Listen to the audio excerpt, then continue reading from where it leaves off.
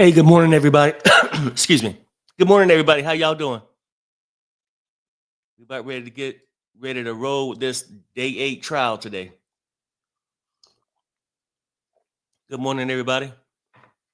Just waiting on the wife. She'll be joining us after a while, or maybe sooner. But people, today might be an interesting day. We got Homeland Security that left off yesterday was on the stand. They'll be starting off today. And the biggest thing they're saying, Kid Cudi more than likely will be on the stand today, depending on how much time we have and everything. But for sure, if not today, Thursday, tomorrow. And I'm Oh, interested in seeing. Oh, go ahead. I see what you mean, Perry. We usually follow the inner city Hmm. press live tweets. He's not doing it today, so we have to cross over. Yeah. Oh my gosh, I'm so And I'm tired. thinking, oh yeah, well, we need some Hold on. coffee. Yeah, I'll be right back. Okay. Okay, yeah. But anyway, people, you guys been following this thing just like we have, and we've been having debates on whether, you know, the prosecution's proven a case or not. Some people, yes, they're setting the groundwork, possibly, possibly. I'm just, that could be possible. And it could be possible they could be doing a bad job too. So, to me, and I'm starting to really wonder, you know, Homeland Security, I know that's the one in Miami. They raided this house in New York and LA. So you get the LA Homeland Security team or whatever that did the raid, and then the people in New York. But to me, it came across funny when Homeland Security yesterday, came in talking about the evidence they found in the raid. And did you guys notice the list wasn't that long? Now, granted, they talked a couple of minutes. They could be coming back with a whole laundry list of things. But this is not a teasing moment. You trying to prove a case. Why throw out things that's irrelevant to me? Because when he came out and said that, oh yeah, we raided and we found some AR-15, right? That's important. Then it said parts, a lower receiver, upper receiver, a magazine full of ammo, right? I get it, but he didn't say he found the complete weapon. That's how I took it. And then where is all this evidence that Diddy, the RICO, did he didn't mention financial statements or things to indicate extortion. Then they come and mention, yeah, we found this AR-15. Wow, everybody, damn, this is great. Some sex toys. Okay, is sex toys illegal? And unless you're gonna say you found, like when you find evidence, like I found the weapon that was used to hit somebody across the head with. Or are you saying you found the sex toys that was inserted in somebody, or somebody was beaten with the sex toys, or are you trying to, um, well, what would be the word? Centralize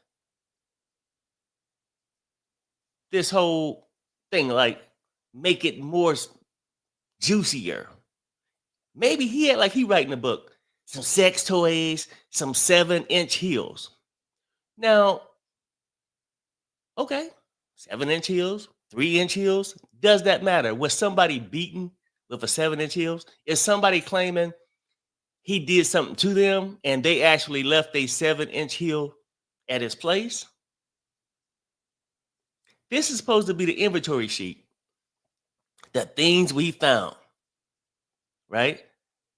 But the crazy part about it, I'm sure you found the bed, you found dishes, clothes. Is that on the list too? Or are you discussing those things? So I'm starting to wonder. I know it. It's week 2,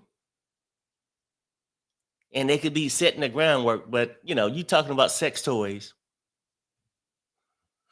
7-inch heels.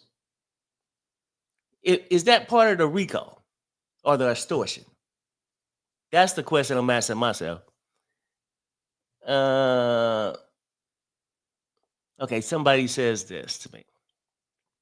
Asking a prostitute to come to another state is trafficking. Perhaps. And I'm hearing what you're saying. But could, Jasmine, let me ask you this. Could a prostitute just take off and fly to a different state if they wanted to on their own? I mean, I would think they're an adult, or if they can get a plane ticket, if they flew because they requested them, they could have flew because they wanted to go there. Some people work for companies like salesmen. They leave from their home state to other states to sell things for their own personal growth for their business. I imagine prostitutes too. So, do you get the idea of prostitute? You probably shouldn't be getting one anyway. If you was in a city and you wanted one, do you get the ID them to make sure they're not from another state? Because I think people are throwing these things out. It's not our job in the chat or on this panel to win this case for the prosecution. They got to lay it out. I guess, really, I don't even see where the prosecution even laid out a foundation that it's trafficking. I don't think we know the things they thrown out there that they don't threw out. His personal assistant don't came on. Don Richard came on. Curry, her best friend, Cassie's best friend, Cassie don't gave us a big thing. And it's some inconsistencies there too. Now, let's take Cassie, for example. You remember when Cassie was explaining how Diddy assaulted her best friend, Carrie? She said that Cassie said that he was upset because he thought that she was either giving her drugs or they was doing drugs. When Carrie came on the stand, she didn't mention nothing about that. When they said, well, why was Diddy upset? She said, because he wanted her to let her know who Cassie was cheating with. And it might seem small. That could be a real reason. Diddy is controlling. We know that. Now, do I want to believe Cassie? He was mad because she's doing drugs with her best friend when he give her drugs? I don't think that's it. He was upset because he wanted to know who she was cheating with because he's controlling. So I believe Carrie on that. And I think Cassie didn't bring it up because she wanted everybody to believe how used she was, how groomed she was to be in this relationship. And let's keep it real. Cassie started dating Diddy, I guess, the relationship sometime when she was 19. Now, let me know if I'm wrong. Would that be right? About 19. Now, they saying, oh, yeah, so Diddy groomed her. Yeah, that's what older guys do to younger women. So it's like a trade-off. They want a younger woman because she's sort of, in that gullible stage. But then also, a younger woman might want an older man for stability, finances, shit like that. Okay, somebody says 22. Okay, so is that when they start dating? That's fine. So can we go from 19 to 22 on when they actually start dating? But however, now, whether it's 22 or 19, she was already dated a man that was 10 years older than her, another producer, before Diddy. So are we assuming that the producer that she dated before Diddy groomed her? See, for me, y'all can say how, Diddy is a monster. We don't say that. If this was a DV case, he should be getting we wouldn't need a trial. We know he's guilty of that. So let's not hold on to he's guilty of DV. He's not being charged with DV. That's a state crime, not a federal. Okay, sorry, Harry. Yeah, no, you fine. They were saying that the judge said no live tweeting, but he meant for when they were whatever they were talking about. So here's the latest update. Okay. When Dr. Hughes is on the stand, Dr. Hughes is a professional that's going to talk about like DV and stuff like that. I'm sure Mr. Bach can raise that and cross. As we reported yesterday, Combs' 10th lawyer, he hired 2 more lawyers about 2 days ago. Combs' 10th lawyer is Jonathan Bach. It's Bach. It might be Batch. Husband of Alexandra Shapiro, who has defense, for example. Okay. He's been in some very important trials. So it looks like he just joined 2 days ago, and now he's speaking today. Okay, Perry, what were you talking about? Oh, no. Basically, I was just trying to go over some inconsistencies about different things. Okay, well, Yeah, no, I was just saying, like, the testimony between Cassie and her friend Curry, right? So Go ahead. so yesterday, after every trial, after every day, we get on the internet and we go to all these different sites and get a consensus for what's going on. So I made that video yesterday about Gene Deal. So what they're based, these are the rumors. I don't know if it's true or not. We know that Gene Deal came to court 2 days ago, and we were like, why is Gene Deal here? He said, I'm not going to testify, but if he was, he wouldn't have been allowed to talk about it unless it was official.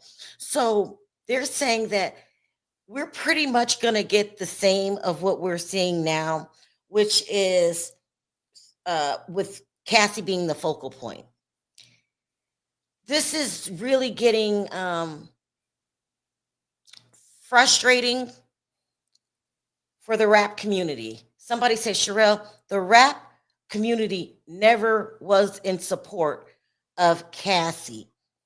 So that's no big deal. Let me explain to you the consensus that started in their community, the rap community. And what I'm worried about is that it will spread to other communities.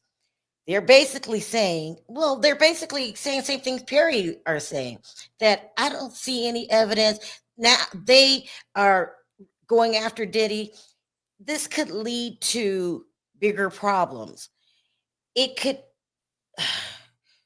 turn into this type of thing. And if you understand what I'm saying, you understand what I'm saying. They didn't do that to Hugh Hefner. So why are you treating Diddy like that? This rhetoric is growing. Do y'all understand what I'm trying to say? Like, it's unless, so they're saying that they don't have any evidence. This is why they're asking Gene Deal to come on, that they want to start putting a case together during a trial, and they want to start focusing on Kim Porter, which will enrage people. I mean, you didn't have any charges to begin with. You are reaching and trying to put together a case. I hope I'm explaining this in a way that you guys understand. I'm still Team Cassie. I'm always going to be Team Cassie. But I also lived through the OJ trial. And that was so divisive. It wasn't even funny. If you weren't there, you don't know what I'm talking about. It was right after the Rodney King era trial, and LA I don't even know if I can say this word, but they were, how can I say it? Doing things that you do, I can say starting fires and pulling people out of their cars, and just, when people feel like they're being treated unjust, it could lead to serious things. Am I making sense, Perry? I'm trying to say it without trying to say it. It's just, it could lead to a big problem. So I'm hoping today, Kid Cudi's expected to take the stand. Some psychiatrist is supposed to take the stand, they explain DV and stuff like that. And I asked for that. I thought, well, maybe if we did that, people would understand the cycle of DV. But it's not turning out the way I thought it was going to turn out. But that's court. You have your ups, you have your downs, and this whole rap thing is turning out to support Diddy. I know. Don't try to get me to explain why they're supporting Diddy. They just are. And then they're trying to reverse everything. They're saying, I bet you he's not even bi. They made that up. Not one escort said that they were with Diddy. All he did was watch. Can you get a life sentence for that? So that's what we're dealing with today. So I'm not saying who's right, who's wrong. I'm just giving you the news as it comes out. And this could not go our way, girls. And Right. And that's what it sounded like. I feel like they're forgetting what Cassie went through, and they're focusing on the wrong things. That's what I think. And I'm hoping the psychiatrist will turn things around. Go ahead, Perry. What are you going to say? It sounded like, Perry, can I go brush my hair real quick so I can come off of cam? Okay. Yeah. But I mean, what it sounds like. Keep checking. Okay. But I was saying what it sounded like to me, in a sad way, you feel defeated because they ain't brought nothing to the table. You feel like, hey, at the end of the day, do they really have anything? Now, granted, I'm saying I don't see anything yet. People saying trafficking. No, Perry, you don't know, Rico. Maybe you're right. I'm not saying you're wrong. I just don't see it. Just don't see it. And we're going to need evidence for that. I think in the Southern District, a lot of things have changed since this case initially started. I'm not going to get into all the changes. I think the people who had it first could have knew what the hell they was talking about. But I think people couldn't have known what they was talking about. The people who originally started. But when you switch over sometime, an investigation team or here or there, something get lost sometime.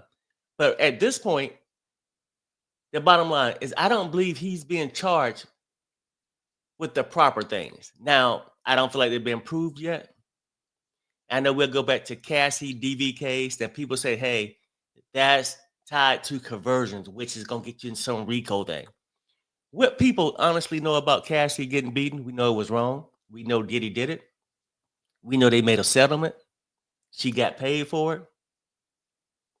And it's not one of the charges. Let me see.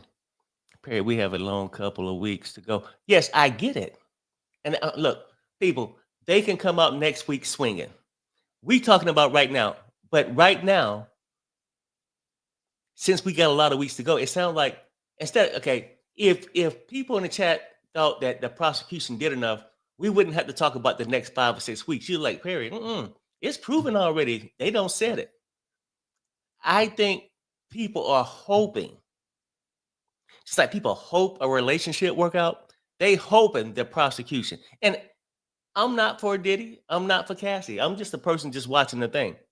A lot of people say, well, no, you wouldn't. Diddy's an asshole, a monster. He just a rude kind of person when it comes down to business. How he treat his artists. How he put hands on women. That's not good. So I'm not here fighting that. Let me see. Using staff to go look up and find Cassie is RICO. You know, I guess we can make RICO out to be anything we want. Him saying a bad word to Cassie, I guess you can find some underlying print to say, oh, that could be considered RICO because he was a little angry, that showed frustration, that could have came out to conversion, all this coercion towards her. Look, people, have they proved anything yet? Now, when we can keep talking about this other shit they gonna do in a couple of weeks, it don't sound like it. Callie says it's too late to charge him with DV because nobody reported him at the time it happened. Okay. Perry, RICO, you think they use RICO the most? Black men and families. Okay. Perry, it's really good to hear you say that now. I can understand your side better. Yeah, thank you. No, I mean, the whole thing is this. I am not going for Diddy. And I think he did other things. We can bring up Kim Porter, other people who went missing, and we can feel that way. But do we have proof? And then at the end of the day, is this something he's being charged with? Because I'll be sure, apparently, supposed to be, he said he got a peanut or something, right? So he's supposed to show up or whatever. Unless he gonna come in and talk about some business practices or something that can get him with wire fraud or financial tax evasions, something. But if he gonna come on and just talk about how he could have whooped his ass or did this, I don't know. It's almost like people is just trying to scrape for anything they can get. That's just my opinion. I know it's only week 2, and we ain't even finished with the whole week 2 yet. Kid Cudi's supposed to come on. I mean, is he gonna come on and keep saying, yeah, while I was banging Cassie, she was telling me how fearful she was of Diddy and how controlling he was, and she just wanted a man to pike her down. Oh, go ahead. Hey, honey. Hey, so anyway, I'm sorry, Pierre, I didn't mean to cut you off. Oh no, you good. It's been a hell of a morning, you guys. In court, they weren't allowed to tweet until he said they were allowed to tweet. Because I was like, why isn't anyone responding to my messages? Anyway, so we're just here to tell you both sides of the story.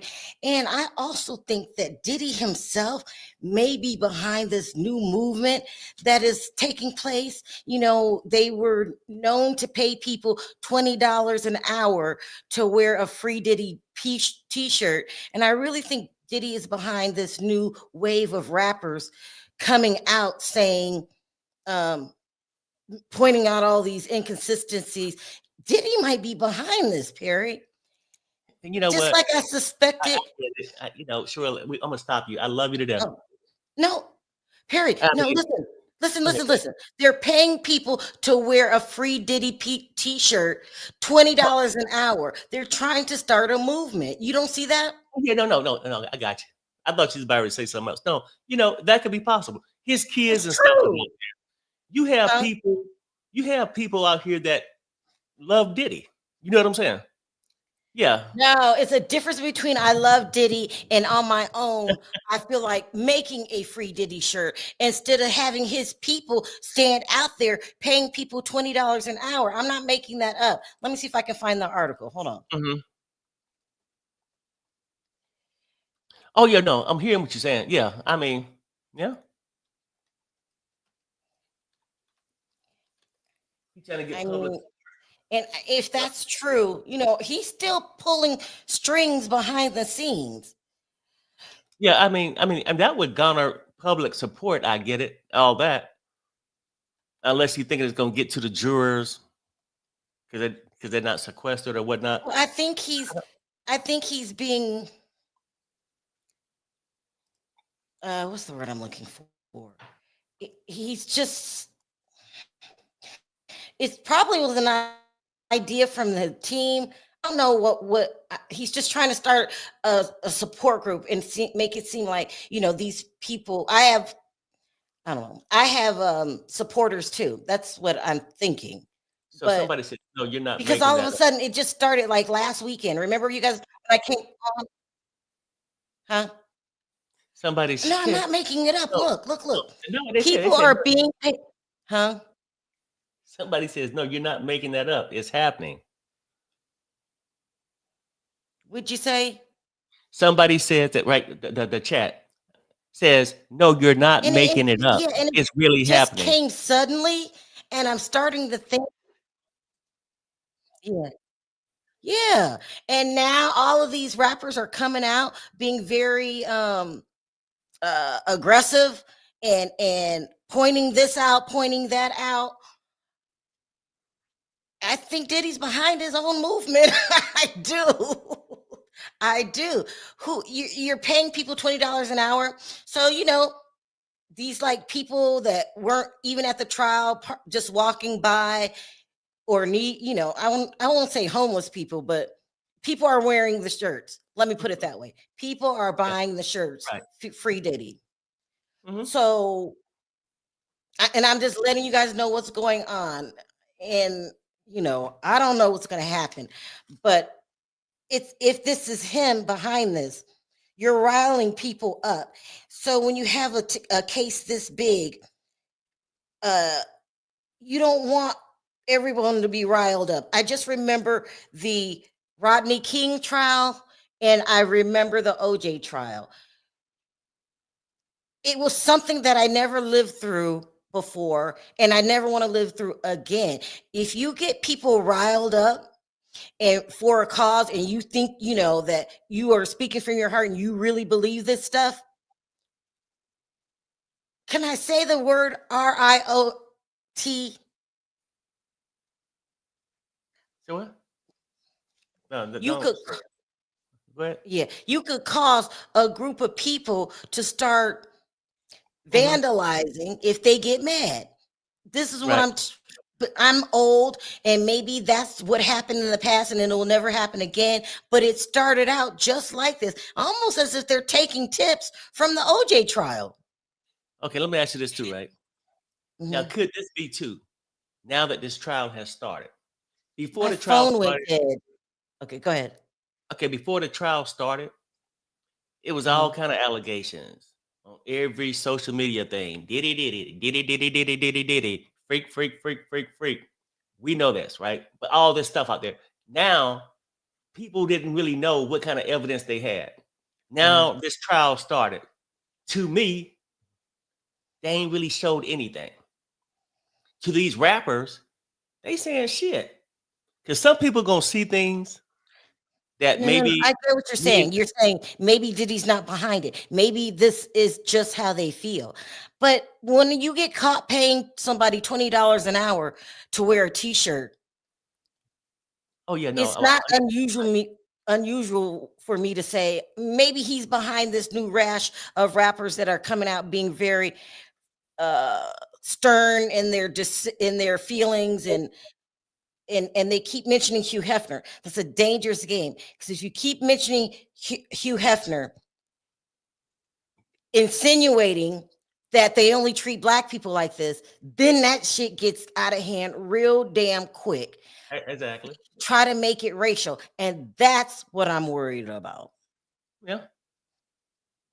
And I mean, That's all what I'm depends on. worried about. I would just say this: it sort of all depends on what they got. Because people say they got these other 4 or 5 more weeks to, finally get off their ass and talk about it or show us. Perry.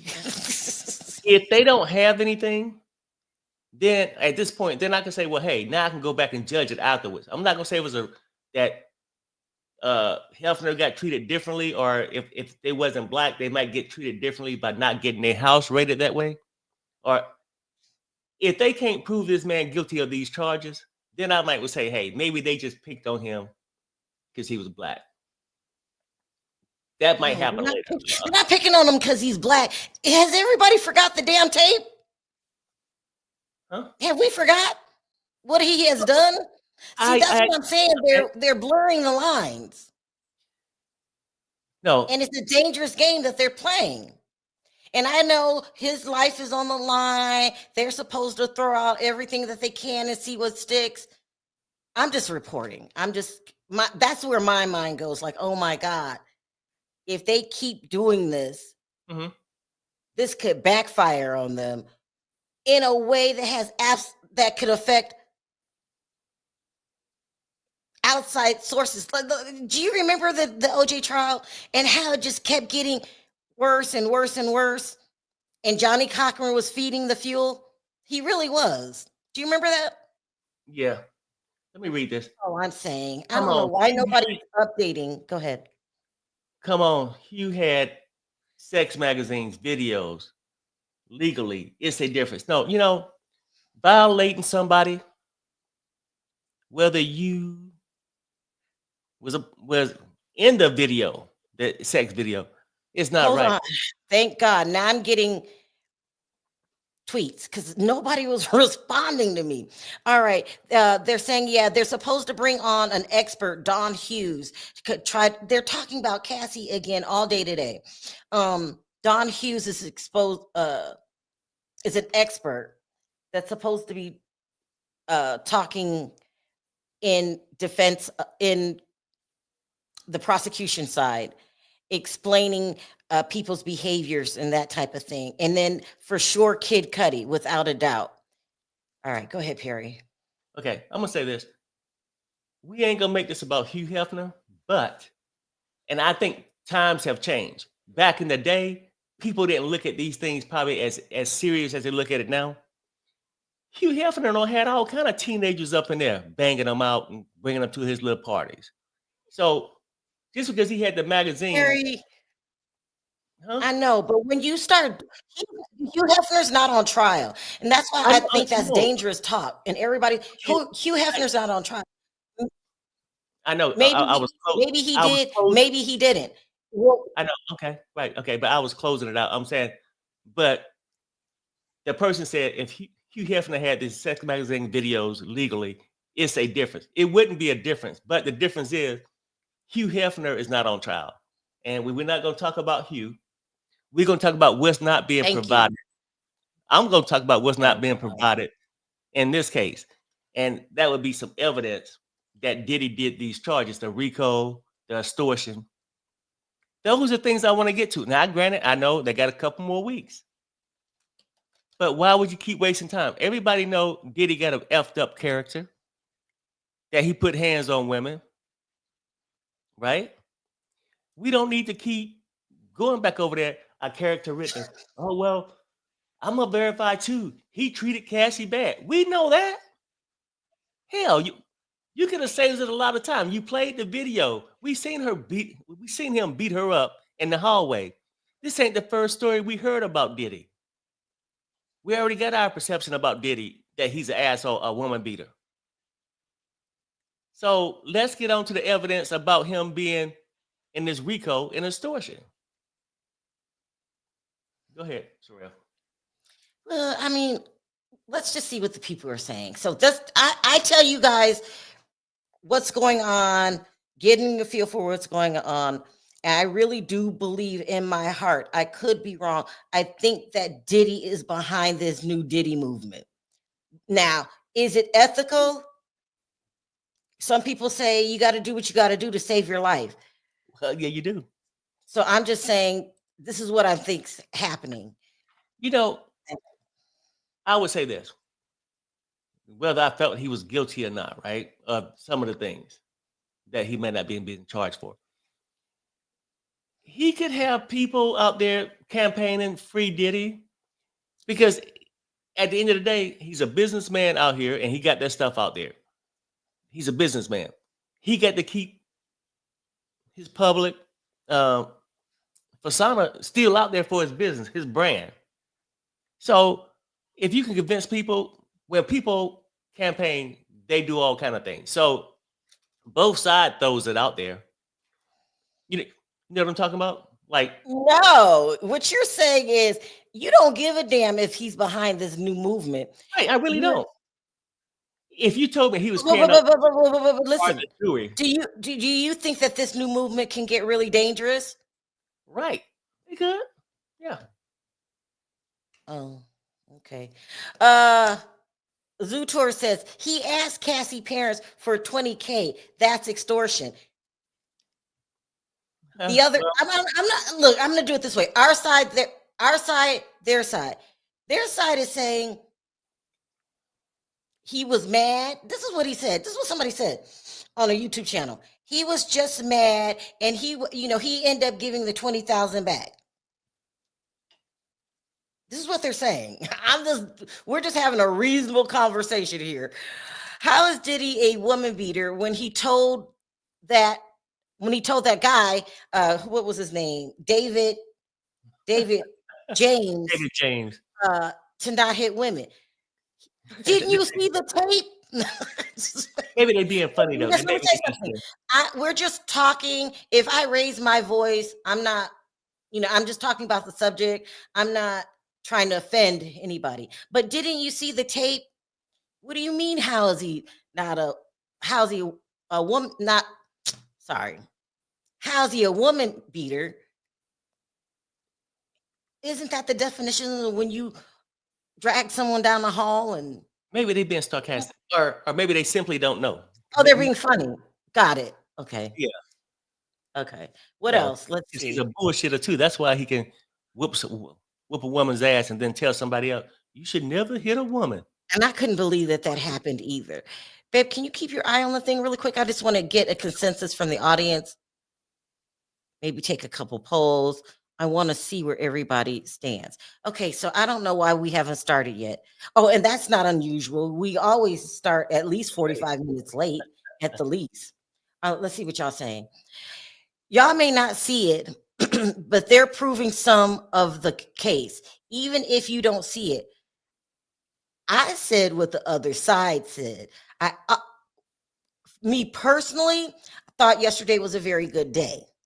Me personally. Did they say in court he gave the money back to Cassie? Yeah, I think they did. Yeah, he never like the money that Hey, Deb, how you doing? the money transfer went through. They automatically sent it back to the mother.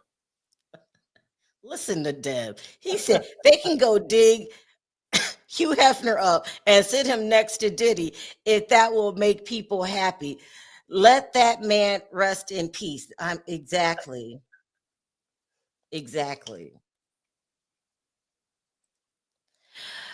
If we don't see it, if we don't see proof, the jury definitely can't see it. No case. So you think they don't have a case? That's right, Stan.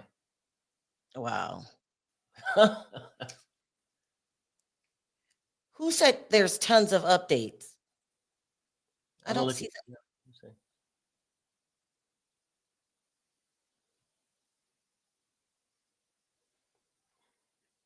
You know, I don't see these updates. Hold on. Let me go to the backup. Hold on.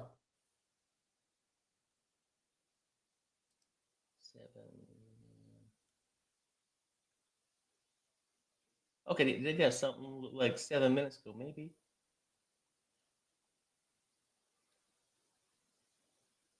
No.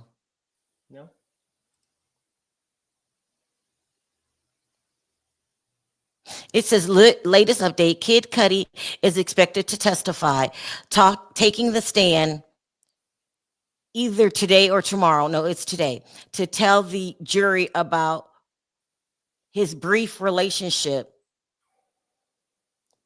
with Cassie. Yeah, and I heard that too, that they weren't even dating long.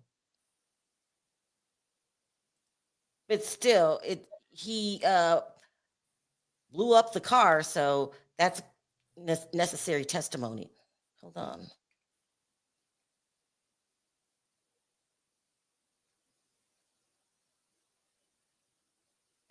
Let me go over to Inner City. Hold on.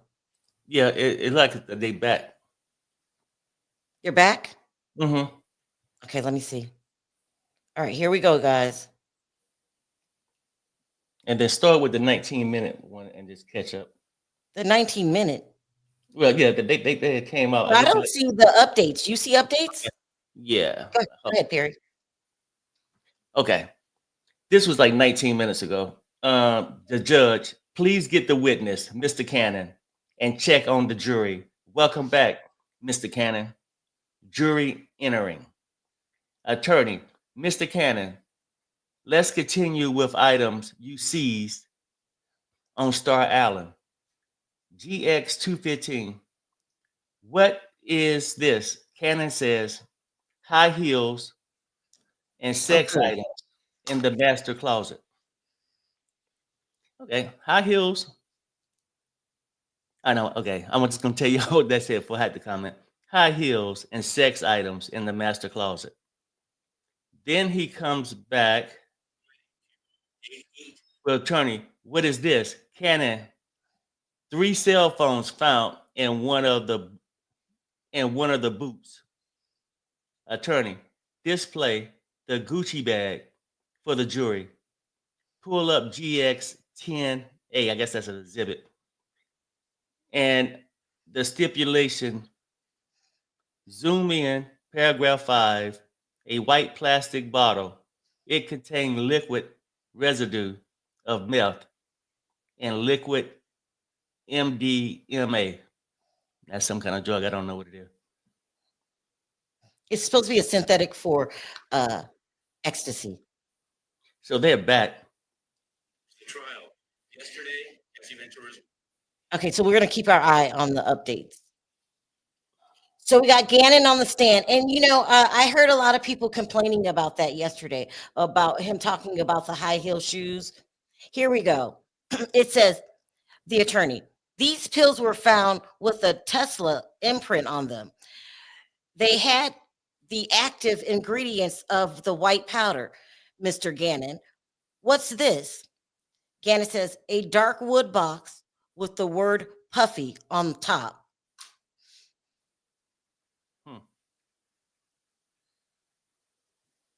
I was, so people were talking about what was the purpose of talking about the 7-inch high heels. Yeah. Hopefully he'll address that today. Yeah, so lots is going on. And when I tell you guys, everybody is following this case. I'm not just talking about bloggers. I'm talking about Stephen A. Smith. I'm talking everybody's covering this case. Yeah. It's And huge. it's very huge. I don't know. It's just a lot. And you haven't changed your decision. You still think that there's no case here. What do you do when you what do you tell yourself when they say that he blackmailed Cassie's mother? What do you tell yourself? He was just mad? I would just say this. Did he take money from her? Yes, he could have been bullshitting around. He could have been mad. Or he gave her the money back. Okay. And even if he would have did that, is that a RICO? I know people are going to say, yes, Perry. RICO can be anything. Somebody put my name in. Thank you. Nobody likes, I'm telling you, or respects Stephen A. Smith. He is so annoying. I cannot with Stephen A. Smith. Go ahead. I'm sorry. Well, I don't forget what I was saying, but about the he gave the money back. Okay, I'm saying he gave the money back. How many arguments have you been in his life? Hell, he told the mother, yeah, your daughter going through some things. You're going to have to give my money before I release these pictures or whatever. And even if he said that, I guess you can get them for a threat or whatever, but he gave the money back. And then what this says about the mother. What? Okay, the mother seen him after that at his house. Listen, you guys, so if the mother was we are very irritated with Perry, but there are people that think like him, huh? I don't understand. I still love you, but what are you talking about? No, I'm saying, okay. Now, after he tried to extort the mother for $20,000, I guess in that attempt, right? He gave the money back. I'm not saying it was right to even bring that up to the parents. I'm just saying, now that man should go to life in jail. No, it wasn't shit like that. He shouldn't go to jail for life for that. But this is going to be a series of things that he has done. So that's why nobody should really jump the gun and right now and say he's gonna get off or he's going to jail. We don't know. I'm not. Yeah, I don't know whether he's getting off or not. It's a small piece of a bigger pie. Does that make sense to you? So, like, I'm going to talk about these these platform 7-inch heels. They're not saying that for no reason. And maybe it's the way the prosecution is laying things out that could easily confuse people because we want them to get to the point. But these are very accomplished people. Now there's 6 attorneys now on the prosecution side. So Do you understand that? It's a small piece of the pie. Who, me? Yes, Tell me. husband. I mean, it's a small piece, I big piece for thought you I was and talking to people you. who Go want to ahead. use everything to say Diddy is guilty of these charges that's been put on him. Diddy is guilty of a lot of things. Asshole, woman beater, you know, dirty balls. I'm just saying a lot of things he's guilty of. But the problem we have it's like communication. Like, yeah, her mother can go and cry and say this shit. And let's keep it real that he did this. Now she's acting concerned for her daughter. That should have been enough. If you was her mother and got it sorted for 20,000, would you go back around Diddy? Me? Girl, I'm talking to you and everybody else that's out there. If you were so disgusted about Diddy's behavior, she's coming across to me a little bit like she probably might just be a little thirsty like her daughter. Okay, I'm listening to Rayetta. So I'm gonna let you talk. Tell me when you're done. Okay, I'm just saying this. After that incident, and I think that was I think she said 2011. Would you Mhm. be around Diddy anytime after that? No. Yeah. Would you even endorse your daughter being around his ass after that? But why would all of them be together later on? Like for Thanksgiving dinner or something like that, like nothing happened. Can I respond? Yeah, please. It's not that cut and dry. Her daughter was going to go back to Diddy no matter what happened. She is caught up in that cycle of abuse.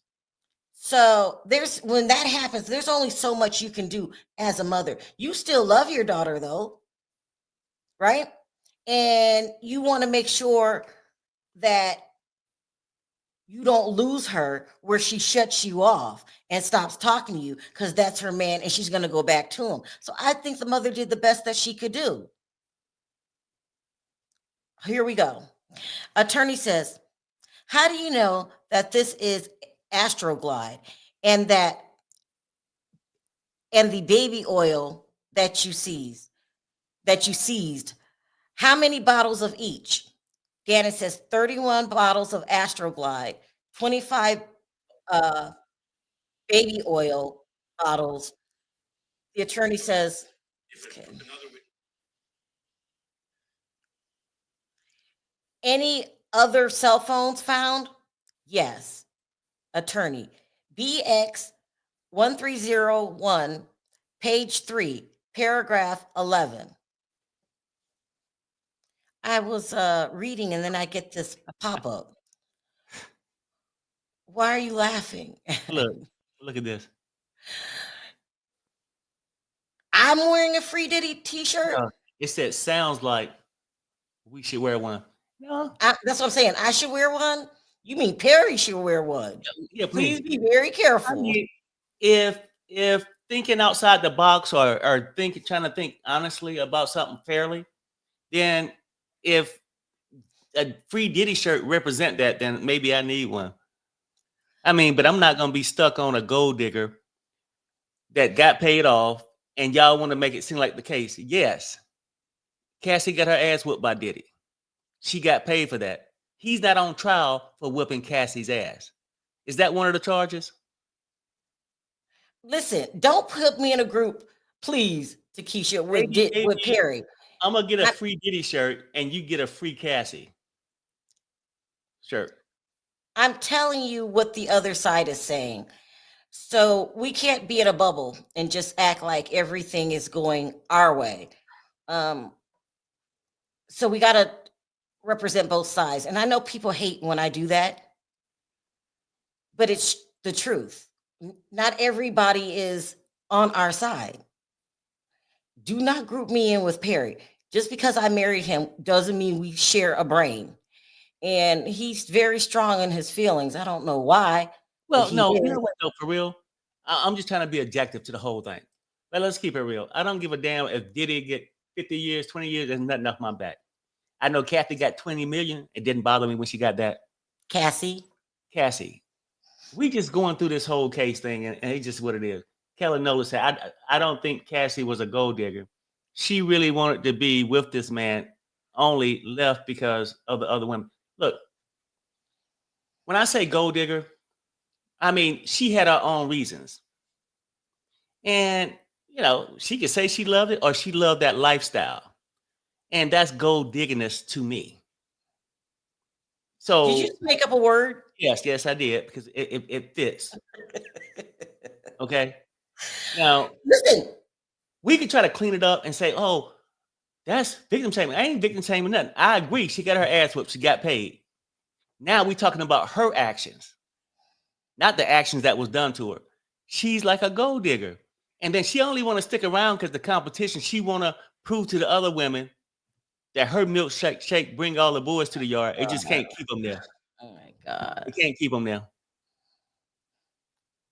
Go ahead, That's Sharrell. not funny. People are saying that me and you are one. We're not one. Okay. We're not one.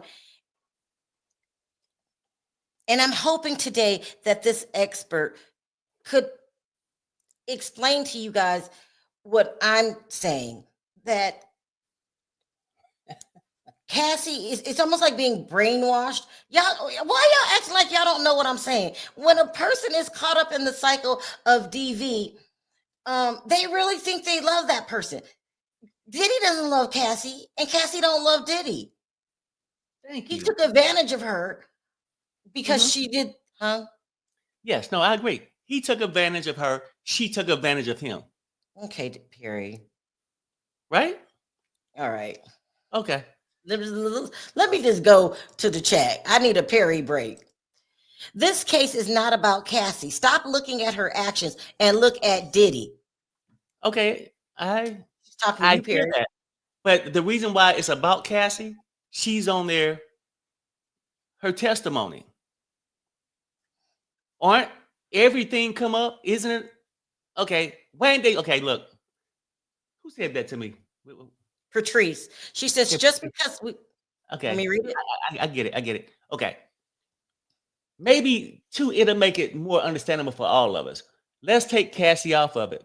Let's not bring anybody in, another escort that's banging Cassie. It's about Diddy.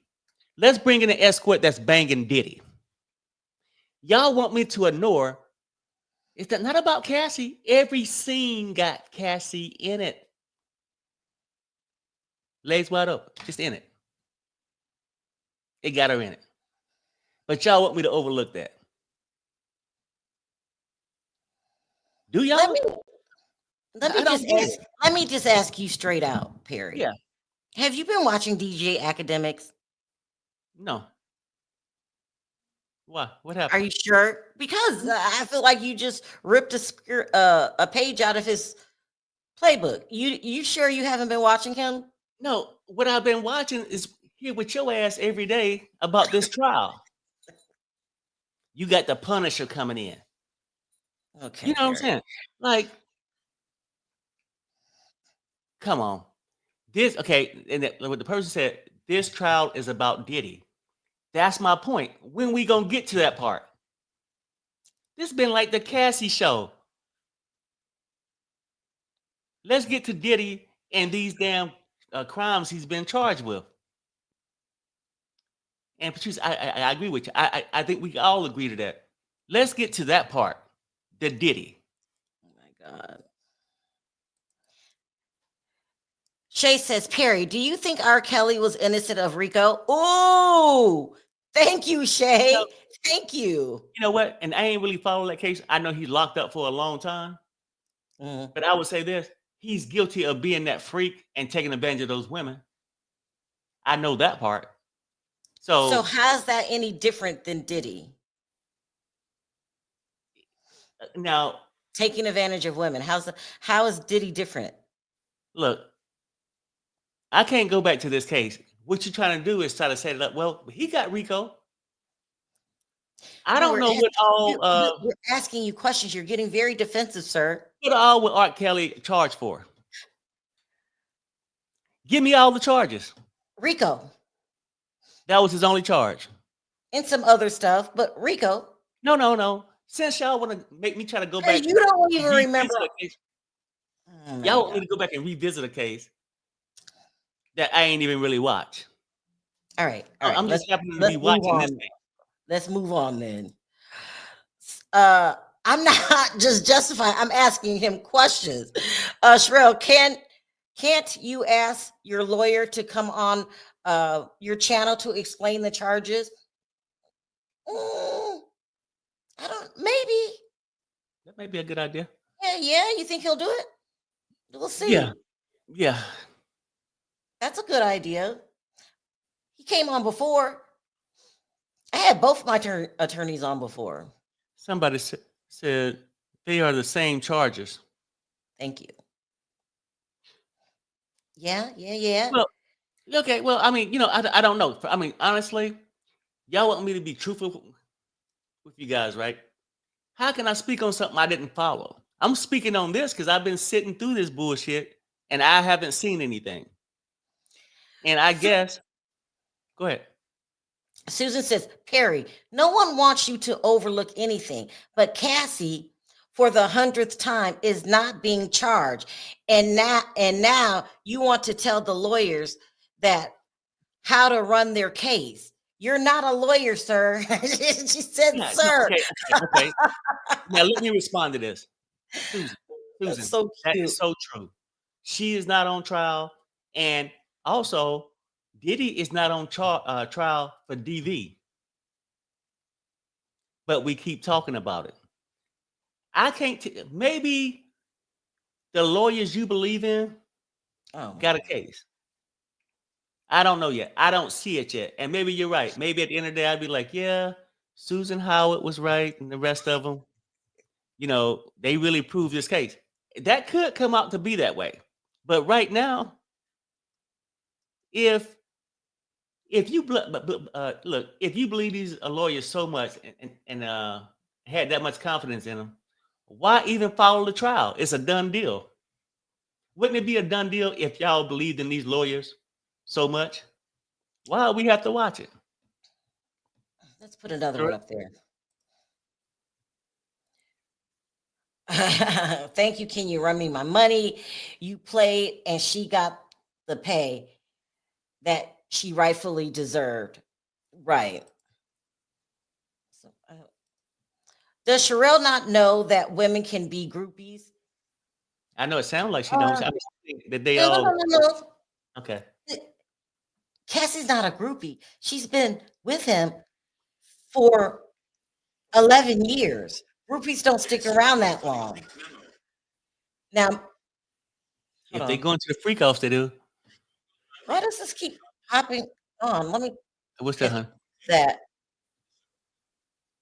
Hold on there. Yeah, I know there can be groupies, but Cassie was with this man for 11 years. Do you consider her a groupie? She's not a groupie. She was with him for 11 years. A groupie, someone that's just out for your money, fascinated by you and everything that you do. She was getting beat on like a rag doll. Groupies would have better treatment, wouldn't they? That's what I think. Someone said, Sharrell, she could still be a groupie. No. I'm just telling you this. I mean, They maybe have more of a pimp and a prostitute relationship versus a groupie that's enamored with you. That's what I think. Let me sum it up. I mean, because maybe groupie is too harsh of a word for some people. They both was users, Diddy and Cassie. Diddy used the hell out of her. She used him. They're both users in a toxic relationship.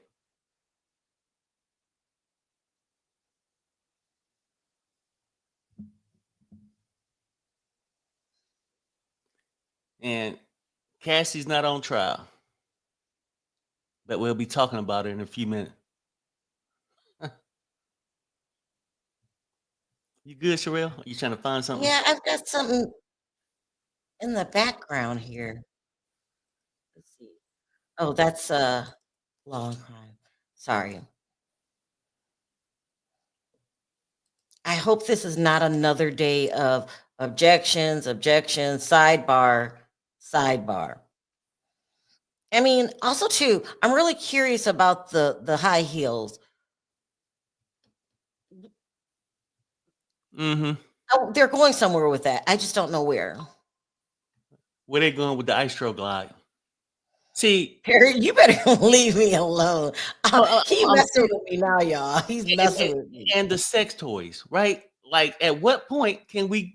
Let's get to the RICO and extortion. They want to keep us down and dirty in the dirt in the back room. Then when Perry come out here and say, "Hey, let's get to the point," you don't understand, Perry. Cassie ain't on trial. I get it. Diddy's on trial for these charges. When is the prosecution going to start laying out those facts? I guess they got somebody for Homeland Security now on the stand trying to get to that part. But why is he bringing up the bullshit? Istro glide, sex toys, 7-inch heels. Oh, and by the way, we found parts of a weapon: a lower half, upper half, a magazine full of ammo. Did you Sure. find a complete weapon, sir? Oh my God. Was this weapon used to pow somebody, to threaten somebody? You know, maybe And they'll get to that. Go ahead. Anthony says Cassie is a victim. We'll be defending to the end. That's fine. Just remember, there is good men, and public opinion is gonna do things to be acknowledged to the point the government will be exposed. The government will be exposed. Here we go. You guys ready? Mhm. Attorney. Was a GUN found in this suitcase? Gannon says, yes, a 45. The attorney says, hold the bullets up for the jury. No further questions. The judge says, cross, question mark.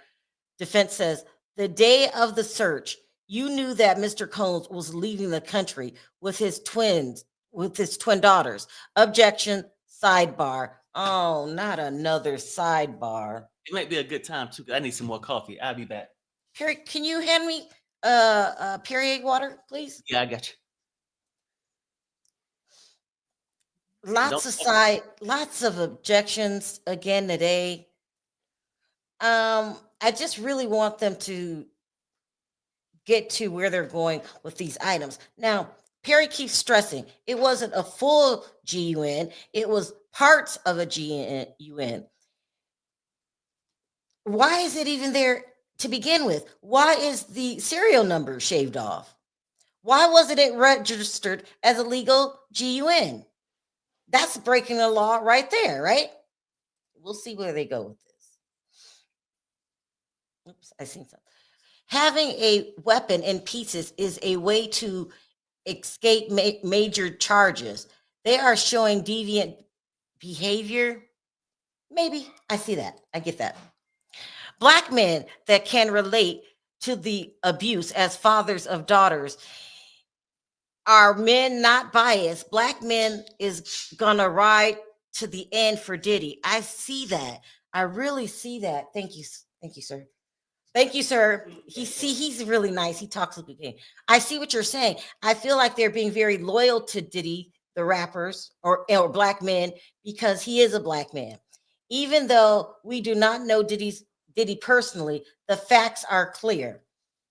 I mean, you're allowed to support whoever you want, but I just see a growing movement of more black men coming out pro Diddy, and I'm just wondering if Diddy's behind that.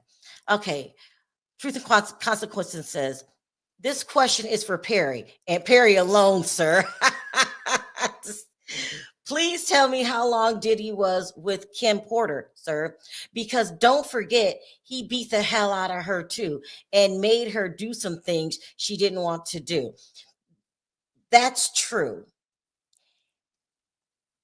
And we know this because here we go. You guys ready?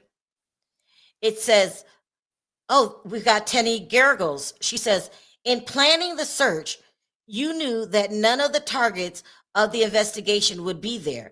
Objection overruled. Gannon. The plan was to have him not there, but we had contingencies. they really had to strike. I get what he's saying.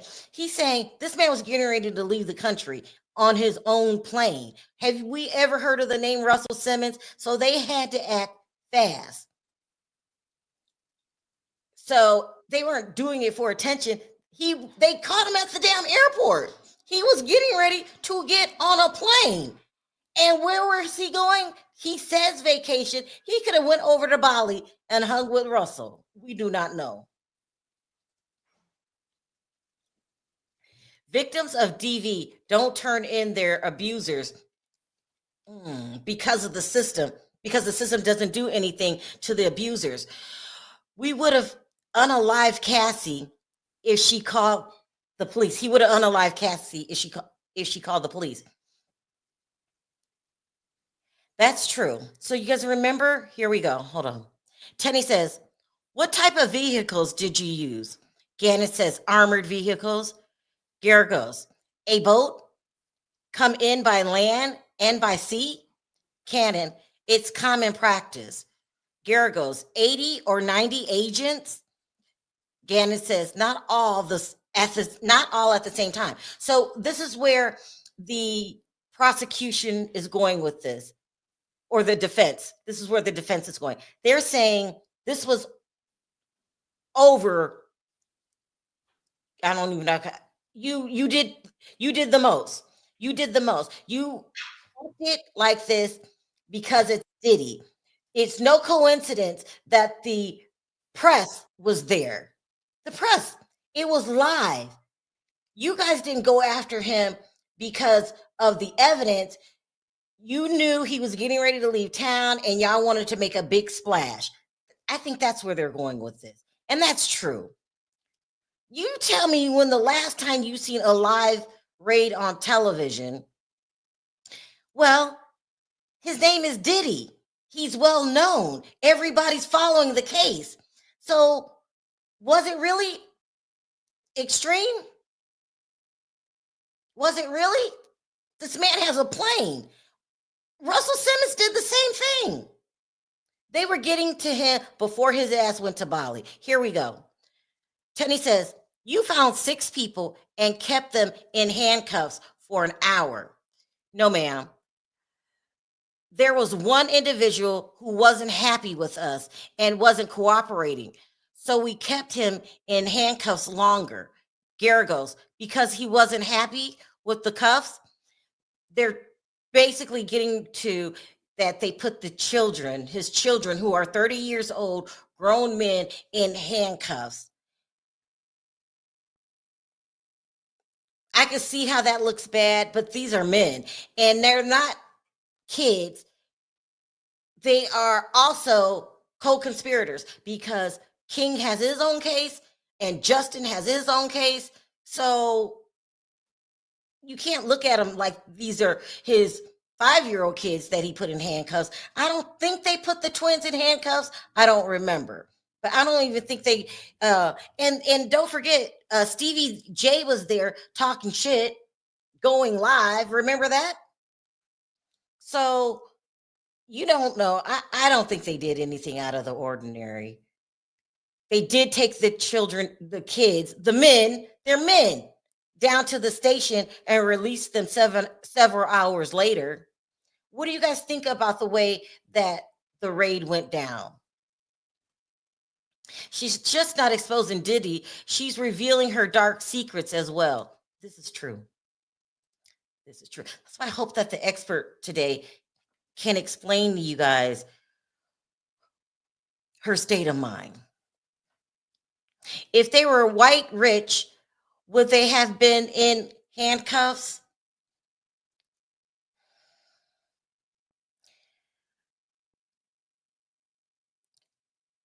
That's what I'm saying. That's what I'm saying, you guys. I'm not going to, I don't know. I don't know. Do they do black men different than they do white men? Yeah. But I don't know. I don't know. It's getting, you know, the first expert was trash in the Johnny Depp trial. Like, I watched bits and pieces of that. I didn't watch the whole thing. Wrong. Diddy was captured and taken to jail in New York while preparing to turn himself in. That's true too.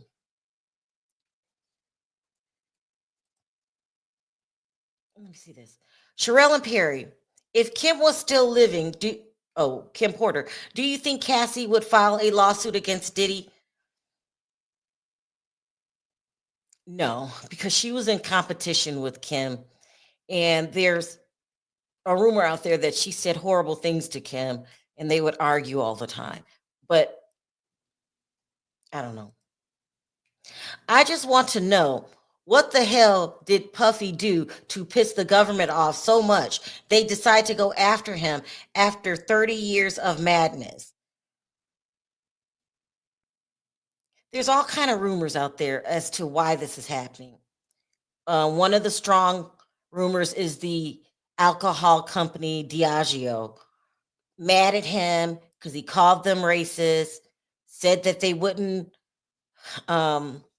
advertise their tequila to a urban audience, and he starts his own competing company, De Leon.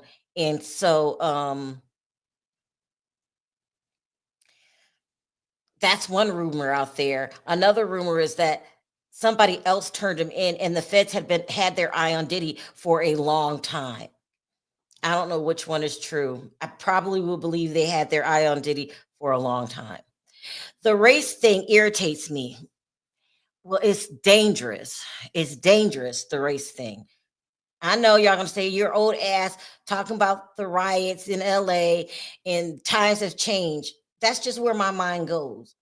So he should walk because he was treated differently as a black man. Diddy broke the law. Let's stay focused here.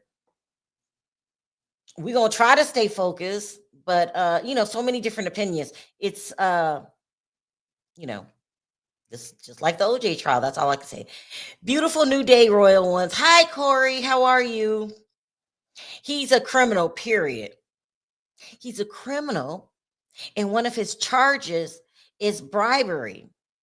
He's a criminal that all of a sudden certain people don't want to testify anymore. He's a criminal. All of a sudden, people want to wear free Diddy shirts.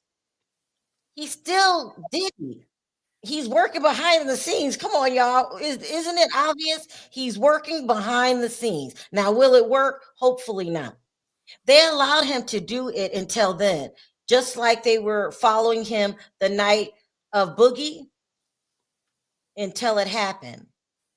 What's the night of Boogie? His lawyers and the judge are there to make sure Diddy has a fair trial. Yeah. So I think everybody in this chat wants a fair trial. I think No. we're doing a good job talking about both sides without it getting out of hand, and we're adults having a conversation. But the race card is dangerous because here we go. Kenny says, you found 6 people and kept them in handcuffs for an hour. Gannon says, no, ma'am. There was one individual who wasn't happy with us and wasn't cooperating, so we kept him in handcuffs longer. Garrett goes, because he wasn't happy with cuffs, ?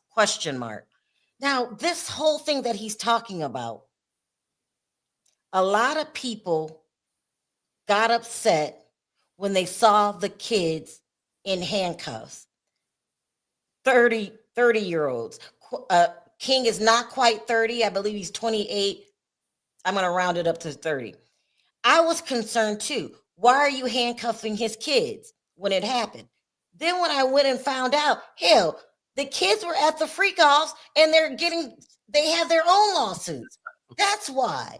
So I get what you guys are saying. Like, you don't put people's children in handcuffs, even though they're young adults. I get it. But these children could be co-conspirators. They're not young. They could have, I don't know, tipped off somebody, so I think that's why they did it. Do they treat black people different than white people? Yes. I don't think in this case. I really don't. And I think if everybody keeps bringing that in, it can become a very tricky situation. Does that mean I'm blind to racism? I'm not blind to racism, but for this specific case, No, at this point, look, I don't think so. look, at this point, he's on trial now. How he got there, was it fair? Where everybody got treated the same way? Probably not. But we at the trial. This is what we talking about. Are they proving their charges? Well, that's what I'm talking about. But and answer the question. Go ahead. No, go ahead. And you had said something that you think everybody here want to see a fair trial. Yeah. And I disagree. Here we go. Hold on. Hold that thought. Don't forget why you disagree. Garrett goes, there was a music studio in the guest house, right? DX 305. Do you recognize this? Yes, ma'am. It's the studio. Garrett goes, move to admit. I guess there's a photo of mixing boards, keyboards, love, and jeweled scripted over it. Okay. Go ahead, Perry. Yeah, I think people mean well, and have their own grievances with Diddy, and I agree with the grievances. But I don't think people want to see a fair trial. They want to see Diddy pay for all the bad shit he has done, and nothing's wrong with it. There's nothing wrong with that point. But when we talk about this trial, we got to address the charges. That's all I want to say. What's gonna indict him on the charges, or him being found guilty on these charges or not? His past and all of this stuff, I get it. He's a dirty bastard, and you want him to pay. But we talking about the charges. That's why I think I disconnect. Maybe that you just want him to pay for something, and I think deep inside we all want him to pay for the shit he did. But this is not the proper spot. Is other courts? Go ahead. Here we go. While Agent Gannett is still on the stand. Oh, they're sharing documents. Go ahead. Oh yeah, no, I was just saying that. I mean, we all want to see him pay for the bad things he have done. But I'm just saying this is a trial, so let's just get to that. Somebody says no, Perry. I want him to pay, and I also feel the prosecution have. Oh, is that the same one? Has proven the RICO, because I know the definition of okay. And Trina, see, you might be right. I mean, and I don't know the law like that. I'm not even gonna lie to you. Go ahead. Keep going. Oh, I'm not gonna lie to you. So I don't see RICO, but maybe I don't understand RICO like you might see it. And jurors typically is just normal people like myself. That's not a lawyers that don't, look up the definition of RICO and understand the R, the I, the C, the O. Just don't, and they're gonna make their rulings of how they feel. But that's just what I think. Yvette said that's exactly what people want, especially women, because a lot of women are going through this right now. I'm going to stop talking about my feelings because I feel like I'm being attacked. So now I'm just going to tell you what's going on in the case. I really do. So, we don't have to go through back and forth. And I'll just put you guys questions on the screen. The jury will be given instructions as to the law. What are his friends Corey Gamble and Kris Jenner? No celebrities in the courtroom. No shine. I know. To testify, RICO, kidnapping, proven extortion via his enterprise, proven. Great live as always. Oh, thank you, Jesse. We can't get to Diddy without Cassie. So what does that tell you? Cassie is a part of it all.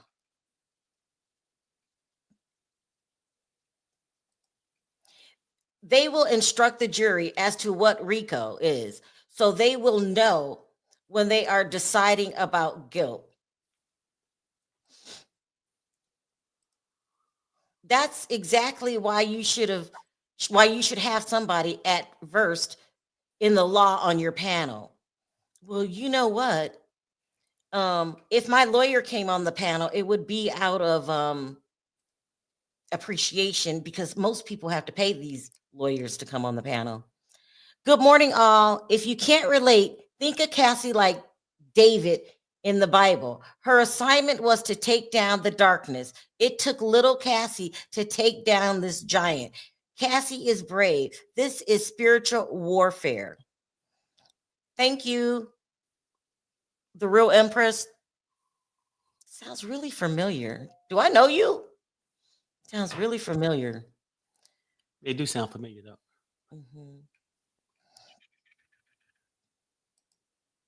No, I like it the way it is. We follow Sharrell and Perry for their personalities and opinions, not because they're experts. I'm Child. absolutely expert.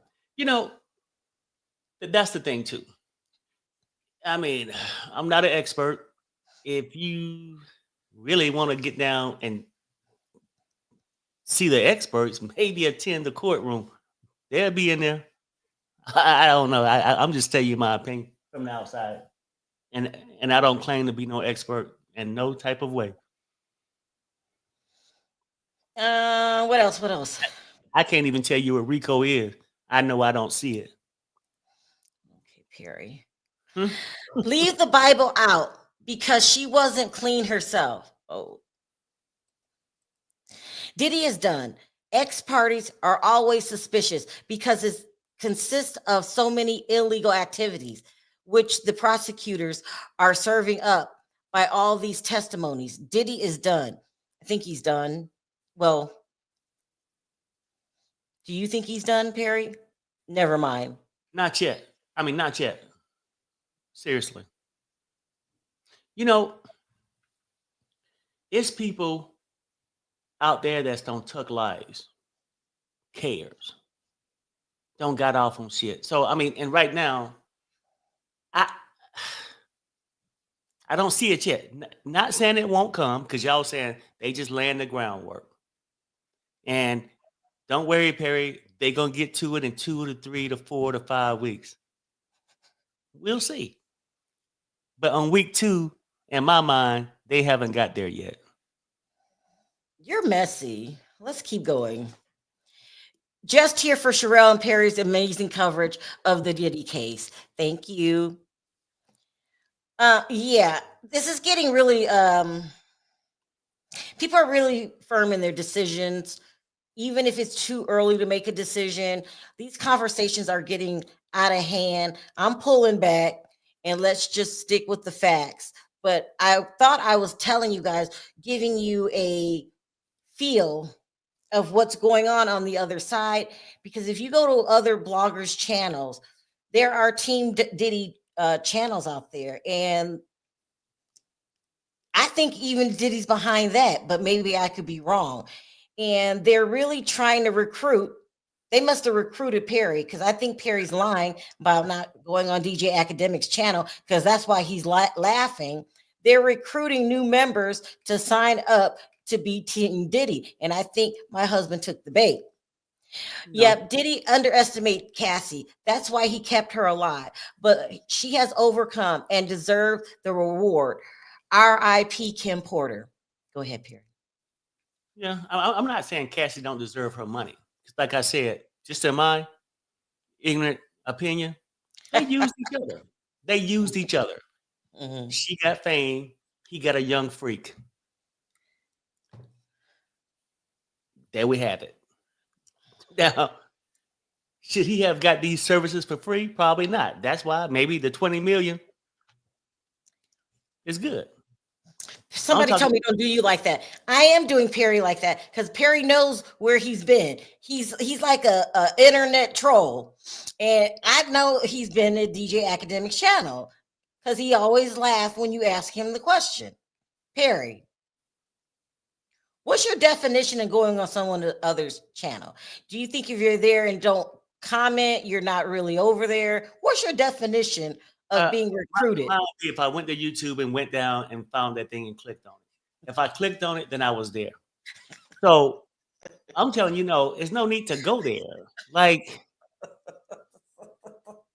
Perry is such a liar. Perry, answer the question. Like, but you act like you was holding Cassie's hand doing the freak offs.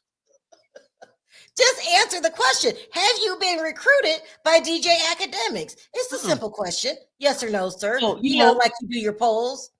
No, yeah, I know, and I ain't did one yet. And I'm almost afraid to do them because people these days are really sensitive. Yeah. And everybody's like, don't got so either you pro. Is this your way of not answering the question?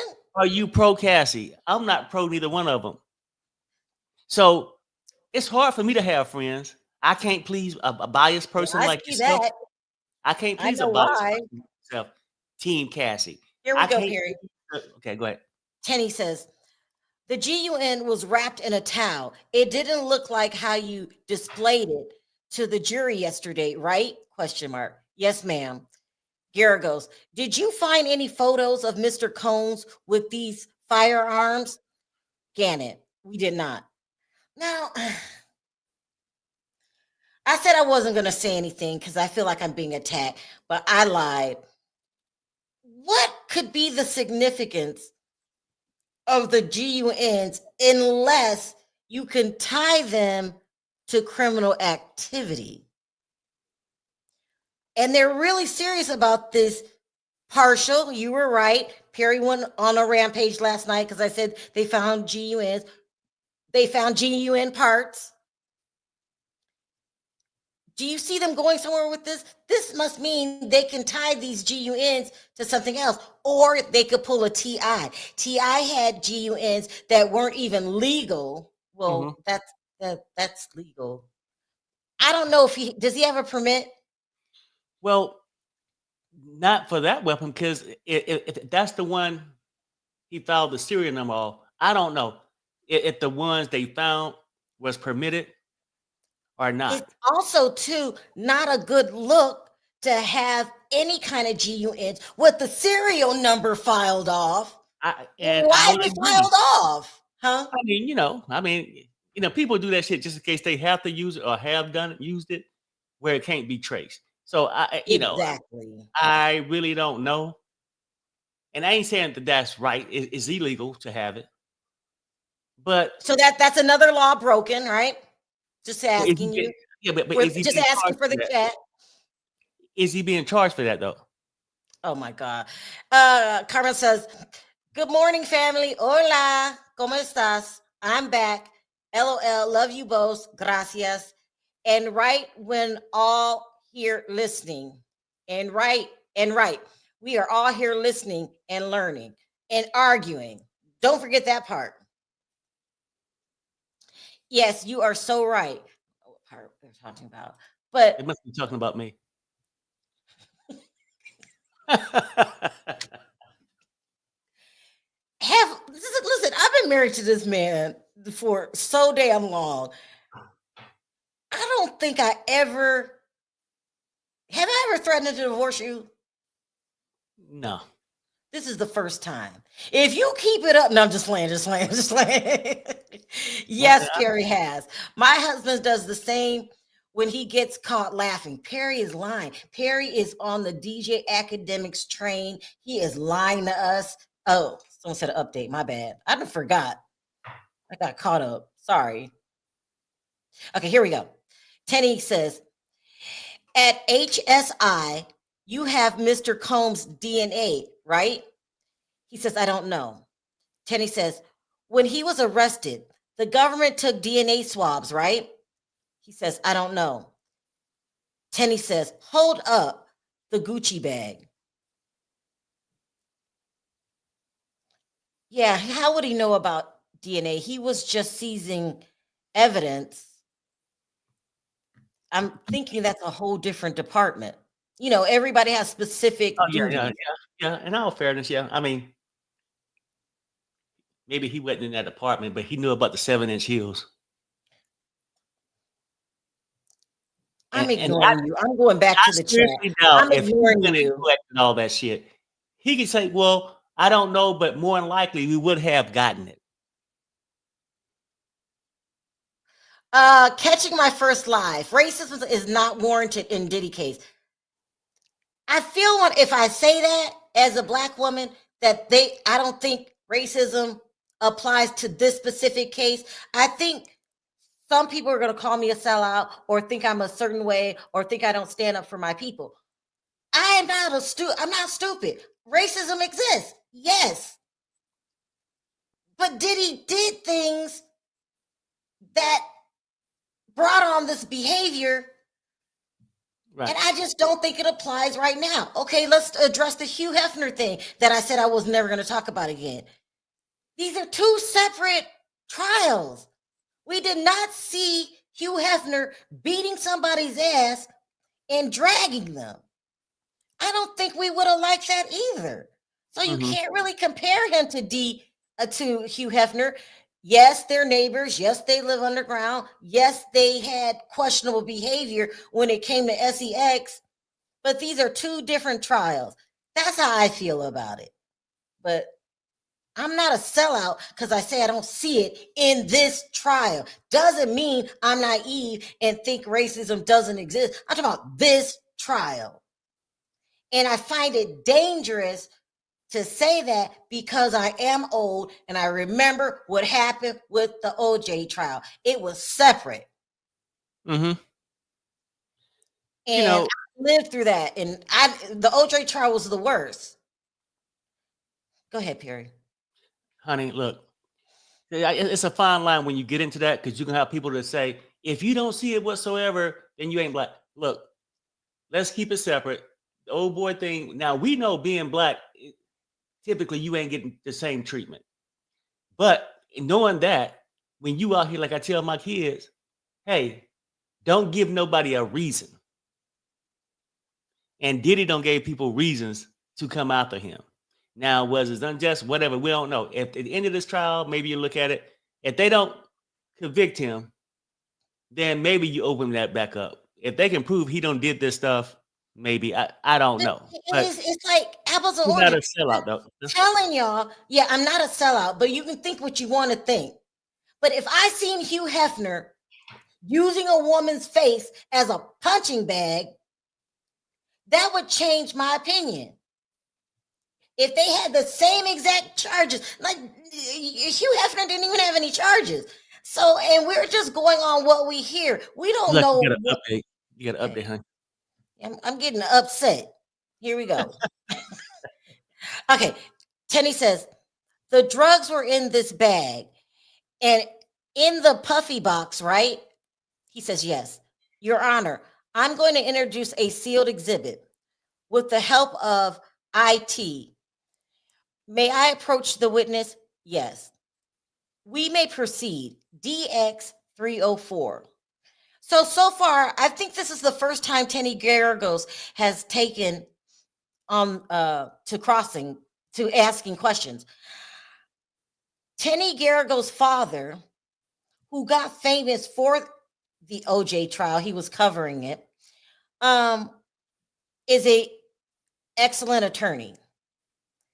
We can't just assume that Tenny is going to be excellent also. But I pretty much feel, who's Alejandro? Someone just text me. I pretty much feel that she learned from her father. I could be wrong. So I'm just going to see how she handles questioning. I found that I really like Mark Agnifilo. I like the lead attorney because the way that he questions, it's like we're having a conversation. And oh yeah, did you know this? So he's my favorite attorney so far. And Tenny, I mean, on the prosecution side, Maureen Comey, father is James Comey, who used to be over the CIA. I think James just got in trouble today. I don't I can't remember. He had to go. Here we go. A different attorney. SMYZER says, cut off the screens. Can't see the exhibit. Tenny says, please don't say the names of the people in this photograph other than my client. Don't talk about it. He says, may we confer with counsel? Judge says you may. That's another thing too. Where are all these celebrities that we were supposed to be seeing? We were supposed to be seeing Kanye West, that I'm glad he's not there, by the way. Well, here's Kid Cudi. He's the first celebrity. Yeah, I think he's the first celebrity. We were supposed to see Kid Cudi. That's coming through. We were supposed to see Aubrey O'Day. That's not coming through. Who else? Michael B. Jordan. I don't even know why they had his name on the list. Go ahead. Will we consider Don Rashad ducking from pans? Would she be a celebrity type? I would guess so. If that Aubrey Do O'Day y'all girl, consider Dawn Rashad a celebrity? I love Dawn. I think she's sweet. I guess she is. Let me just stop. if we think of Aubrey O'Day, her line there, or I ain't gonna say she lying, or she talk a lot of stuff, not to be testifying. That's all. I mean, all Dawn basically did was corroborate, And confirm. Well, You're calling Dawn Rashad a liar? okay. I'm not gonna say she lied on purpose. See, I'm just about to go because Perry is just too much. Okay. Maybe I am saying that she fabricated a little bit because sometimes the lie is too hard. You don't I think she gave us a background on how Diddy was, but mistakenly saying after previous documents, I can't recall 7 times. Then you remember it when you in court Perry, that he hit her in the head. Don't talk bad about Dawn. Come on now. He hit her in the head with a skillet with 8 eggs in it. Now, people, I don't know how many eggs.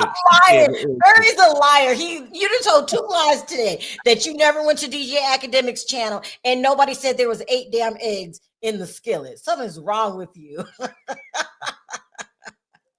A mess.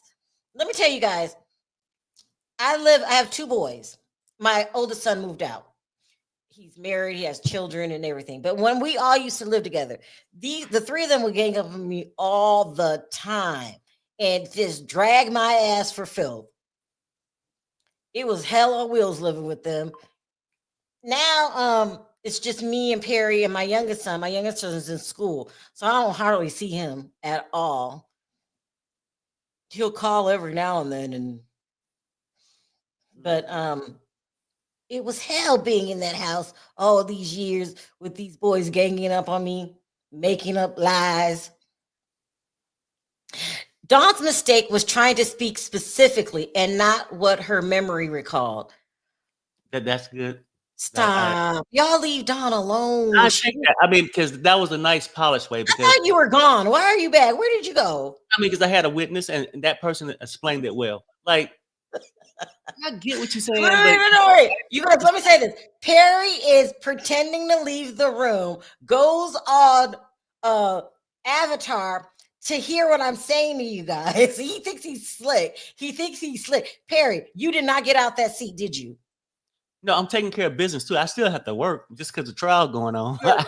Perry, stop. That's your 3rd lie for today, but go ahead.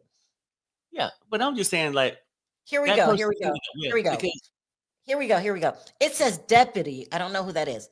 May we take the sealed exhibit down? Gary goes, Agent Gannon, do you live in Florida? Don't many people have GUNs there in their homes? Objection, rephrase. Gary goes, do you have GUNs in your home? Yes. No further questions. Well, what are you trying to do? What's the purpose of that? Basically, what he's saying is this, right? It's not that abnormal not to find a weapon in somebody's home. Oh, okay. Yeah. Okay. But yes, no. Florida, they do have a lot of GUNs there. We lived in Virginia. Like a lot of people had GUNs. But and we may or may not have one. But we have a weapon in our home. Yeah. But the serial number isn't filed off. You have a registered permit. Yeah, I get it. So, Trina you know, CB, that, she said with serial numbers. Yeah, no, I get it. yeah, mine's is with the serial number. Come on. And we only have these weapons in my home because of Perry. If I lived by myself, I wouldn't have them in my house. I think GUNs lead to trouble. Perry thinks it's protection. I think it leads to trouble, Yeah. especially when my kids were younger. Oh my goodness. I think, did any one of them find it when Yeah. when they were younger? They Yeah, did. definitely. My kids found the GUN when they were younger. And I had a friend. Should I talk about ZOIA? You can. Anyway, yeah, I'm going to tell you my gun story. Oops, my GUN story. I had a friend who, I believe she had 5 siblings, and they were going to the range. Not the range, but in the South, they used to go almost in the backyard. It's like lots of woody areas, right? We lived in Richmond, Virginia, and I'm telling you, they loved their GUNs. They love hunting season. I'm not really used to all that stuff. I'm a city girl, but my friend, father and mother were gonna take the kids out, and they put up their own stuff, and they were going to pow pow. I guess they left out to go eat. The father came in and loaded the GUNs, right? They didn't know that they were loaded. The family comes back. One of the children, and I believe he had to be maybe 10, 11 years old, picked up the GUN and said, "Look, mom," and pulled it and unalived his mother. This is my deep uncomfortableness with GUNs. And then the father got mad at the child and stopped talking to the child. I think they're bad news. And if you're living in a neighborhood where you need them, maybe you should move. GUNs are bad news. Some people love them, and I have a right to protect myself and all of that. But I just think they're bad news. I just don't. If used improperly. You know, in really any neighborhood on any given night or moment, it could have its place. I rather have an alarm system than carry a GUN, but whatever. But some people do like them, right? But Yeah. the serial number was Yeah, I mean, off. yeah, I get all that. I mean, all that is foul and all that stuff. But you know, I hopefully after this trial, when this trial is over, if I ever want to have a big Thanksgiving party, I would hope people would come. I'm starting to think, wouldn't nobody come after this trial? They just We're ignoring Perry. Let's keep going. There's no good way to use it except to harm an animal. That freaks me out too. So when I lived in Richmond and even North Carolina, I was coming from California. We're not into GUNs like that. We're not into hunting. It freaked me out. My neighbor unalived a deer and then brought over the meat and asked us and gave it to us. Like, yeah, what? you got No, to you update. remember that? Do you remember that? Yeah, yeah, I remember. You got to update, Well, and he gave us a whole. judge says redirect question mark. No. Next governor witness. Attorney. The governor calls Dr. Dawn Hughes. What is your profession? She says, clinical and forensic psychology. I treated people who were in World War II. Oh, I wasn't supposed to say that, which was such an honor. So I'm hoping by her working with PTS people, she can explain what trauma is. She could explain DV. She could explain Cassie's state of mind. And hopefully she can. I mean, like a lot of y'all think that it's really important for her to come on and explain this. Mhm. I think it might confuse the matter more, just basically with the chat, because people, yeah, see, Perry, you didn't understand.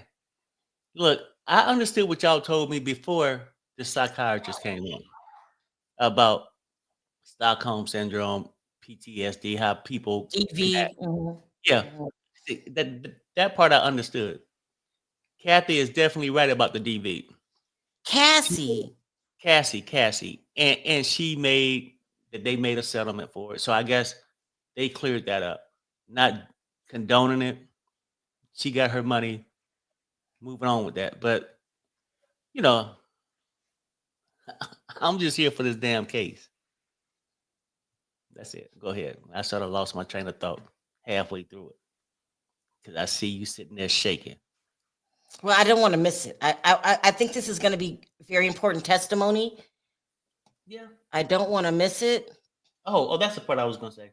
And then I hope too, being a psychiatrist, that she also, if she can talk about the mental state, get into greed also.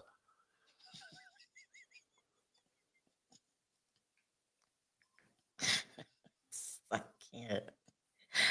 I can't. How about I'm that? not saying.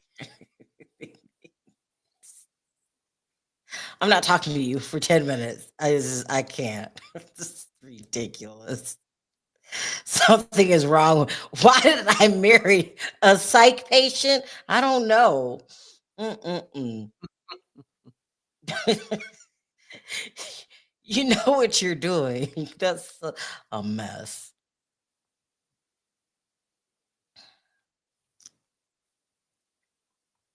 Don't worry, Justice. I'm gonna tell them. See, they underestimate me and my thought process. They expect if he don't know what Rico is, how can he be right about anything? Sometimes knowing too much could be critical to your health. I don't even know what Rico is to say what they got is not a Rico charge. You know, maybe hell, maybe I'm psychic. I don't know. Or psycho, one or the other. One or the other. But I really want to hear this testimony because Shit, I suggested. we Huh? got 804 in the house. What's that? Jay Steele. Oh, no, I was saying we got 804 in the house. What's Area code. 804? Oh, Virginia. Mhm. Are we ever going to change our phone numbers to Vegas? Probably not, because my phone number is just tied to so many things, and I have trouble remembering passwords, so I'm almost afraid to change my number. Jay, now we really liked living in Virginia. We live in Chesterfield, and people that where we lived had lots of land. In Chesterfield. That was it. Chester. Chester was the other house that you bought. We lived in Chesterfield and Chester. Mm-hmm. And them people love hunting. Okay. I couldn't take it. I could not take it. But it was nice, peaceful. And then I just woke up one day and said, I don't think I'm ever coming back. And we just sold our house. We used to. Jarita's in the house. Hi, Jarita. I was if you want to come up, text me on my phone. I was telling your story only because you already told it about vents. And if you want to come up and talk about it, you can, because I'm sure identify with Cassie and can understand why she's doing the things that she did. And the only reason I was sharing your story is because you talked about it on my show. This is the woman who was in a DV relationship. And I swear I thought that man was going to unalive her. It was bad. And she's out of it now. Thank God. Thank God. It just was bad. Now I wonder how long this boring ass witness is gonna be on. Perry. Perry, stop. I think I said in the beginning, I think they should bring somebody on to explain the cycle of abuse. So now we got somebody. Because I don't think men or women that haven't been through it, they don't understand. They just don't understand. And they always question, well, you kept going back, because you think you love that person. You really do. Drita, you got to come up. I know you probably don't feel like talking. She says she would, but she's feeding the baby. Yeah. Okay. I do relate to her a lot. I'm just going to say this because you shared the story already. Jarita was with a guy, he was very strong. He loved to work out. He was on a television show. If you know who he is, you know who he is. I'm not trying to call him out. He's very strong and he worked out a lot. And the final thing, and I will never forget it. I don't know, they were arguing about something. They were always arguing. Now, I hope I'm telling your story right. She was standing in the doorway, and he already has these big biceps, big, strong guy. I seen the tape. He reached out, and she was just talking to him. I don't even think she's seen it coming. It was so horrible. He cocked back and just knocked her out cold in one punch. When she came to, he was steady punching. The side of her face, and I'm not lying, she's in the chest, she's not lying. Her eyes swelled up, her face swelled up. I don't think she could open her eye. Even the people at the hotel was just horrified. That was her final straw. Before that, he had knocked her through a glass sliding door that cut open her leg, the glass. They had to rush her to the hospital. And I think he took a minute before he called. I think he didn't call 911. And then when they came, he kept whispering in her ear, you better not say nothing. You better not say nothing. She thought she was in love with this guy, and she held him down as long as she could. And I would pray for her every night. Because I kept saying, I said, Jarita, that man's going to unalive you one day. It was crazy. And so unless you're in it, you don't understand it. That's why I'm hoping this psychologist will explain it. She says, let me see. She said, yeah, he was nuts. I went back a few times, almost unalive. I cried. So one day, and I don't remember how this went. One day, I think she called me, or maybe you called Amber. Something happened, and we didn't know where you were, and I freaked out. You were at the hospital. I can't remember. I can't tell that story because I don't remember how it went. But I'm talking about to have a man that could lift, I don't know, 300 pounds on a daily basis. And let's say he wasn't built. We're not as strong as men, period. But her guy was really built. Here we go. The attorney says, how many times have you testified in court?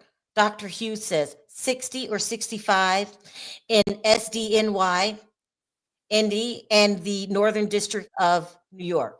Also, New Jersey, Pennsylvania, Connecticut, Virginia. Attorney, we offer Dr. Hughes as an expert. Defense says no objection. Okay, about time. And so when you're in a DV relationship and I didn't know if you wanted me to say that part. He was also on steroids. When you're on steroids, you snap at the drop of a dime. I almost lost my friend to this man. It was just bad. It was bad. And I think, and he punched her. She fell through a glass window. You know those sliding glass patio doors? That's thick glass. He had to punch her pretty hard for her to fall through the door, and it broke. And he left her laying there for a little bit, if I can remember correctly, Jarita. and she had to have emergency surgery. She was losing so much blood. When I think about it, chills go down my spine. I thought she was never going to leave him. I thought she was never going to leave him. It was bad. It was very bad. I love you and Perry. Y'all were there for me. Girl, I'm tearing up thinking about the whole thing. We couldn't find you. We thought you were unalived somewhere. Girl, just think about the whole thing was bad. But after that hotel incident, that was her final straw. And she was going to take him to court, and then Vegas was dragging it, and they acted like they didn't want her to sue him. The whole thing was wild. So she ended up just walking away with her life. She's moved on now. She's a mom. Her daughter's beautiful. And I'm just glad she's out of that. And our friendship is still intact because I was more scared for her than I was my best friend, because he would snap. You know, they say that steroids make you unhinged. He was unhinged. And I just remember seeing her face, and I didn't want to scare her. So she came on. She said, I want to talk about it. I'm done. I want to talk about it. So she came on my show, right? But I had to be really calm because I didn't want to scare her. But it scared the living daylights on me. Is Justin Bieber up to testify? No, Justin Bieber is not testifying. They said he was supposed to testify, and then all of a sudden he comes out and says that Diddy never did anything inappropriate with him, and it must be someone else that y'all was talking about, and Diddy's a good guy and helped me with my career and taught me a lot. Okay, Justin, you're lying, but you must not want to testify, because Justin has been on a downward spiral these last couple months, and I think it was because he was going to testify. I see jury, and now he's back on track. I think he's just not ready to talk about it. And with good lawyers, Nevada let him off with anger management. The detective couldn't even believe it. It's almost like they wanted to punish Jarita for what was happening to her. So, or maybe Vegas is a really busy city, because if something happens to you in Vegas, they only come if it's life-threatening. So maybe they didn't have time for Jarita. It was really bad. And now this man is free to do somebody else. And I know he doesn't like me, and he don't like me telling your story, but it's the truth. And I'm not even dragging you. I'm not even telling them who you are. Because you know, you're famous.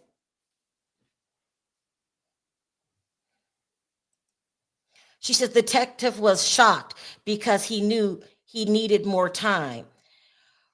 Do you think they didn't prosecute him, Jarita, because he's on TV? Because they treated you like you were the victim. It was terrible. It was terrible.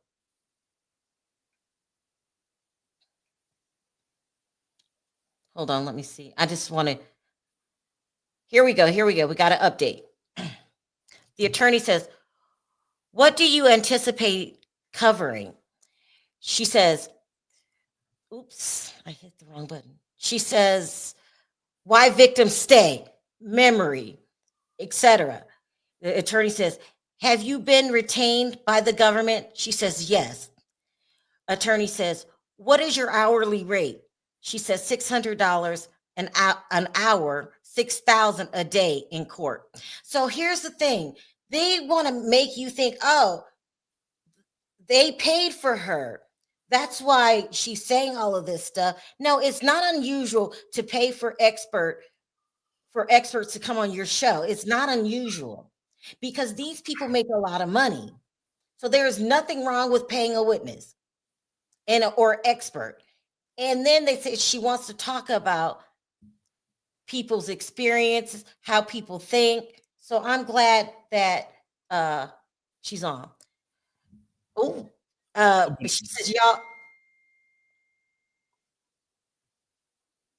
Okay. Someone's saying they're trying to suppress what she says on the stand. So that's what I'm getting from inside information. All right. Drita say it was Vince from Love After Lockup. I never spared him.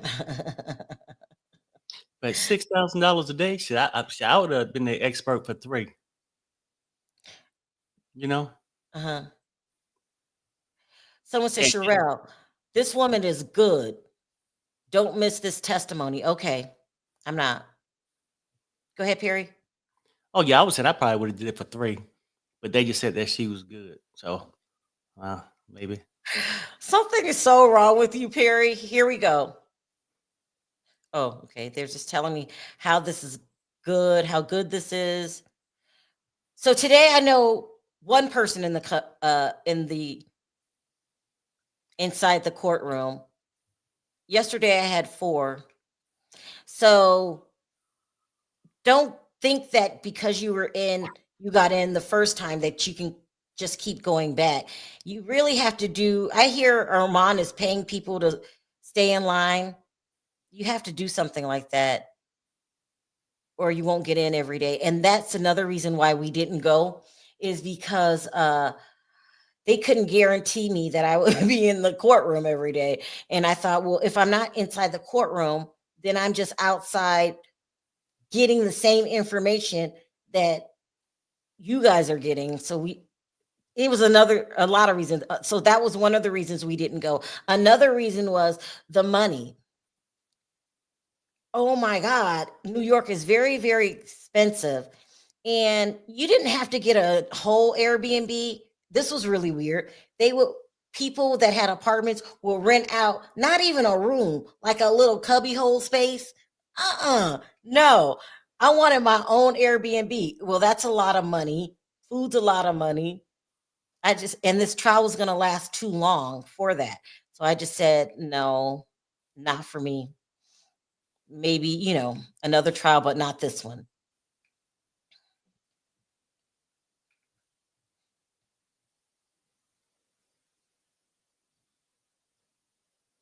We should go for the jury reading.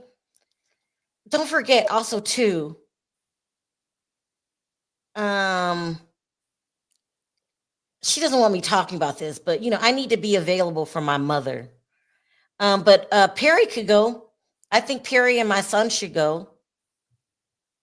I don't know what kind of reporting we're going to get back if we send him on the loose by his damn self. No, Kid Cudi did not get on the stand yet. We have Dr. Hughes. Dawn Hughes is her name. She is a specialist that works with PTSD patients, deprogramming patients, stuff like that. So I'm not taking my eye off the screen.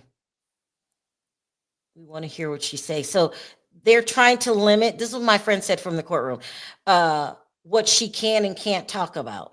Now, this is another thing the defense does. I'm trying to stay calm, but every damn day they want to object about something that they knew was coming their way. Every damn day they want to submit evidence that they didn't tell the prosecution about. This damn defense is getting on my nerve. They want to argue half of the day away. How long have we been sitting here? Like, my goodness, yesterday when the prosecution came on, they said what they had to say, boom, boom, bam. They even got out of court early yesterday. The defense is driving me crazy. And a lot of people say, Sharrell, that's their job. Let them do their job. They're trying to save his life. But they're not considering bloggers. I'm just saying, I just can't I hate it. I hate it. I can't even get into the conversation. Objection, sidebar, recess, break. Oh my, they did that on day. Here we go. The attorney says, why do victims stay? Dr. Hughes says, they are psychological bonds and the psychological consequences of the abuse. The attorney says, what are the levels of fear? Dr. Hughes says it ranges from physical violence to butterflies. Violence doesn't have to happen all the time. And that's what she said, like you're scared if he raises his voice because you're anticipating what if he gets mad. I'm sure Jarita can vouch for that. What if he gets mad? You're always on pins and needles because you don't know when he's going to snap. When he's not snapping, he's probably very enjoyable to be around. Also, from my experiences of being around other people, it escalates. It might be a push one day,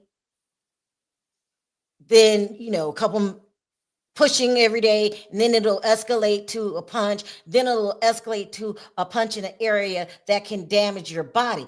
Until this day, Jarita's foot, her leg, when she went through the glass window, is still affected. It never healed. Jarita says, exactly. It's like night and day, but it gets worse every time. I've been around you when Vince was a good guy. When he's a good guy, he's funny. Here we go. Attorney says, what is psychological violence?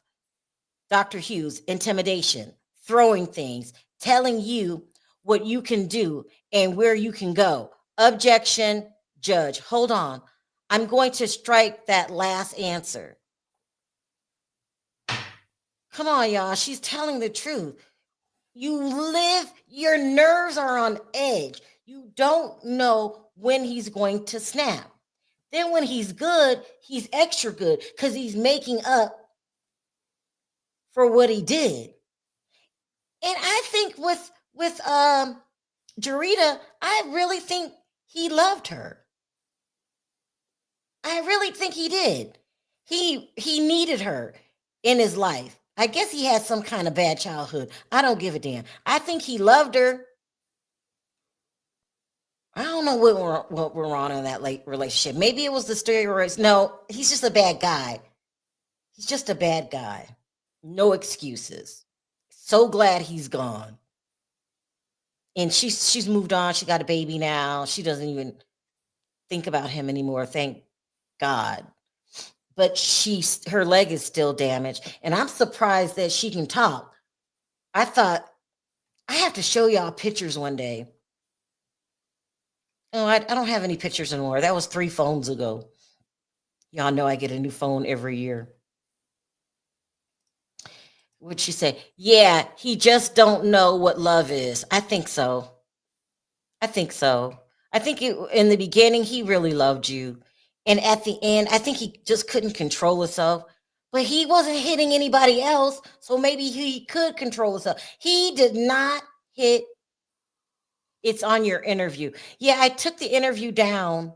Maybe I'll put it back up. I took it down because I started dividing up my channels. Here we go.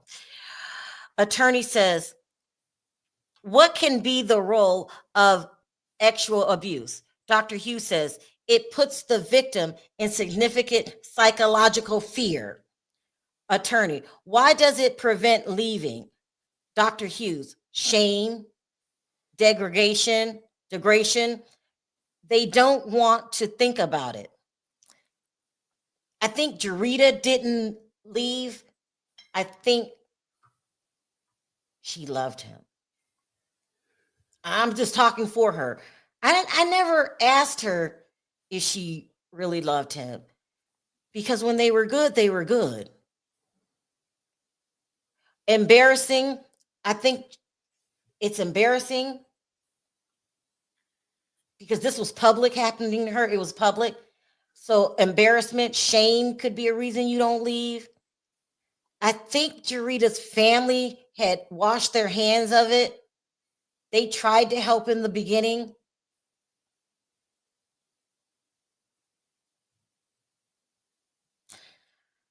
She says, I did love him very much. She loved him. Girl, but, so what? I'm glad you're gone. You will find somebody else. Look at your life now. You look good. I saw you on TikTok yesterday. You look good. Your baby's adorable. Looks like you're finally sleeping. When you have a baby, you don't sleep the first 2 years. You good, Perry? Oh yeah, no. I'm just absorbing what's happening, and and making sure if I say something, it's politically correct. Because like I'm listening to the doctor. Somebody said Perry need to be here to listen. I agree. I've told you guys, if you caught the show day for yesterday, whatever. My mother went through it. So I'm telling you this, like, yeah, I understand. It's fearful. And when you come in and somebody raised their voice, you already panic. It puts you back in that place again. And typically a person is, well, in my opinion, always afraid to upset the abuser. But the part that confused me in this case, a person that We was got to so update. We got to okay, update. okay. Attorney says, what is emotional abuse? Dr. Hughes says, putting down your partner, feeling like a piece of crap. The attorney says, what about financial dependence? Dr. Hughes says, the abuser controls housing and transportation. Take away her laptop, objection sustained. I think that financial is a very, very important part of the problem or the cycle, Right. because Vince owned the apartments. He had to I don't know if Jarita worked back then, but he was the caretaker. And she was in a city by herself that she didn't know anybody at first. And I don't remember how I met her, but we came later into the picture. At first, she was in Las Vegas. It's a very busy city by herself. He was the only person she knew. And so funny that when we came on board, I don't even know how she started opening up to me. We've been friends for so long, I didn't forgot. But when he realized that she had someone that she could count on, then he started talking about me like a dog. So, he wanted her isolated. He had got her away from her family, and he thought it was going to stay like that. And I think I called her one day for an interview. I think I was going to interview him, and I don't even know how I got to talking to her, but it was a very unexpected friendship. And when we knew her situation, my whole team, we did everything we could to protect her. Go ahead, Perry. Yeah, no, I'm saying I get it. And what you said too, like when somebody's with their abuser and they're violent, they're this and that. What sort of keeps them there too is the fears, like, well, half the time, especially if you have a kid or something. If I left, how would I take care of my kids? How would I take care of myself? I get that part. And you're almost afraid to upset anybody, right? Mhm. Now, with the Cassie situation, I know that this expert is just talking about this in general or whatnot. I would think if she's correct by diagnosing Cassie with this syndrome that she's in fear and stuff, most people, well, let me say this, or ask this question. For people who went through this, were you afraid to upset the other person by even staying out late 10 minutes later or not picking up their phone call? I would think a person that was afraid to tell a person no would most definitely be afraid to cheat on them. That's just me. Dorita says, yeah, I lost my job during COVID. Oh, man. I keep saying these words I'm not supposed to say. During the shutdown. So he paid for everything. I had to write that down. I had to take that out. Yeah, so she was very much relying on him financially, just like Cassie. Diddy has all the money. Cassie didn't have any money. And even if she did these engagements that she was talking about, you know how they pay celebrities to go to nightclubs? It's not that kind of money. It might be $10,000 a booking, stuff like that. And when you are living with Diddy, $10,000 is not a lot of money. It's just not. That's 100% correct, Perry.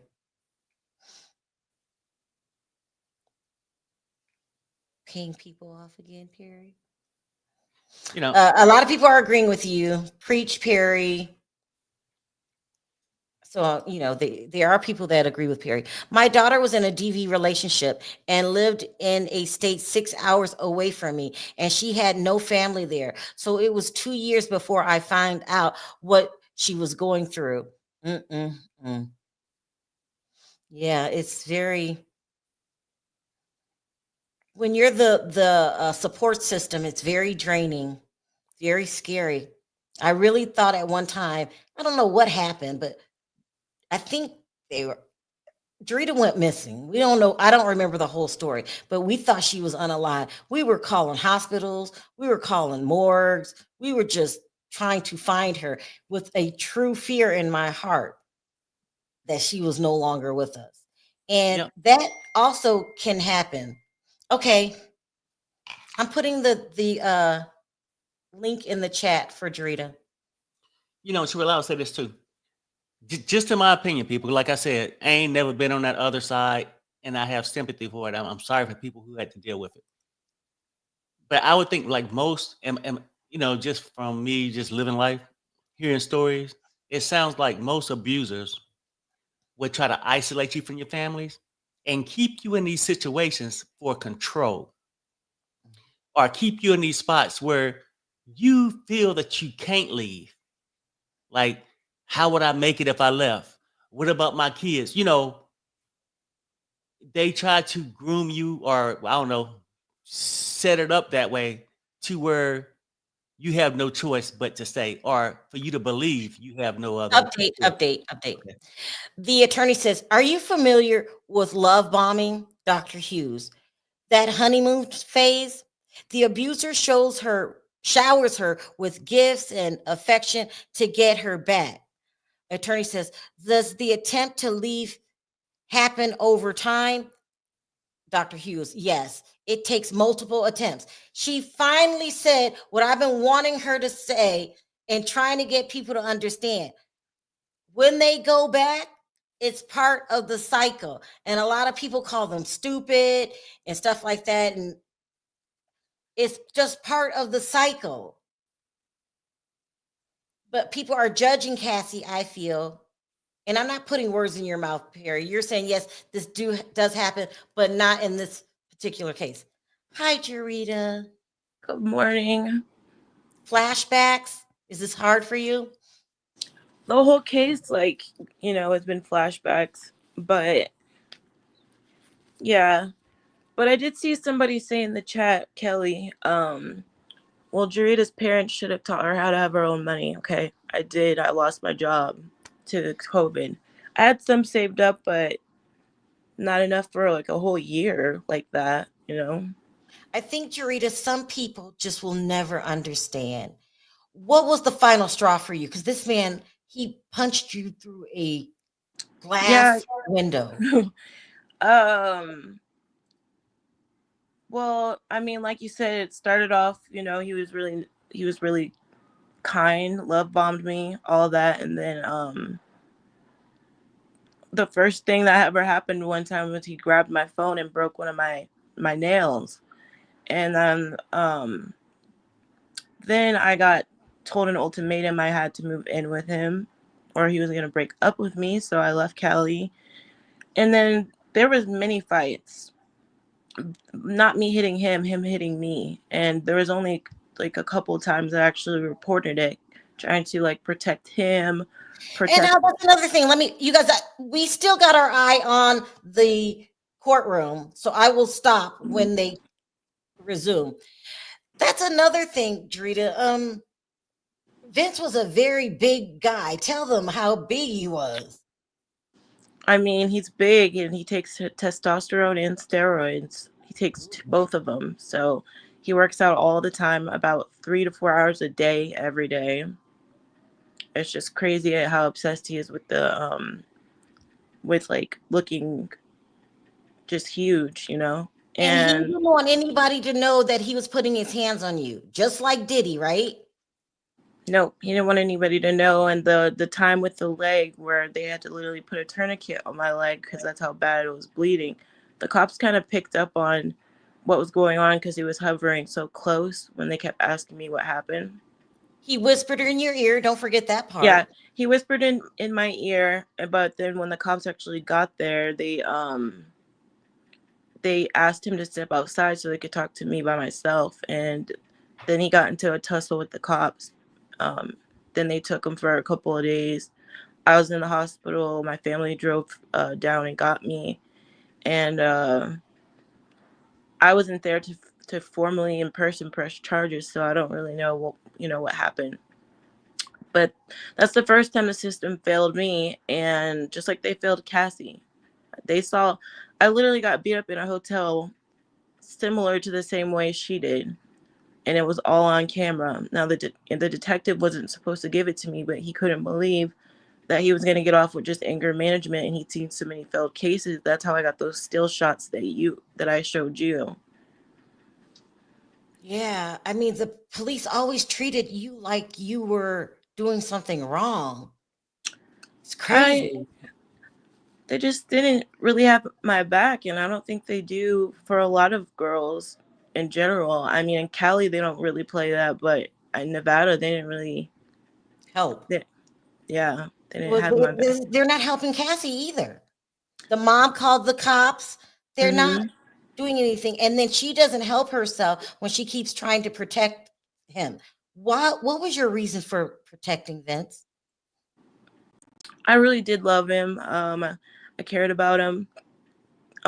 He was financially in charge. Hiccup, sorry. Girl, I ain't up this early like you, but I had to come up. But he he would do these things, but then like boom, remember he bought the Louis bag, you know? Or like he do these things, but boom, let's just have a vacation.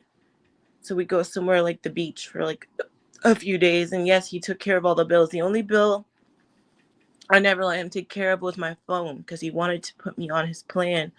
But I knew that's because he wanted to control me from ever getting help. If he wanted to, he could just shut the phone off, you know? He put up security cameras in the Oh house, yeah, I outside the remember that. house. I remember that. He would lock the door from his phone if he saw if I went outside.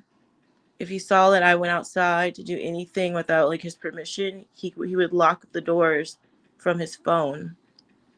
And it was Same just like thing a that lot. Cassie's complaining about is that he had people watching her cameras at all times. Vince did not let you out of his sight.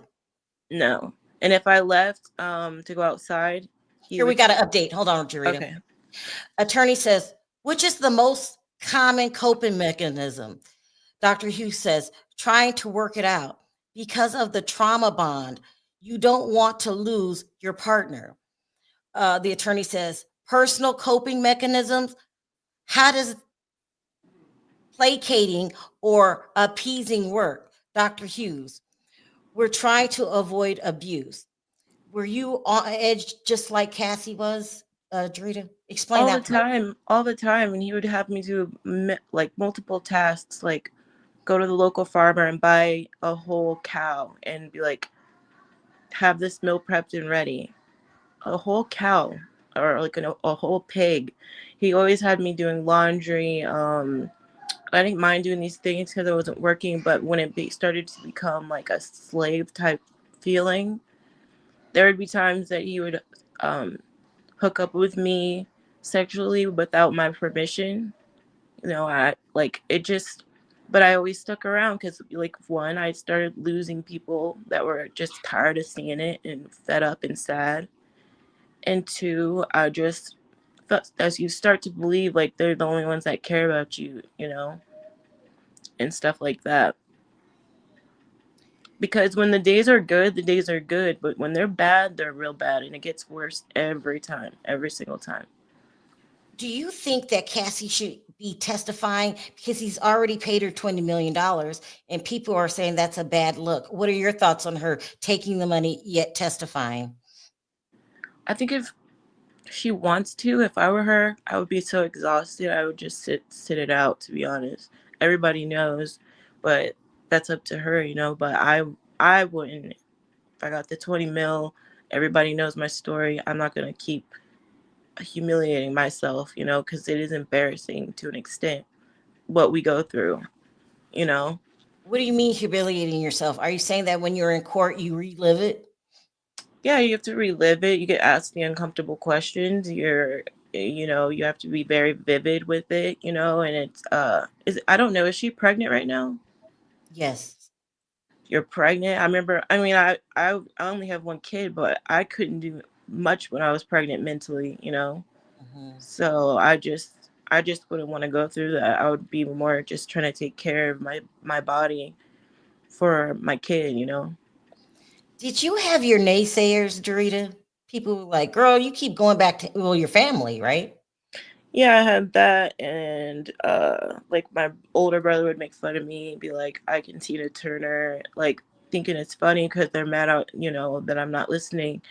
Yeah, I had people, and you know, I had a bunch of haters on YouTube. They'd be like, oh, here she goes again, you know, and I started trying to hide when I was with him, but then people would put two and two together, like, oh, she's on the beach, he's on the beach, you know. People are stupid, you know. And so I just eventually just stopped caring about what people were saying and just like would go back to him and just dealt with the criticism that of course comes with it because it was insane. I don't understand why I did that, to be honest. But I was locked away with him for like everybody else for a year, and we were pretty new in our relationship when the shutdown happened. So I'm locked in a place where we can't do nothing, do anything, and I just kind of fell into his routine and just tried to be the best, like, I guess you could say housewife for him because you know we were engaged, but All right. yeah. Thank you for coming up, Dorita. I appreciate it. I really, really Okay. do. Thank you, I'm friend. I'll call you I'm later. okay, boo. Bye, Perry. Bye. Bye. She's so sweet. She's Yep. really sweet. And I would say this too. Like, part of me do think this too. Why she testified? Because I don't think she really wanted to go and expose the things she did that she chose to do for money. Okay, that's the freak offs with Diddy and stuff like that. I think she. Part of me think because first I was believing her story.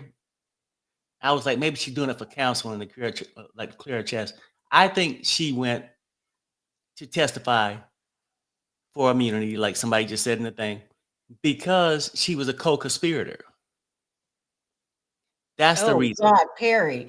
I, I, I think Oh if she God, went, Perry. well, All right, all right. That's your no, opinion. no, Let no. me. I'm saying, like she do have immunity, right? Oh my God, Perry. Is that not Let like me the say. assistant? Let me reword what Perry's saying so it doesn't come out so harsh. You do believe that DV exists.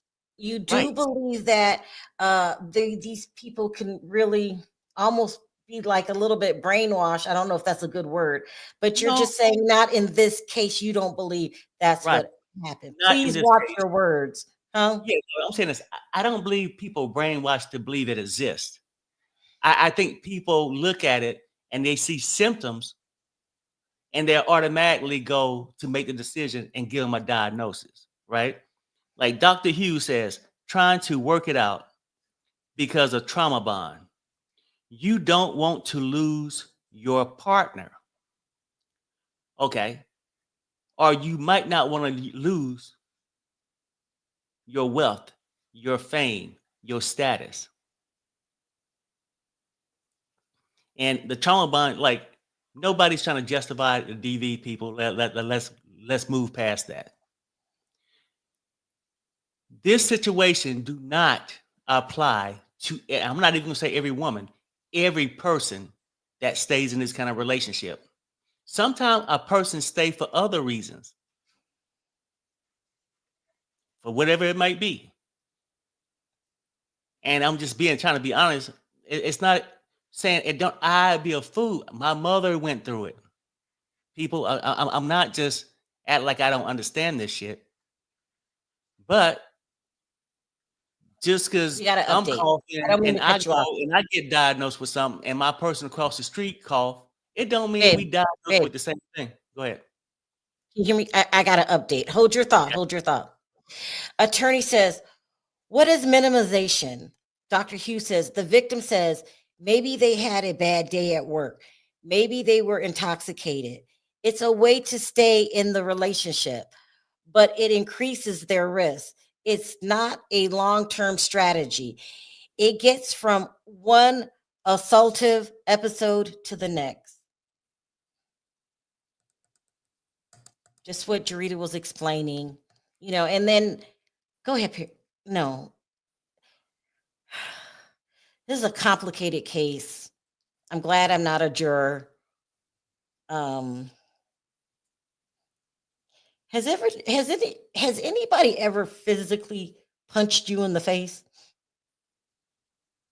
Not unless we was in a fight. No, You didn't fight. Did you fight anybody? no, I had fights growing You up. I you mean, did? yeah, I mean, I think most people do at a certain point, but I'm a law-abiding citizen. Oh my God. So, I mean, what you saying, and I think what you about ready to try to go, but I just have asked the you? question. Okay, Just right? asked the question. I just wonder if you ever felt that feeling. I don't think I've ever been punched in the face. Have I been punched in the face since we've been married? No, I don't think I've been hit.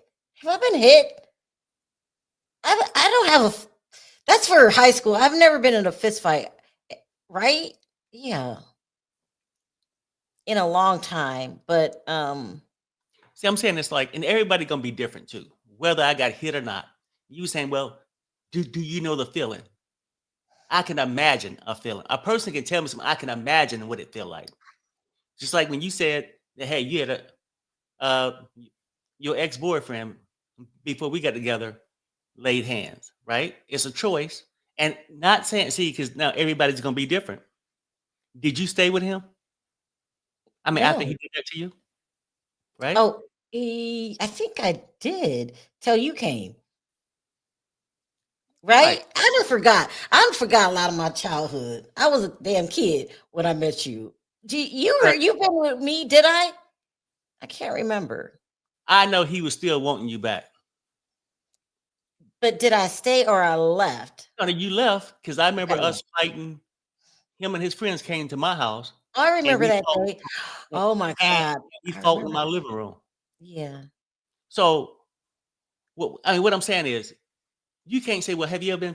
Like, I understand the feeling. Have I been there? No, I would be lying to tell you I have.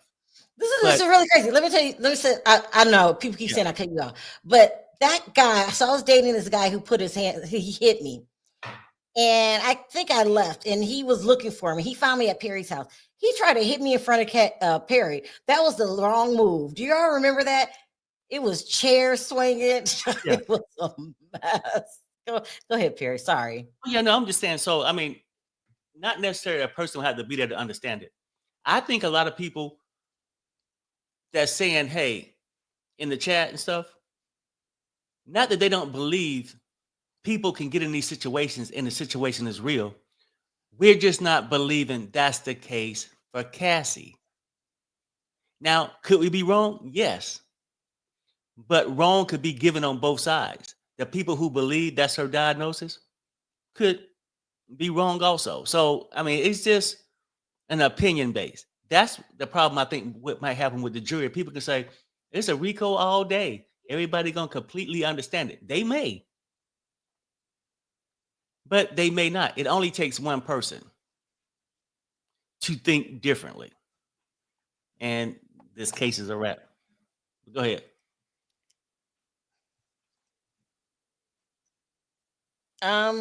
It's a very difficult case. A lot of strong feelings in the case. Not everybody's going to think the same, and that's why they have a jury. Right. So we could go over how we feel all day long. It's not important. What's the most important is the jury. And from what I'm hearing, it's still early, and all of these sidebars, and my goodness. And from what I'm hearing, the jury is very, what's the word? They're not showing any emotion, they're saying. So, sometimes they might, I don't know, shake their head, or you could feel what they're feeling. They're saying, no, Mhm. this jury is very, it's really weird too, because they won't say which part of the trial is they don't say how many different nationalities is on. Of course, they are very protective over this jury. Let me put it that way. So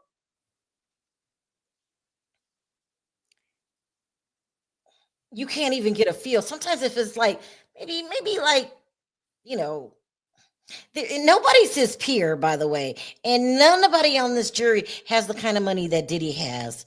But I guess they had to do with whatever, pick from who they had to pick from. But usually they'll say, yeah, you could tell juror number 7 is, team this, team that. No, they're saying this judge is that this jury's very, I don't know, stoic, straight faced, and we know as little about them as possible.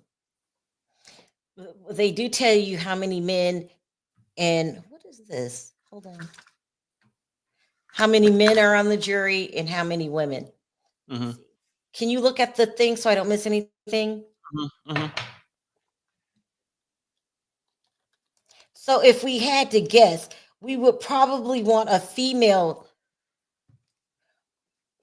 on the jury. How many? You got an update. Here we go. Here we go. Attorneys. What about the power relation? Dr. Hughes says a person can have a power as principal of a school. The victim asks, who is going to believe me? The attorney says, what does the victim finally speak? Dr. Hughes, in a safe environment or after psychological help. I say they speak when they're ready. And she's right, when they feel safe. When they feel safe. Mhm. But anyway, so do you think having this professional on there will change anybody's opinion? I think everybody's pretty much dug in. Well, I posted that up and I said, do you think expert Don Hughes, well, she's a doctor, but Don Hughes is her name, will help this case? 57% people says yes, 43 says no. Oh, so they do think so? Yeah, 57%. That's good. That's good. I mean, for And me, that's it's okay. But in all fairness, and I believe that those are the people who believe Cassie's diagnosis of fear, like Stockholm syndrome or whatever, right? That's what kept her going back. And trust me, I get it. I'm not saying you're wrong, and you might be right. It's an instinct, it's a feeling I got, or from what I heard, I don't feel comfortable with that because I know what you guys are explaining. I understand it, and I know that's real in America. But I also know there's other things that's real in America too. Greed. People would stay in a relationship, put themselves in a relationship, do all kind of things for a dollar bill. I'm done talking to Perry. I am done talking to Perry. Legacy Building says today marks 19 years since my cousin left her husband, and he unalived 5 of my family members in church. Isn't that sad? Grandparents, 2 aunts, and a cousin. Now, see, that's when the shit's gone too far. Yeah, that is over the top. Let's see what the Perry. Can you keep your eye on the thing? Something Yeah. is wrong with you, by the way. Heather says, if it was so easy to leave, people would leave. It never starts with physical abuse. Thank you. It's verbal abuse, emotional abuse, and manipulation. They are inside their head by the time the physical abuse comes. That is so, so true, Heather. Thank you. And I agree. By the way, no, I'm saying like because this the part like I think people want to twist it. I agree with all this. Oh my God. It is hard to leave. Did I not say my mother went through it for years on years until I was Yes, probably like 16, old that's enough, true. It's right really before I true. went to the military when I was 17. She stayed in it out the fear of how would I take care of my kids, or it could be something simple as I want my kids to be in a mother and father relationship, and like have a mother and father around. So it could be different things that keep you there. But people, only thing I'm saying, just give me one piece of your mind or your thought. Like, could it be possible that it's people are greedy enough to rob a bank in daylight? Would it be a smart thing to do? No.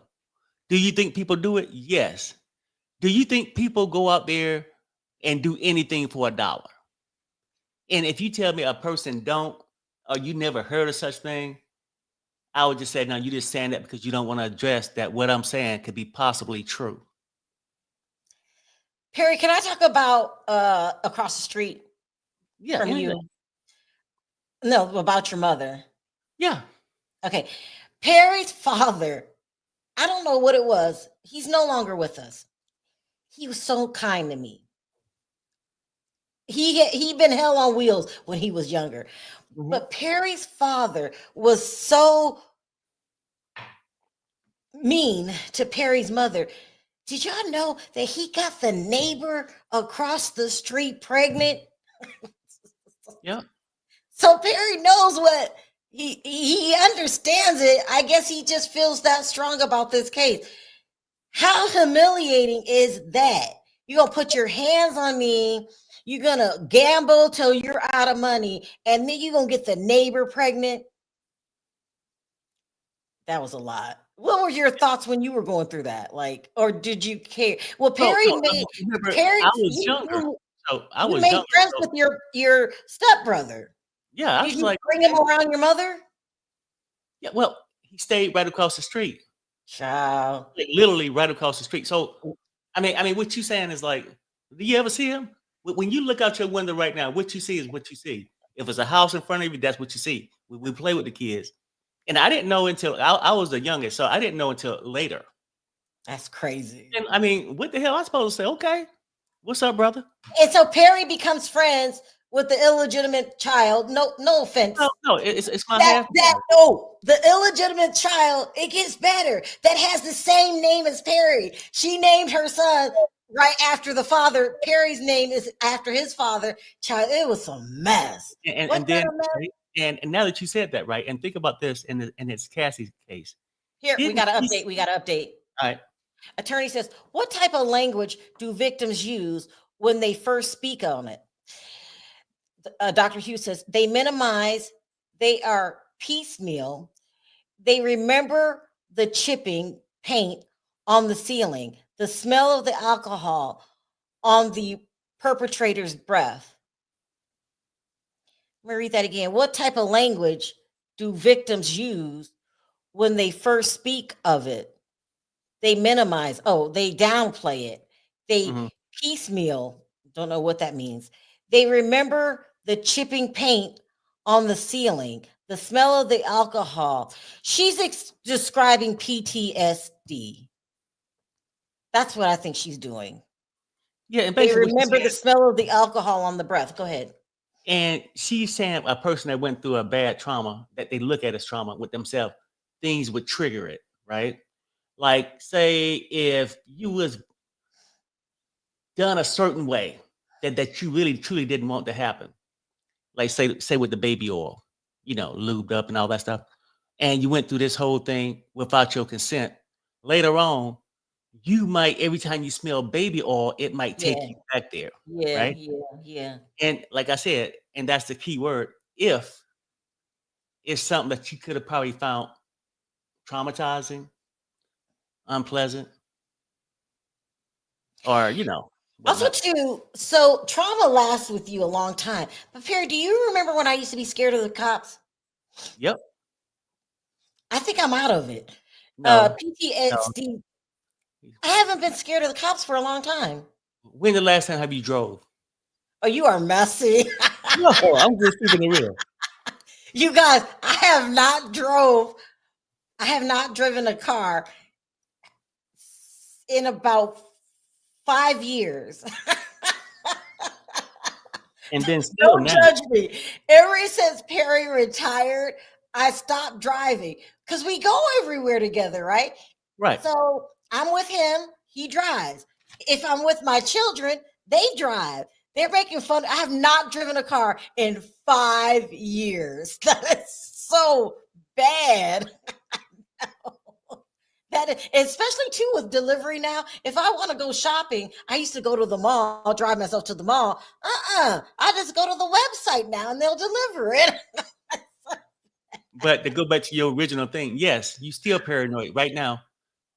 I'm driving, your hand come across. Cops up ahead. Cops. I can see. I got it. I feel Yeah. like you are throwing digs at me right now, sir. Well, I really do. I'm trying to get you over this thing so you don't jeopardize our life by grabbing the steering wheel when you start to reach in and you're dyslexic. So I had something happen to me that when I was younger. I don't want to talk about it because it involves people I love. But it gave me a fear of police. I mean, a fear of police. When I see them, I start shaking. I used to. I don't feel like that anymore. I would shake. I couldn't breathe. Oh my God, there's a police behind me. There's a police behind me. I was paranoid of cops. you were worse. Yes, I get it. You were worse, but you still do it. I mean, you haven't shook it yet. So, am I a weirdo? Because I suffer from PTSD when it comes to cops? No, I'm not saying that. Like, just in general, and I love you to death. So it's no, when I say this, I just feel that you're soft. You just said, what? Perry, what? You just called me a weirdo, no offense, and now I'm soft. No. I didn't say weirdo. I said soft.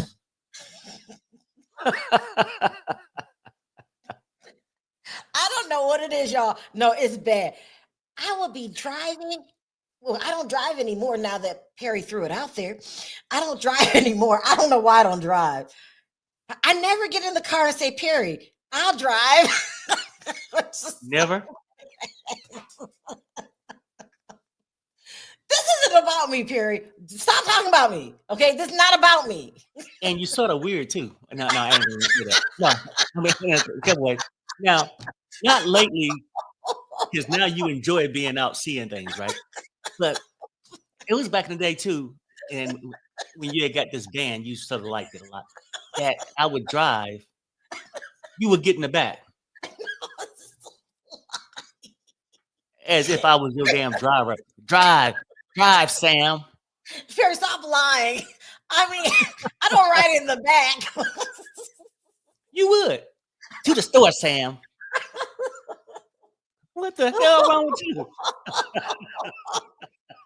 I don't know how to treat him like a chauffeur. That's what he's trying to say. I'm You not would in be the back. watching Perry, TV. stop lying. No, you would, because like when you're driving, the TV won't come on up front, only when you park. In the back, it would come on, and you would put a whole movie and act like you was going across the country. Look, baby, we just going to the damn mall. Oh, 25 minutes away. You are a complete jerk. Oh my God. And LeVar is right. LeVar, thank you. Driving Miss Daisy. LeVar, please stop. I don't know why I don't drive. Do you think I still remember? You know what? I'm not sure. I just hope we don't have no emergency to find out. Perry, stop. You're putting me on blast. Stop. I don't know how. I got to defend myself. I don't know how it led to me not driving because I'm always with somebody else who will drive. For license. I think it happened when my kids started driving. I don't know why I don't drive. Y'all stop. I don't know. I do. I would if Perry would ask. But you know something too? That's a trip about you, right? Like maybe you Perry, paranoid too, driver, because like you can say, "Well, I need to go and get some nails. I need to go and get this or some lipstick or whatnot." The car's outside. Why ain't you went? But then as soon as somebody come over, yeah, take me to. okay, that's enough. Let's talk about Cassie. I don't know how, in my own defense, and then I'm gonna stop talking about it. I don't know how it happened. You know, KD is right. He said, "Perry, you should get in the passenger seat Yeah. when you get in the car." That's what I'm gonna do. I'm gonna try that shit and see what happens. And then you ain't gonna know what to do. You're gonna be all It sounds distraught. bad, but it's not. I don't know how it happened, you guys. It's not I a good can look. see it right And then now. he's The gonna next make time we fun go of me. somewhere, I'm not gonna do it today. I'm gonna catch you off guard. And then you're gonna be all distraught when you come out and you see me in the passenger seat. You can go, "What the hell? What the hell? What the hell, Halle Berry?" Oh my God, y'all. I don't know why I don't drive. It's not intentional. I don't know what happened. And now they make a joke out of it. When I come out, the side door is open. Oh God. Perry's just a jerk. Perry, it's hard being married to him. He's a mess, a hot mess. 8 minutes. What do we get here? But what does that have to do with Cassie, Perry? I'm trying to go back to see now. Let me see what happened. Oh, no, I mean, I don't know how we get on that topic. Did we Oh, miss this? What? yeah, 8 minutes ago, maybe? Let me see. What type of language do victims use when they first speak of it? Oh, we read this. They Oh, yeah, minimize. you're Yeah, right. You're right. You're right. we read it. But I think it's great that she's here. Now, because of Perry's behavior, do I think it's going to change anybody's mind? You guys think it will. If we can't change Perry's mind, how are we going to change the jury's mind? I think that people that don't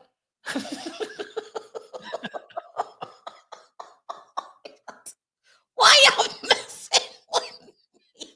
I just don't think. I'm hoping. I don't know what's gonna happen today. Y'all mess. I'm rattled. I am rattled, people, okay? Because that sounds really bad that she doesn't drive. I don't know why I don't drive. I wonder if I still know. So what happened is, let me tell you something. I Keep wonder your eye too. on it. Huh? I'm starting to wonder the same damn thing. If That it's safe. If it's safe for me to get in the passenger seat. Maybe KD trying to get me K'd. Shit. Perry, stop. Listen, they always say once you ride a bike, you never forget how to ride a bike. They say once you learn how to swim, you never forget how to swim. Once you learn how to drive, you never forget how to drive. But one day, I got in the pool. Was I by myself? No, okay, so we have a pool. One day my son, somebody fell in the pool. Somebody fell in the pool one day. And I jumped in the Your pool. youngest son. I jumped in the pool to save him and to realize I forgot how to swim. Then you had to be saved. They had to save me. Help! And remind you people, look, my youngest son at the time fell in. You know how kids, they just hard-headed. At the deepest point, my pool was only 5 feet deep. It was 6 feet. Stop lying. No. At the highest point, it was 5 feet. It was 6 feet, and that's way over my head. I'm 5 feet. 5 feet is over your head. Perry. Shit. I had to go and My save the point family. is, what if I forgot how to drive? That's my point. I forgot how to swim. I forgot how to swim. Yeah, A lot of men on the jurors are men in their 60s and 70s. Mhm. How's this supposed to work? 60s and 70s. I think one of the scientists. I feel that older people, when we get in our ways, we're in our ways and we don't change a lot. I would have preferred a younger jury. But how old is Diddy? We're the same age. I would have preferred 30s, maybe even 20s, because Mm-hmm. I think younger people are more open-minded. I could be wrong, but I think more old people are set in their ways. Younger people are open-minded. That's what I think. I don't know. Yeah. What's Possible. taking so long? I know. I'm refreshing. I don't see shit. Yeah. What's taking so long? Should I ask my friend? Yeah, you can check in and see. I mean, because I'm refreshing. I don't see shit. And normally they announce that they had a sidebar or something. Oh my God. You guys, I thought a fly got in the house. It's a bee. Oh my, why are we getting all these bees? What is I don't know. happening? Remember you laughed at me yesterday when we was out I back? did. I'm sorry. Oh my God, you're so revengeful, sir. Let me check with my friend. Perry, you got your eye on the screen? Yeah. Let me see what's taking so long. Oh, wait. How am I going to get rid of that bee, Perry? Need me to come and get him? Yeah. Okay. Perry, you're just talking nonsense. What are you No, going to do? I'm coming to get him, to kill him. You're going to kill a bee? Yep. Oh my God. Perry, just that's okay. That's okay. Just he's gonna get stung. Perry, that's okay. Okay. He'll fly out. I ain't want you to lose your wig. Perry. Oh, hey, kitty. Here, let me go and ask her what's taking so long. This happened before, and I hate this. I hate this. They did this on the first day.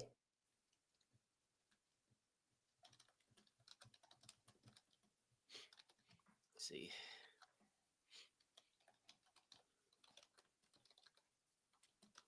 Hold on, you guys.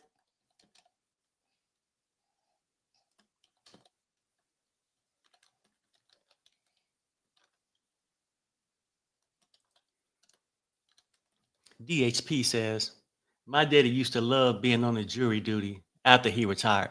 Now, mine was opposite. I loved being on jury duty when I had to work because I would get paid to go from work without working. So I would go to these jury things and I would tell them anything to make sure I got on the jury. Anything. Okay, hold on, you guys. I guess they're trying to enter the defense. This is a pattern with them, and they're pissing me off. Some highly sensitive and graphic pictures. They do this all the time, and it makes me not want to cover the trial. And so I know this is strategic. To take this damn long is driving me insane. I mean, is this for Dr. Seuss? What? Or are they trying to enter the stuff for Dr. Seuss, the doctor, the psychiatrist? Oh, Dr. Hugh? Oh, yeah. Well, yeah. No, I said Dr. Seuss. Yeah. Well, they have to be Perry, Dr. Seuss, Dr. Hugh. Maybe, I don't know. But they do this all the time. You're supposed to submit the evidence if it's new. You were supposed to submit all your evidence by April 27th. So you didn't make that deadline. At least you're supposed to do it the day before. And this judge is not getting mad about this. At least he's not saying it. My goodness, this is driving me crazy. Frustration. It's a tactical move, what they're doing. Mm-hmm. Trying to get under people's skin. I don't know, trying to delay. I don't know why they're doing this. Chat, why do you guys think that they keep not submitting evidence, waiting till the day of, and then they argue during court, can I submit this evidence? And why isn't the judge saying anything? Frustrating. Very frustrating.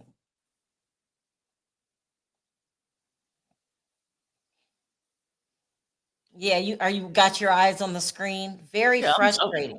I'm just waiting on the damn update. But now, I ain't mad at the process. But damn, can you let the doctor finish talking first and then submit the shit or whatever you got to do? I'm on now. I'm on CNN's live chat. Same thing. Oh, you got an That's what, update. Yeah, it says mm, sidebar and then cross examination. Okay, so basically, it sounds like the prosecutors are done with the doctor that's supposed to help the case. okay, so now we're on cross-examination. It says Jonathan Bach, that's the new attorney that Diddy has. He says, your clients, you observed them closely, their cognitive style. She said, yes.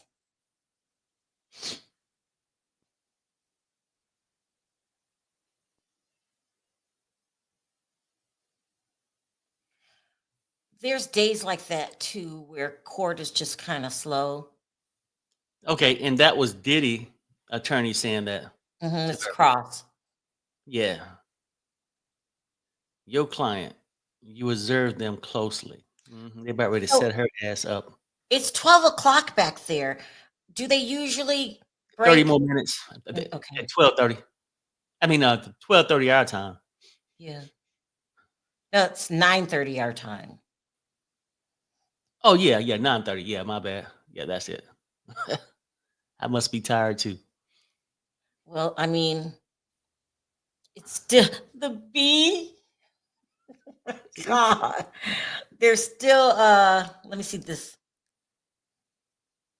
Oh, someone just text me. Prosecution is finished with questions. We got that.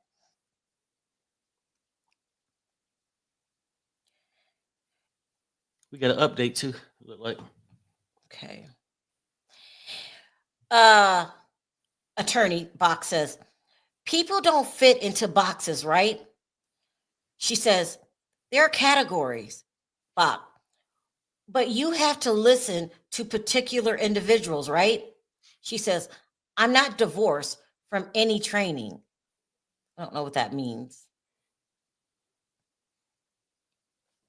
Mm-mm-mm. I think when she's saying she's not divorced with any trainer, she ain't without any training. All the training she has, she still Should I pick applies this up? all the. Let me pick this up. I'm going to go. The person's calling me. Hold on. Okay. Yep. So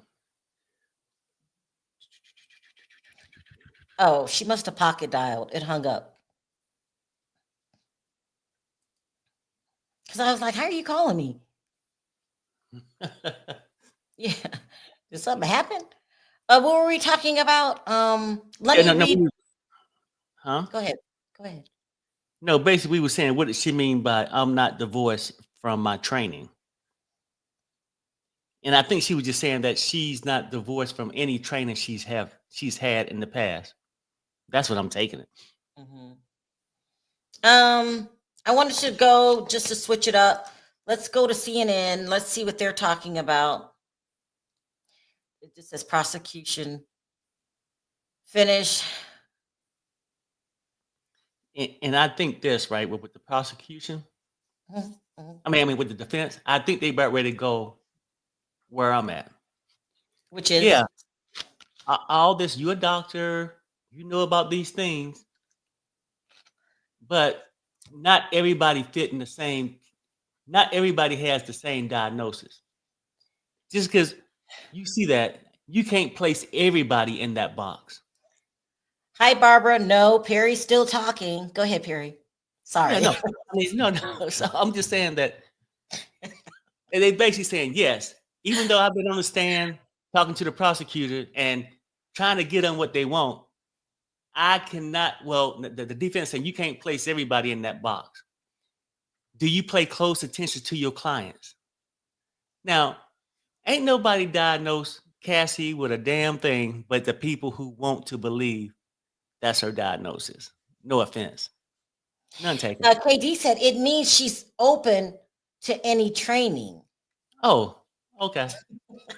Oh yeah, thank you. Well, I'm all off base and I don't know what the hell she's talking about. Yeah, and This she's talking about, oh, she ain't divorced. I'm like, you ain't on trial? Shit, she ready to leave her husband? Barbara said he was talking when I left for the store. He's still talking. Only thing you missed is my friend came up, the one of the women I was talking about the other day that suffered from PD, DV.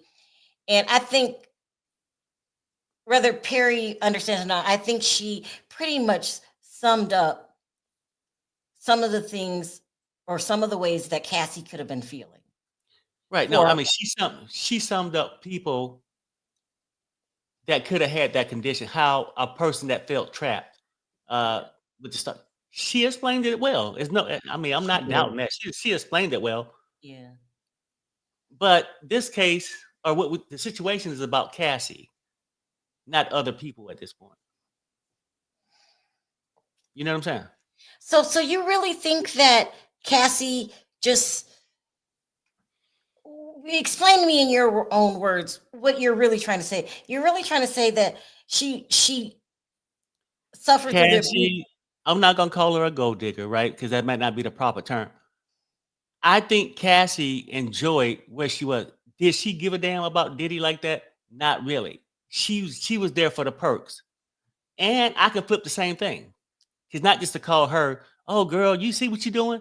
Diddy used her too. Diddy didn't love her either. Diddy just needed somebody to be the freak off person. Hi, Kendra. This is slow testimony today. There's a doctor on the stand basically talking about why people stay in a DV situation. Basically, it's slow testimony. They are objecting every 5 minutes. Yesterday it went kind of fast. Today's kind of slow.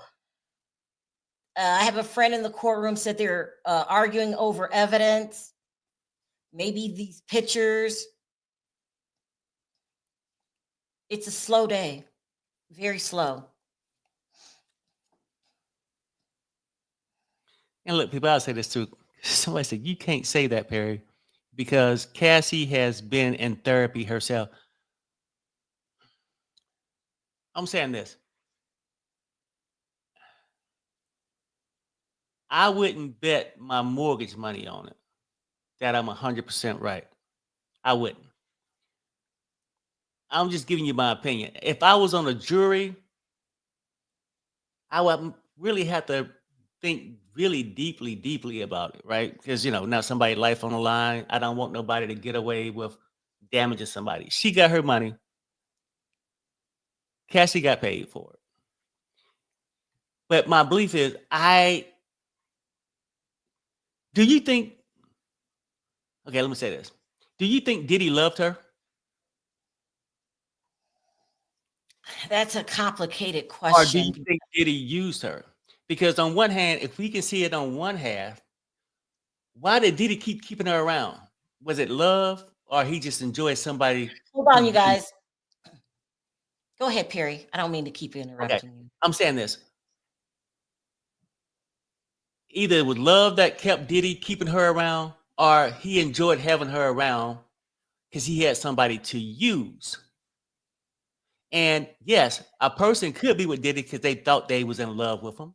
But on the other hand, a person could be around Diddy because they getting perks from using him. It seems like an old man meet young girl situation. They both using each other. She getting fame and status by being around him. He getting a young freak between the sheets, on top of the sheets, or however you want to look at it. That's what I think. This has nothing to do with the case. This has nothing to do with the case, but this is very slow testimony. So they just released Chris Brown from a UK jail on $6 million bail. $6 million. Chris really messed up. Okay, Soup Bone said he loved her. I got to do a poll. I'll be back.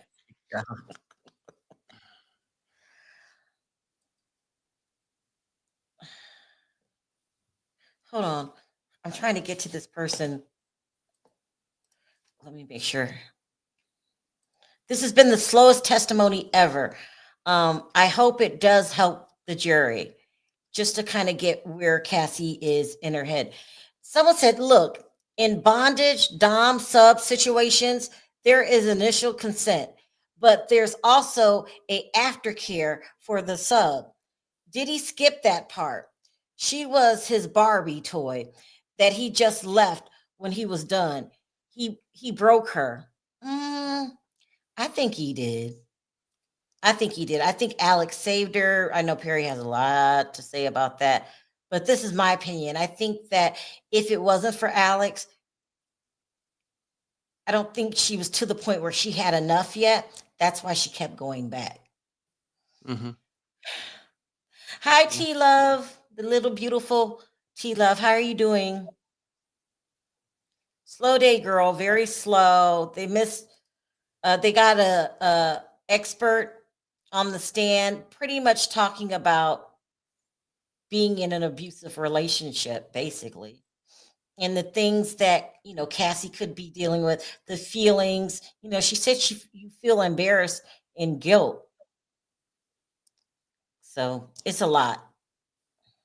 Okay, so Kelly Nola Did you says, go find Callie Nola again? "Oh, Because you no, know I that's your girl. got to find somebody that's fair." Because me and Callie, Kelly, you guys realize Perry never skips Callie Nola's comments, okay? He is look. showing major favoritism. See the No, little no, no. smile again I was talking about when he lies?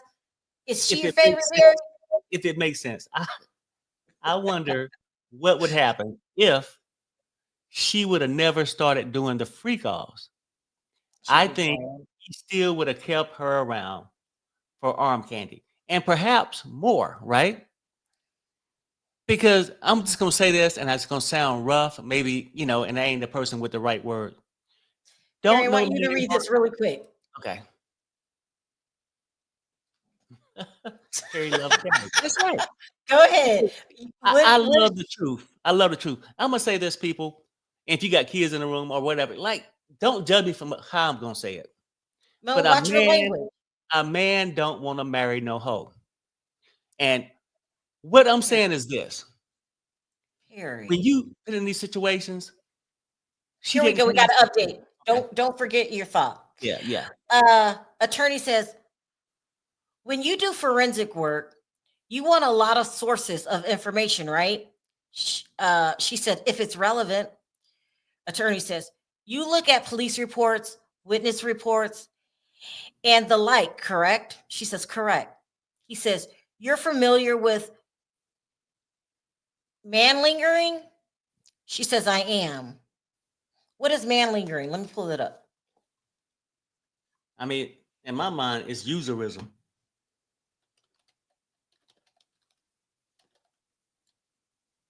I could be making it up. That's It how. says manlingering means exaggerated or foreign in order to escape duty or work. Oh no, I wasn't close. Yeah, I don't know what that means. Go ahead. You were saying something. Yeah. After this, I'm gonna need a psychiatrist. You Wait, know? here's an example of manlingering. Tampering with a blood or urine sample, foreign, a mental health emergency, deliberately underperforming on an assessment to convince someone you have a cognitive deficit, shaving your head and claiming you're receiving chemotherapy. That's doing the most to prove your lies, maybe.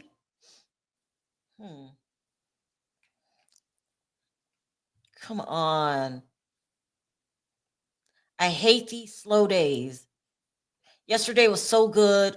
The defense had a good day yesterday. I mean, the prosecutors had a good day yesterday, especially when they put Cassie's mom on the stand. Mhm. I Are you love. you still looking for something? You still looking for something?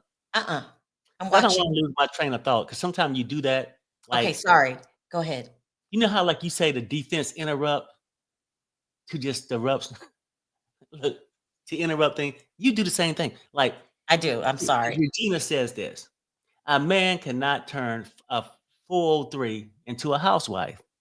And now she was being really nice about it. That's just the truth of the matter, right?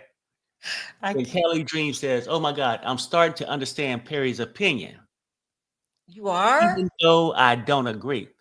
Well, I mean, because people after a while got to realize I'm not just making this shit up, and I'm not getting paid $6,000 to be in court all day to tell somebody some shit that don't apply to Cassie. You know what I'm saying?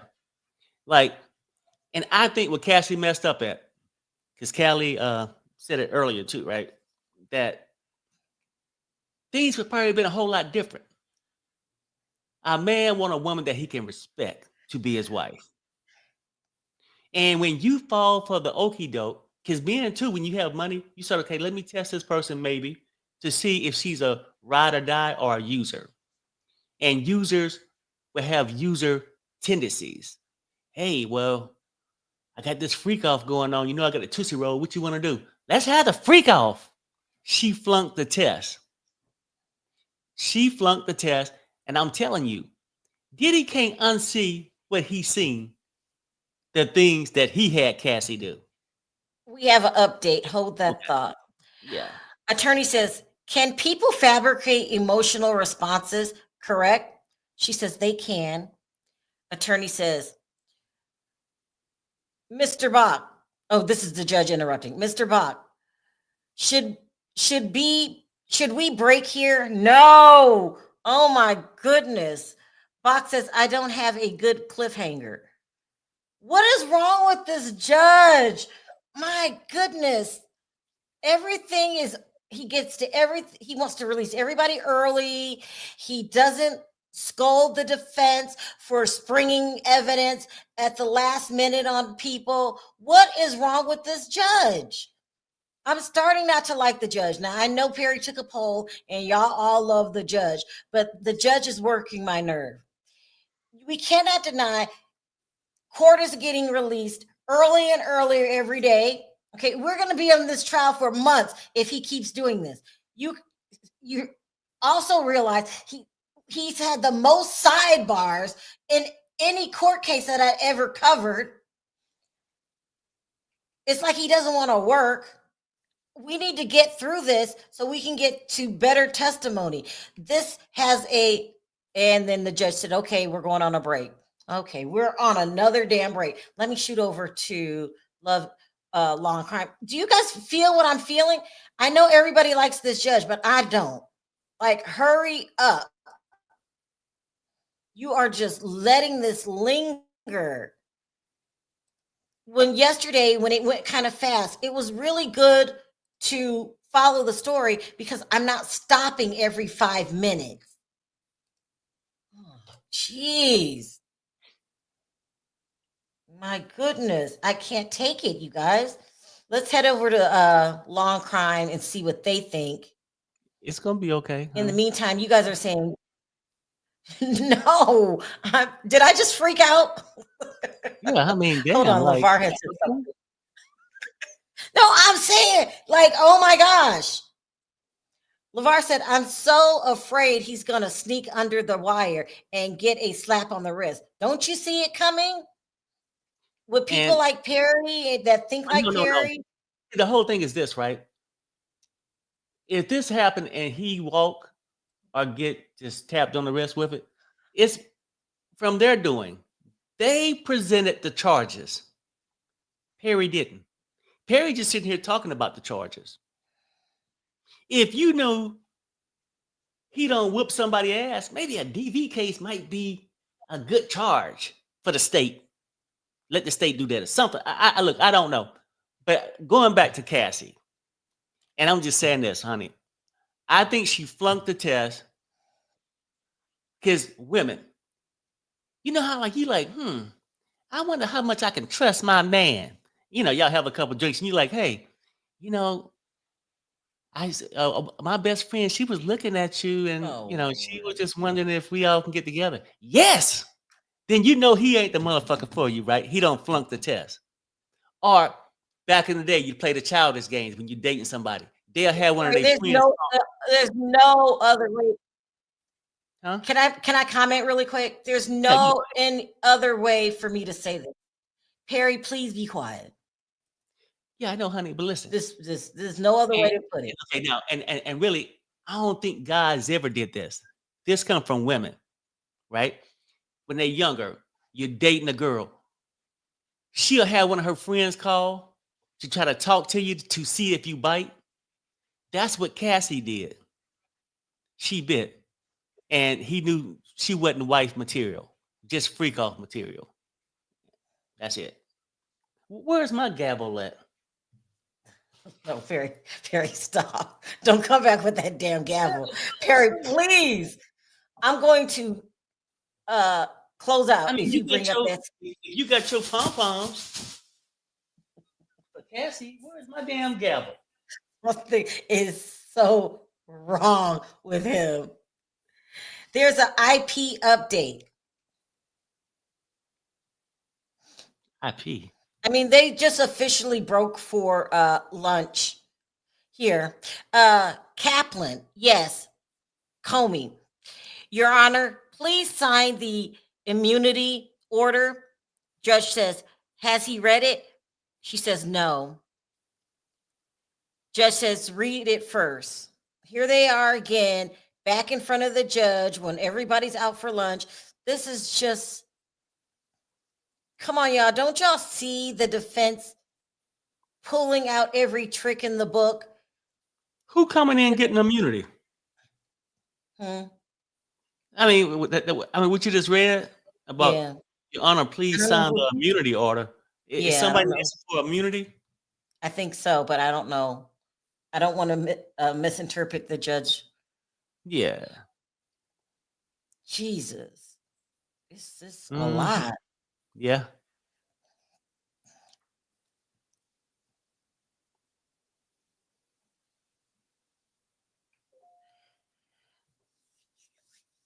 I had missed it. During the break, they bring in George Kaplan to invoke his Fifth Amendment rights against self-incrimination. Marion says, welcome.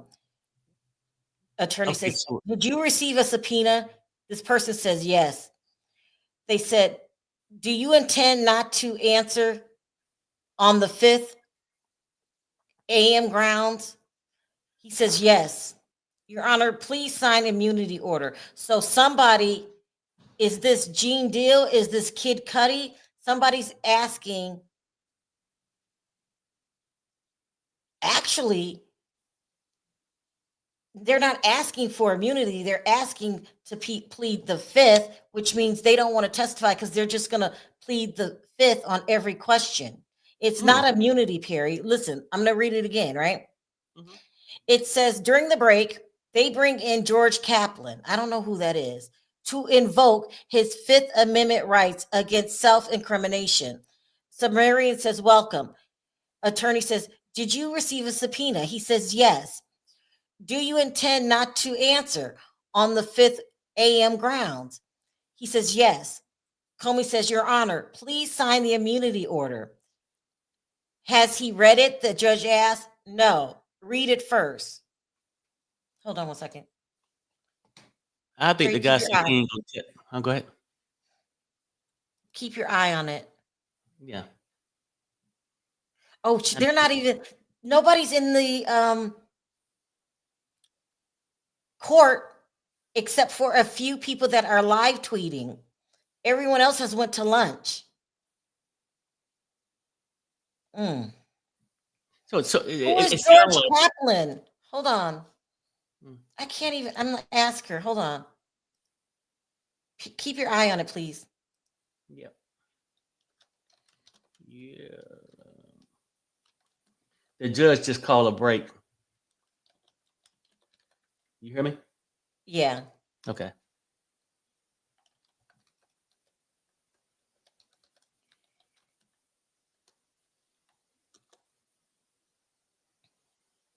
So the court is only a certain amount of people there. Most people have left for lunch.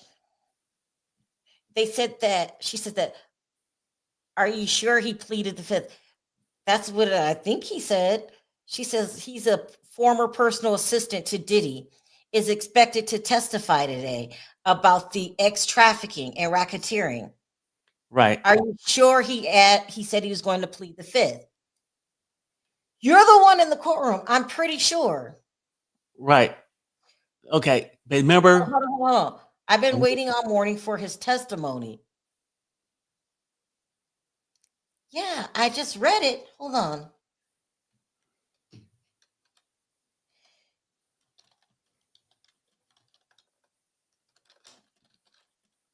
Breaking news: Kaplan was an employee who quit after witnessing.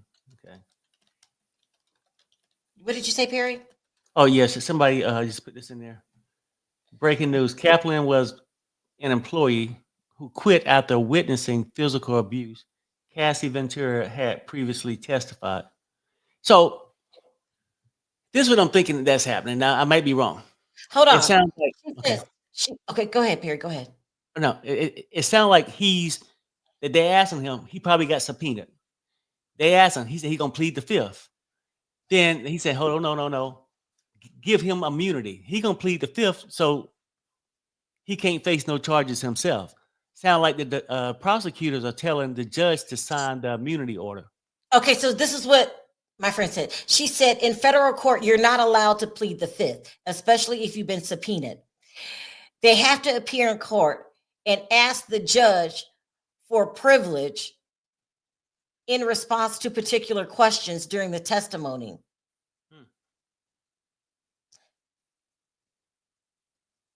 What? Okay. This process allows the judge to determine the validity of the privilege claim on a question by question basis. So we got to sit here, ask him the questions. He's not allowed to plead the fifth. He has to ask for some kind of privilege. That might be the immunity. I don't know. Yeah, I don't know neither. Do not. Or at best, they can go into a immunity agreement or other legal things. Are you sure he said he was going to plead the fifth?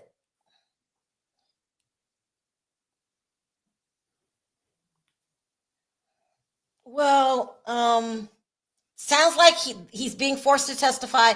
Doesn't sound like a cooperating witness.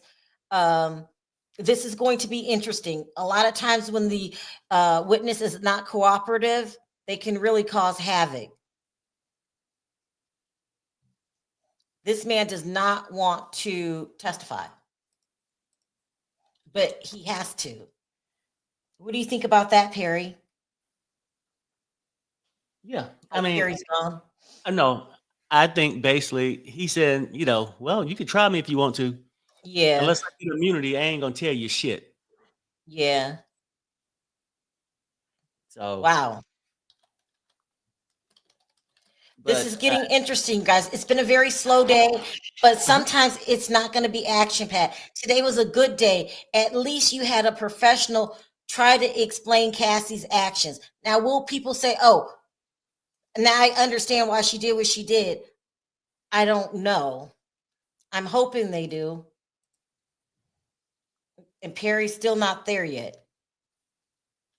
Huh? So what happened? I'm waiting now for Long Crime to come on. I want to hear what they have to say about this guy wanting to plead the fifth and legally can't plead the fifth. He can only plead the fifth if the judge gives him some kind of agreement, whether you call it immunity or something else. We have a disgruntled witness on the stand, people. And we will have a disgruntled person on the stand. And my show is on. Let's hear what they have to say. Who is that? Here we go.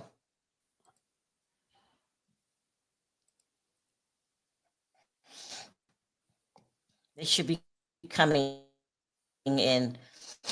Okay, but wow, this is very interesting. It doesn't have to be so fast-paced all the time. Right. Well, I did a poll anyway, Sharrell, Yes. and I asked, did Diddy love Oh my Cassie? 82% of the people said no. 18% says yes. So I'm about to end this poll. Now I'm gonna ask people the hard question that they don't want to hear or they might not want to be honest. He doesn't love Cassie. Right. Well, I know that. I feel the same way, but now I'm asking Perry, the hard questions. Huh? let me say this. If you love somebody, you don't put your hands on them. Diddy was using Cassie as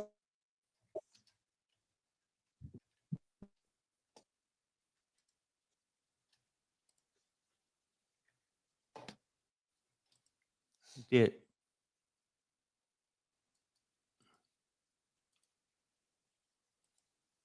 Are you frozen?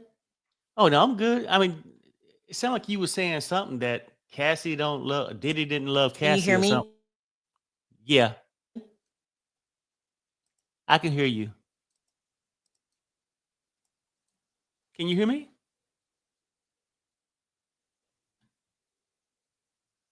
Sharrell?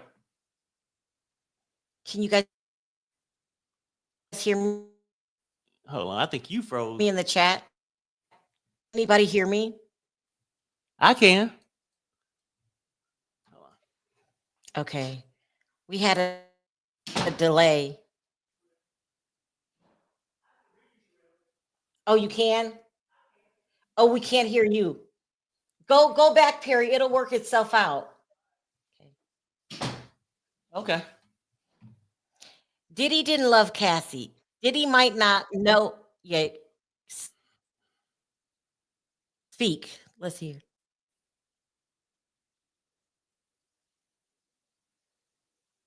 Go in and come back out. Hold on, you guys. Let me go help Perry. Hello? Is that better? I'll be right back. If Law and Crime is about to come, yeah, go out and come back in. Can you hear me? Yeah, I heard you. Okay, he heard me. I went Okay, out and good. came in. Can you All hear me right, I now? think we're good. So I did a poll on the Diddy thing. Now I'm Can you asking say people. something? Yeah. Yeah, that's Yeah. better. Okay. You're good. All right, you were saying about That basically, I just today's posted another. testimony. Do you Oh no, think I was talking about the poll I just posted up. Now I'm asking people, did Cassie love Diddy? And I know it's going to be hard for a lot of people because the instinct is going to really want to say, yes, she loved him because that fit the narrative that they want to sell. But hopefully they be honest about it.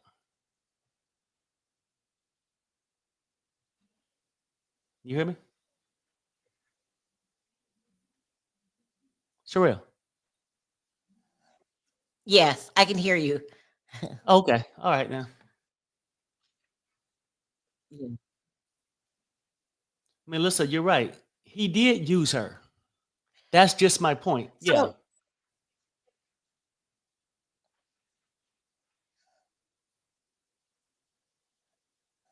child.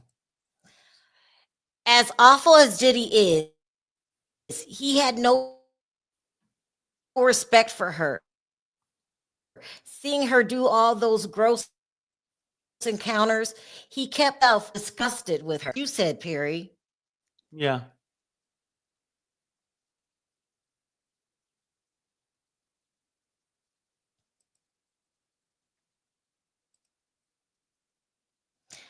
Perry. Yeah. Won't you I'm gonna go out and come back in. Okay. okay, yeah, you try that. Yeah, I got you. Thanks.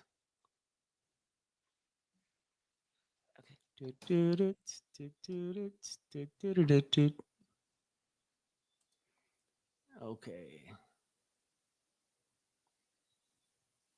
Okay, Trina C. What make you think everyone is lying though?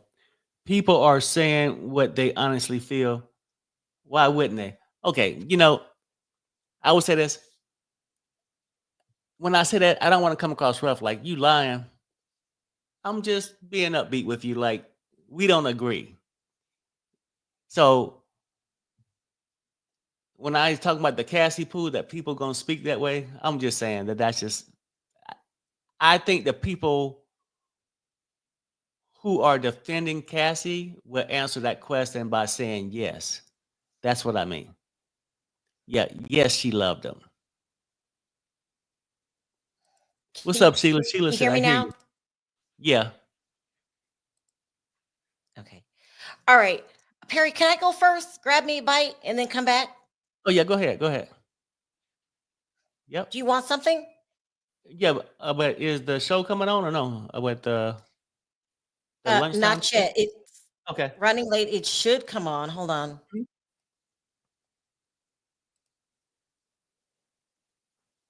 Yeah, I'll wait until it comes on. Or you can go ahead and go and say, No, I'll wait. I'll wait. Melissa says, we are telling the truth. Yeah, you know what though? Now I believe you guys are telling the truth. I'm just playing with you guys at certain times when I just say, hey, they gonna just lie to me because they want to prove a point. I think that you guys are honestly telling me what you think.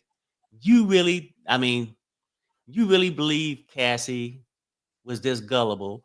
Cassie was in love with him, and that she just got totally used. That's how you feel. I agree. You know, I don't agree with that, but I respect how you guys feel about it. I'm just telling you, my feelings are totally different.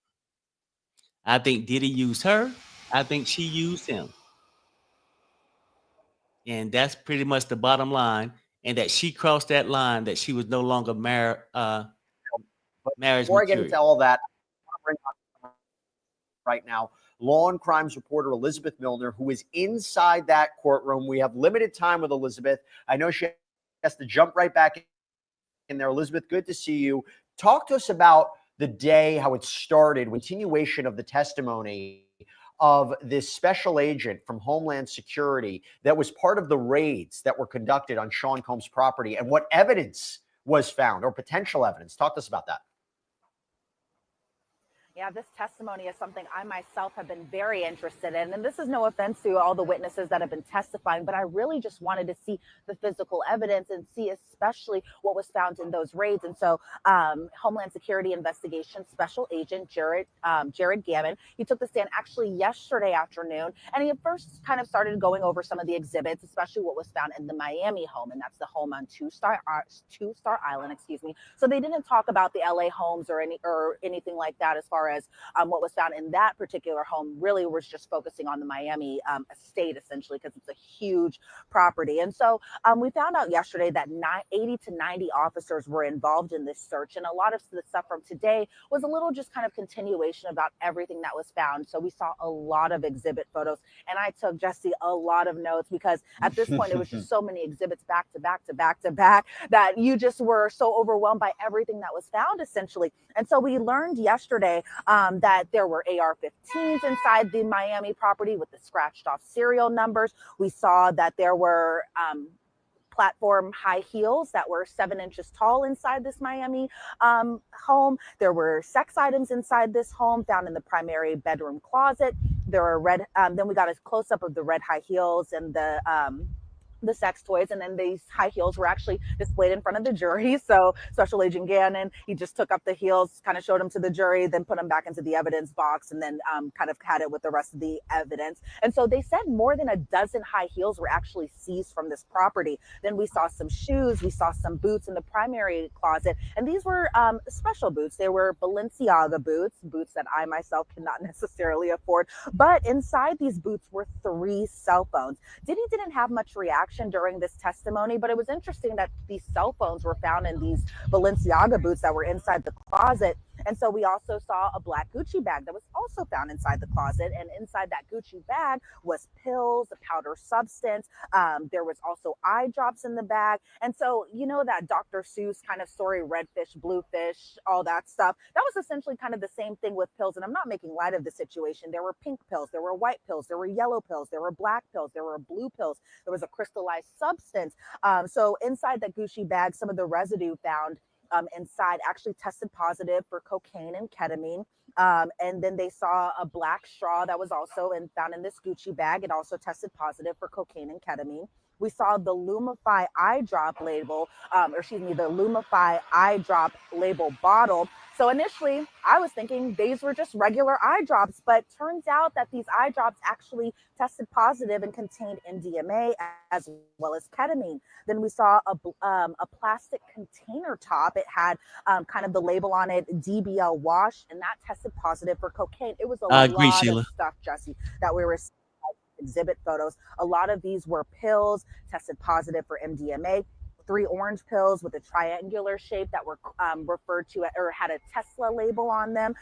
Those tested positive for MDMA. We saw 6 rectangular tablets. Those tested positive for alprazolam, aka Xanax. We saw more Xanax pills in there. We saw a $100 bill that was rolled up that tested positive for cocaine and ketamine. We saw a blue tablet that tested positive for meth and MDMA. Another blue pill that had the same test results. We saw more Xanax pills. Then we get into the master bathroom and we see more exhibit photos. So we see an exhibit photo of the master bathroom and a close-up of this wooden box. And this wooden box had the kind of inscription on top labeled Puffy. And so we got to see what was inside that box. More clear pills, a crystallized substance in that box, and then these capsules that were called golden teachers. And I was like, what are golden teachers? And they are actually mushroom capsules. And so those were displayed to the jury. We saw Ziploc bags of a purple solid crystallized type of material that tested positive for MDMA, ecstasy, as well as Molly. We see more kind of labels of what was going on inside the home in just different rooms, such as we saw zoomed in bottles of baby oil and Astroglide. The special agent said that he had seized 25 bottles of baby oil and 31 bottles of Astroglide from the home, but he said that there was actually more baby oil and more Astroglide that was found. We saw the master closet, which had this vital honey. They didn't go too much into the explanation of what this vital honey actually is. We saw the layout of the guest house, and then we see a handgun as well too that was in one of the utility closets in a suitcase. It was a .45 caliber handgun. They displayed the handgun in court today, and they also seized the magazine ammunition for this .45 caliber handgun. They displayed this magazine to the jury again, as well as the handgun. And then we saw the box of ammo as well too. So Jesse, it was a lot of stuff, and I'm really just not even scratching the surface of just every single exhibit photo that we saw, but it was just a lot of, it was either a lot of drugs, a few kind of guns, because we had the AR-15s again with the scratched off serial number, something that we had known about for a while now, but it was a lot of stuff, but a very interesting testimony, but not seeing too much really reaction from Diddy when all of this evidence was being displayed in court today. Because it might not seem on its face how it's relevant to the case. I think it's relevant to the racketeering charge. Remember, one of the drug, possession with intent to distribute is one of the underlying predicate crimes, of racketeering. So having these materials, or allegedly having these materials and the guns, go to this idea of, a criminal enterprise. And I'll talk more about it. And I understand on cross-examination, the defense focused on the fact that Combs wasn't there during the raids. There was no evidence that he was holding or using the guns. They criticized the level of force, talked about fingerprints that could have been obtained from the weapons. I want to talk actually about Dr. Dawn Hughes before I let you go. Dr. Dawn Hughes, right, this forensic psychologist, testified in the Johnny Depp Amber Heard trial. We knew she was going to take the stand in support of understanding Cassandra Ventura Fine's actions during this 11-year relationship, not leaving during this relationship, to help her credibility. What did we learn from Dr. Dawn Hughes' testimony so far today? Yeah, we kind of learned a lot, especially for people who may not be familiar with her work or who speak to forensic psychologists necessarily every single day. And so we learned a little bit just from her perspective on just kind of the role she would be providing as far as testimony goes. And so she was going to be touching on points such as why do individuals stay in domestic violence relationships? Why is there this delayed disclosure, and even just kind of recalling memories from traumatic events. And so, when they were kind of establishing the foundation before her testimony, the prosecution just kind of came out forthright and just said that essentially that she was being compensated for her testimony today, $6,000 just to testify, which is a lot of money. I'm not going to lie about that. But as far as just more of just what she was talking about, she was talking just about physical abuse. And when victims are hit, that their reaction normally is fear. And so they sometimes have that pattern of, they sometimes have a hard time breaking that pattern. Then she got into physical abuse and how physical abuse, I said physical again, I meant psychological abuse. That psychological abuse is all about threatening physical violence, and that for the most part, victims are kind of walking on eggshells. And these symptoms kind of include depression, PTSD, anxiety, Then she got into sexual abuse and how that is a private harm, and just some of the highest types of traumatic stress go into that, and that a lot of victims actually experience shame when it comes to sexual abuse. She touched base on emotional abuse as well too, and she had said when we when we belittle and demean and put down our partner, that kind of falls into emotional abuse. If you can't talk about what's happening, how can you necessarily get help? She talked about financial kind of constraints as far as why victims may not leave because of financial reasons. And then she had said that you need tangible reasons to leave. So how do you leave if you don't have tangible resources? And so that was kind of the basis, because there were a lot of objections today, Jesse. I'm sure. Despite the defense saying that they weren't going to have a bunch of objections. But one of the cool things I would say about the cross-examination is that we got to see Jonathan Bach actually kind of in action for the first time. He's one of Diddy's newest attorneys. I think he makes attorney number 9. And so I was kind of wondering during the cross-examination, because we did get to that before the lunch break, but whether or not these jurors were kind of like, who is this guy and why is he showing up on day 8 of trial? And so I was kind of curious what was going through their mind on seeing this new face today. Hopefully they're not reading the news and trying to figure out what's going on. Listen, Elizabeth, I know you have to jump back in court. Thank you so much. We'll catch you later. Appreciate it. Yes. Thanks, Jesse. All right. We're going to take a quick break. When we come back, we're getting to your questions on. She even seemed agitated with all of these objections, all of the sidebars. It's very hard to follow a case if they keep doing that. But I guess they're doing their job, right? I mean, do you want to say something before they come back? Oh, no. I'm ready to step outside. I'll be back. Someone needs to clearly. Yeah. Thank you, Perry. Oh, let me come off of Avatar. Hold on. It says, someone needs to clearly define escort and prostitution. I thought an escort doesn't exchange sex for money. That's prostitution. I'm so confused. Why people keep saying escorts? They are paid for sex. Why do they use words like escort? Now, it's all selling your body, but I guess escorts do it for a little bit more money. Streetwalkers do it for a little less. It's all the same thing. I don't know why they keep saying like one is better than the other. You're still selling your body for sex. So I don't know why they're doing that. Maybe they want to specify that they got paid more money than the average streetwalker. But escort and prostitute is the same thing. Escorts have a tendency to get more money. See what else you guys are saying. Someone said, Perry, stop blaming Cassie. She was 19 and naive. Diddy didn't choose her because he knew he could mold her to become a sex slave. Why can't you see it? He's never, ever going to see it. Listen, now that he's gone, let me tell you what I think Perry's problem is. Let me finish just reading this first. He never intended to make her a star. There is a group of rappers in that whole lifestyle that they're truly supporting Diddy.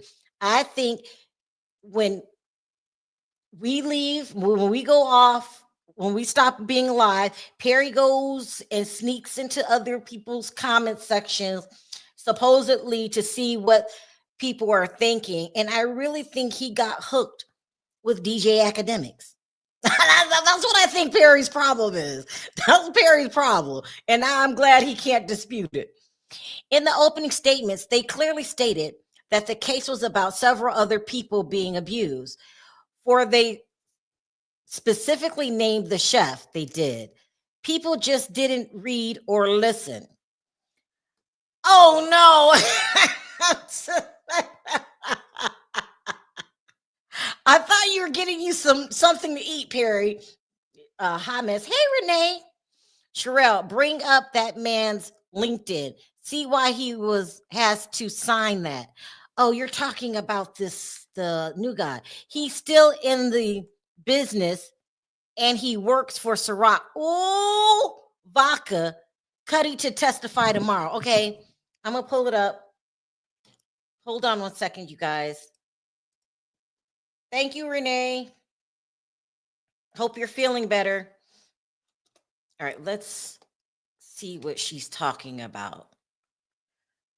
I'm going to take it off of mute just in case they come back. And that's what I'm going to be doing. I'm going to look up the information Renee just gave me.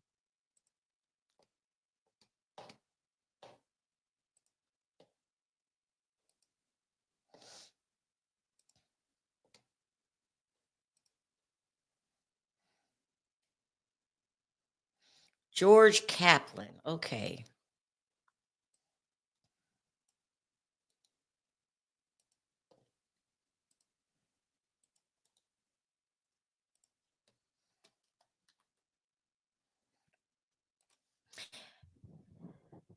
They said that 100 profiles fit that description. Hold on.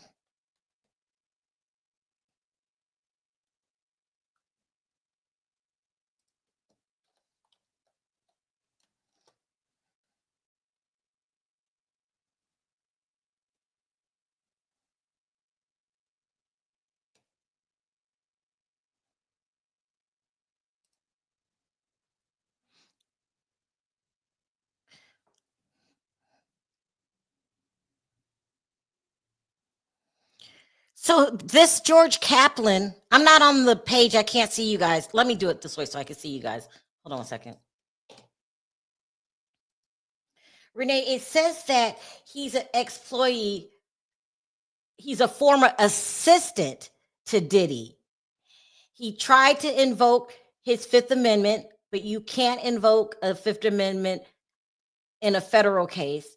The judge has to give you immunity.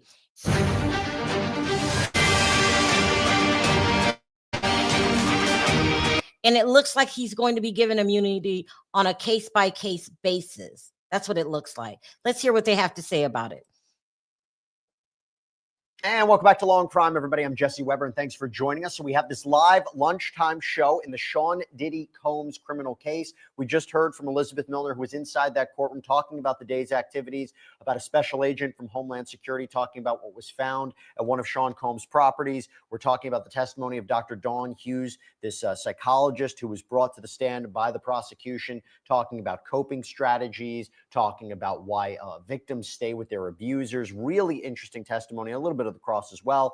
So we're going to be taking your questions for the next hour or so. Submit them on YouTube. We'll answer them here, but I'm not going to do it alone. I'm here with former prosecutor and criminal defense attorney Florina Altschuyler. Oh, great to see you. You're getting the first question because you came into studio. Thank you so much, Florina. But I love Jeremy Evans, and I love Joe Richardson too, and they're going to be with us too. Joe is a civil rights attorney. Jeremy Evans is a sports. Yes, you are so right. He has to testify, but I guess they're going to give him immunity on a question by question basis. We're going to be here all damn day. 5, Aisha, are they bringing Cassie back to the stand, Jesse? No, her testimony is done. She's 8.5 months pregnant. They wanted to make sure she finished her entire testimony week 1. The judge was adamant about that. That is absolutely correct. They wanted to get her in, get her out, and be done. And I don't see how she's going to be brought back. Is that a problem for the prosecution or defense that they can't recall her? I think that they've sufficiently established what they needed to establish with her. And there really is not a reason to recall her unless some witness later on brings something up that she potentially can then rebut that has not yet come in. And they would need to address that then, but I don't see how they get her back. We have a question regarding the forensic testimony. So as I mentioned, Dr. Dawn Hughes, the psychologist, has took the stand earlier. I believe she's still going to be cross-examined when they come back. By the way, when they come back, we're going to give you real-time updates about what's happening in court, and we will break down the testimony in real time. But as I mentioned, she testified in the Johnny Depp Amber Heard trial.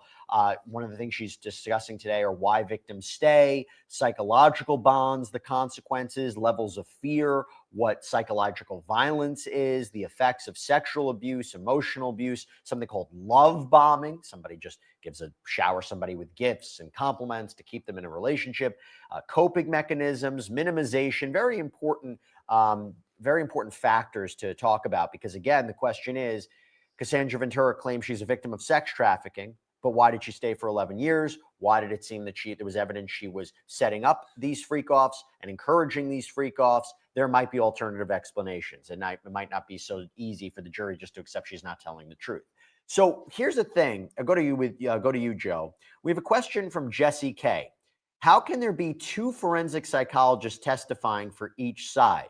Shouldn't there be just one, i.e., the true explanation of trauma response and coping mechanisms, and not two versions of it? I mean, look, we don't know who the defense expert, we know who the defense expert's going to be. The name actually escapes me at the moment, but don't know exactly what they're going to testify to yet. But fair question. Why have so many different experts testify about this?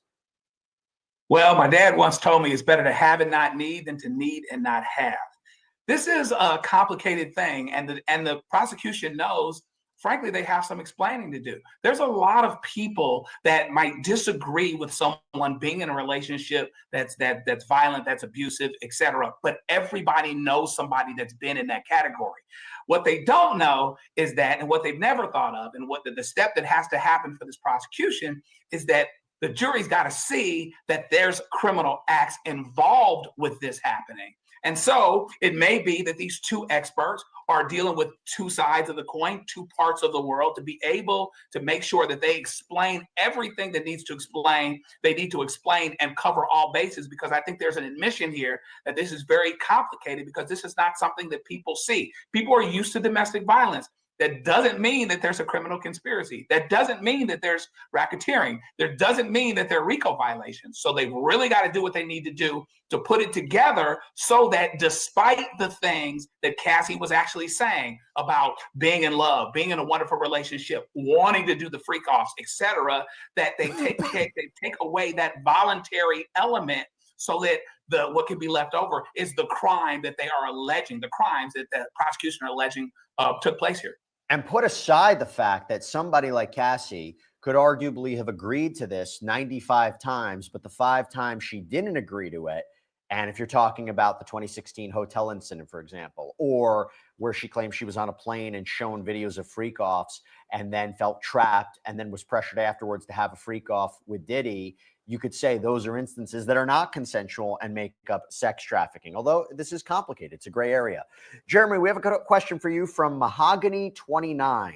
Did Kid Cudi testify yet? No, he didn't testify yet. I know he didn't testify yet, but let me expand the question to you. What are you expecting from his testimony, Jeremy?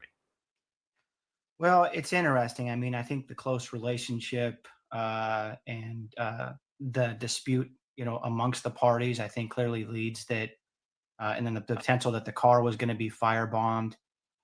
I think a lot of these things, kind of like with what Joe was talking about, when you sort of include in the guns and the drugs and everything else that's been going to be put into evidence, and you put in this fact that, Diddy was potentially trying to firebomb a car based on a relationship. I think that's the sort of evidence that would need to go to a RICO charge. They're so rare in terms of coming against celebrities, but it's something that prosecutors have been more willing to do. So I think if anything, the testimony is going to try to go more towards that RICO charge. Yeah, because arson, so blowing up the car, is one of the predicate crimes, the underlying crimes that the prosecution's hoping to prove there. And by the way, when Cassandra Ventura came out with her lawsuit in 2023, first mentioning this instance or allegation about Combs blowing up Kid Cudi's car, Kid Cudi's team came forward and released a statement basically to the effect saying all of this is true. So he's probably going to testify to something like that. Florina, question for you. You guys, it looks like there's an update that I missed 3 minutes ago. It says they're back. Your Honor, we emailed you the exhibit over the break. Agnefello says, we object to it as hearsay. The statement, thank I feel you, from Mrs. Combs, Mr. Combs, is ambiguous. He could be saying thanks for the advice. Uh-oh. So they're back in, and now they're arguing. I got my eye on the screen. I won't miss another one. Let's keep going. Wow. This is corroborates and supports the credibility of the women who are testifying to these facts. So it's not just them saying he used oil. There's the oil. And all the drugs, again, one of the underlying crimes of racketeering, possession with intent to distribute. He's got all the drugs. So it not only goes to the narrative put forward by the prosecution that he would drug victims to keep them compliant, if you're talking about a criminal enterprise engaged in a massive amount of criminal activity, having all those drugs and the guns definitely feeds into that narrative. Joe, I'll go to you. This is from Legs 7K. Legs 7K has been with us, I think, for every one of the live streams. So thank you so much for your support. Thank you so much for coming in and checking us out. Hi, studio. I apologize if this is wrong, but Cassie has given evidence. What about the other male who pressed charges? Lil Rod, I think. Will he be testifying, do you think? Now, he didn't press charges. He filed a lawsuit against Sean Combs. I don't believe he's going to testify, Joe, right? Because I remember in a pretrial filing, the defense had mentioned producer one will not be testifying. And if you read between the lines, it looked like Lil Rod. So he showed up outside of court for week one, but I don't think he's going to be testifying, right? And if he doesn't testify, because he made racketeering allegations himself, sex trafficking allegations himself, if he doesn't testify, does that mean his claims aren't legit? Yeah, it doesn't sound like he's going to testify, and the prosecution has to decide who's going to really help us get over the line here. And they've made a decision that that particular potential witness, there's not going to be enough happening there. The fact that somebody has filed a civil complaint with the different standards of proof, et cetera, there's 20 to 30 of those now, right? So that doesn't mean that just because they filed those things, Cassie is the one with a mountain of credibility in terms of having filed this case. And they largely based their criminal case on the things that she said in her civil case to support what they'd already done, the work that they had already done, the investigation that they'd already had. The fact that there's a whole lot of other people, whether you want to call them copycats, whether their cases are totally legit or not, they're civil cases. They're not criminal cases. And so the standard, of course, is higher. We got to go beyond a reasonable doubt. So the prosecution has to be very, very picky about who helps them put together the pieces to get over the line as it pertains to this criminal RICO matter. It's not a civil matter. This happened and it shouldn't have, because they could be true, but it doesn't mean that he's going to be convicted. And so they're making decisions about who it is that's going to testify the best, who's going to give them the most. My sense is they probably want as many women to testify as possible. I mean, I would imagine that, and just decided that that particular witness wasn't going to be one of them. Well, I'll tell you what, one of the reasons people have so much interest in this case is the celebrity factor. Who's going to be named? Who might be called as a witness? Jeremy, we got a question here from Mikey John. Hi, Jesse. Do you think we will see Usher, Neo, or Jimmy Iovine on the stand, or any other celebrities who might have witnessed Sean Combs' crimes? Because we know the testimony this past week suggested, this is from Dawn Richard, that Usher, Neo, others, they had witnessed Sean Combs attack Cassandra Ventura, punch her, or allegedly punch her. Do you think we're going to see those kinds of names take the stand? I don't think so. And I think if they did call them to the stand, it would be as a defense witness to defend against, Sean Combs. But I do think that it's interesting because we would obviously know in advance as to what witnesses were being called. So even if we don't know them now, there would have to be some sort of notice provided as to who that particular witness would be. And to a point that Joe is making too, I think we also have to consider the civil aspect of this, because even if Diddy is not convicted for the crime, he could clearly be sued for civil damages, as we sort of saw in the O.J. Simpson case and in others. Got a question for you, Florina, from Lami Mami. Lami Mami, great name. If convicted, how many years would Diddy have to face at least? It depends on which charges he's convicted of, Right. but he is looking at very serious time with mandatory minimums that are going to involve federal prison. This is not the type of crime where he's going to get probation or a suspended sentence. If he's convicted of all of the charges, we're looking at serious double-digit And potentially life in prison. And right. Sex trafficking is minimum 15 years in prison. Transportation doing age of prostitution is a max of 10 years in prison, which let me follow up that question up with something else. A lot of talk about would he have taken a deal? Was he offered a deal? Maybe offered a deal, rejected it. What would a deal have looked like in this case? And by the way, what would a deal have looked like before trial? And what could a deal look like in the middle of trial? Although it seems unlikely he's going to plead guilty. With federal sentencing guidelines, the feds really don't offer great deals. You can reduce your sentence by a number of months, but if someone is looking at a potential of life in prison and looking at a minimum of 15 years, they're not offering him something that's a matter of 1 or 2 or 3 years.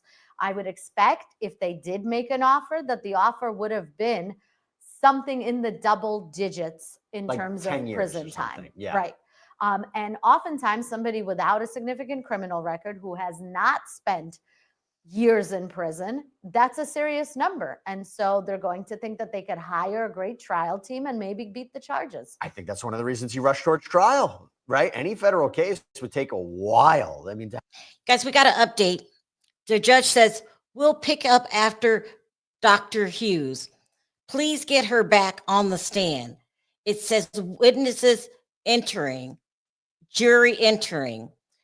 It says, Bach says, you are with the American Psychological Association, which says you should only render an opinion after an examination, right? She says, where? Uh-oh. So we've got Hughes back on the stand, and I'll keep you guys updated. not entirely clear what this is about. Continue on, one other update from court.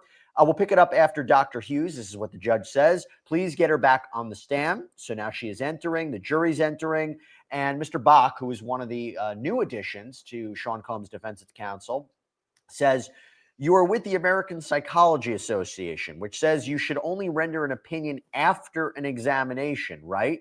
And Dr. Dawn Hughes says, we're. So that's interesting, Jeremy, right? They're going to her, not necessarily her qualifications, but they're going to the credibility of her opinions in this case regarding why victims don't leave their abusers and coping mechanisms and things of that nature. That feels like where they need to go with this cross-examination. No, I completely agree. And I think the reason for that is the amount of times that it occurred. It'd be one thing if it was 1 or 2 times, right, that these parties engaged in the freak offs, but ultimately these were occurring, 50, 60, 70 to 90 times. So I think her testimony is so important in that regard because she's going to be able to show that in abusive relationships, the tendency is for the victim to blame themselves. And also I could imagine some of the defense strategy would be that the victims decided to stay in because they were scared of him, scared of the firebombing, with Kid Cudi's car and everything else that was going on, the guns in the house, the drugs, not to mention the lack of a mental state if you're under the influence. So her testimony is maybe one of the most important in this case.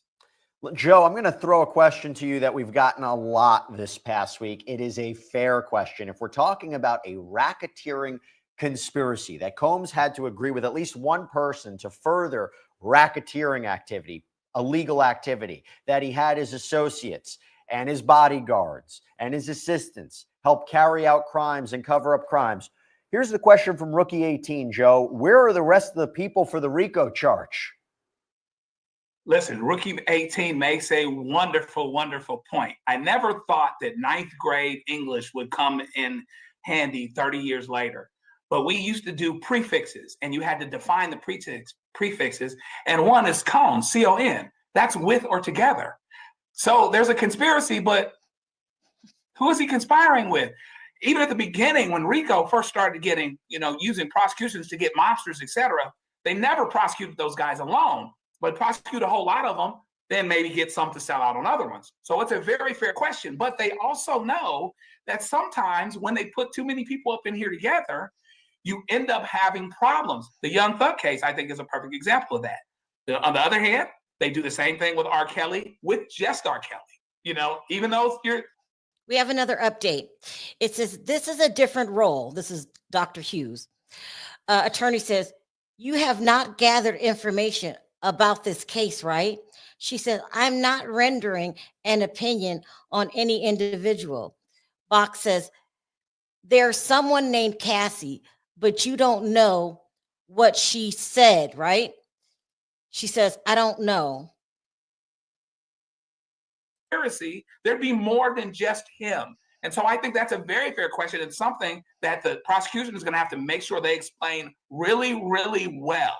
I think this is even more of a stretch, honestly, than even the Young Thug case, where at least it's showing up in their music and those types of things. So they might have a problem that way. it was more easily digestible that there was a gang, right? As opposed to Combs operating his businesses. I mean, he's a famous guy. They could probably say, of course, he's got security. Of course, they have guns. Of course, he's trying to protect himself, but the more like David James testifying yesterday, his former assistant, saying it's Combs' kingdom. We got to take lie detector tests. We got to supply the rooms. Cassandra Ventura talking about assistance, cleaning up after the freak offs, tracking her location. That's what they need to get to this as a criminal enterprise. It's interesting. It's interesting. Okay, this is talking interesting. Great question from Rel, also frequent contributor here on the live stream. I'll go to you with this, Florina. Does the evidence like text messages outweigh witness testimony? And I'll give you an example. I imagine Rel might be saying this because Cassandra Ventura takes the stand, says she was victimized, she was exploited by Sean Combs, that she did all of this without her consent. And yet there are messages from her to him where she's encouraging freak offs, asking for freak offs, complying with freak offs, setting up the freak offs. Text messages outweigh witness testimony. What do you think? The text messages certainly question the credibility of the witness testimony, but you have to remember that this is a relationship that spanned more than a decade.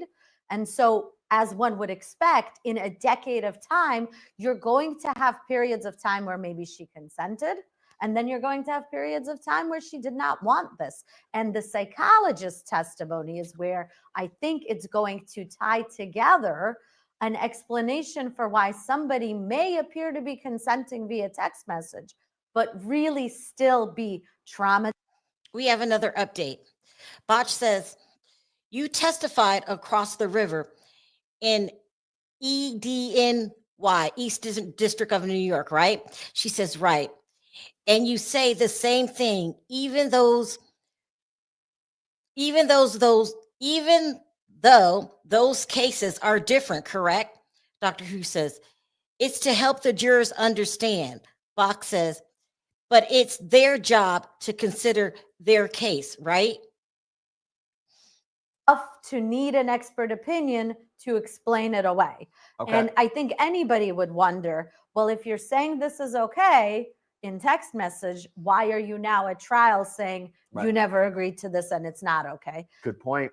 Good point. That's why okay. So they might, that's a good point. The jury could be saying, oh, they need to call a psychologist to explain this. That's a good point. All right.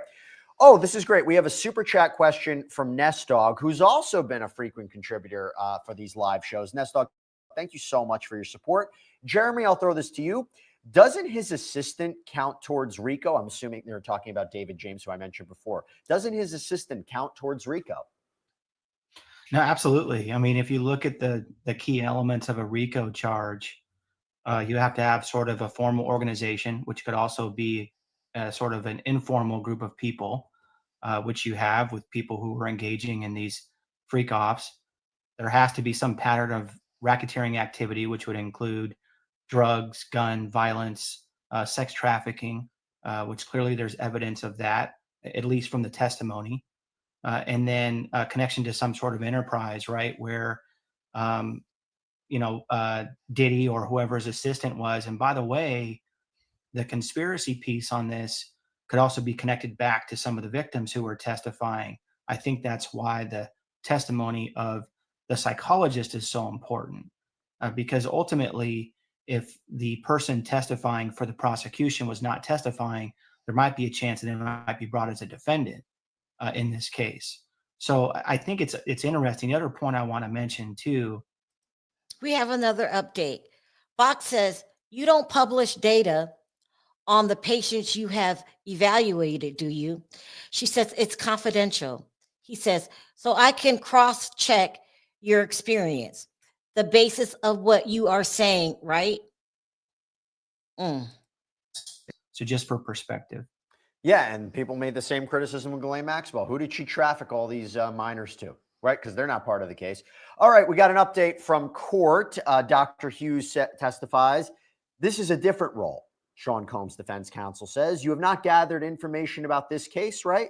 I am not rendering an opinion on any individual. There's someone named Cassie, but you don't know what she said, right? I don't. You testified across the river in the Eastern District of New York, right? Right. And you say the same thing, even in the cases are different, correct?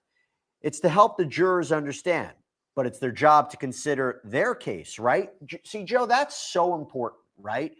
I don't believe she was permitted to testify specifically about Cassandra Ventura because she didn't examine her. She's providing these overall overarching concepts for the jury to understand. Is this good cross-examination? I think it is good cross-examination because the defense, to win this case, you're going to have to do a whole lot of sideswiping.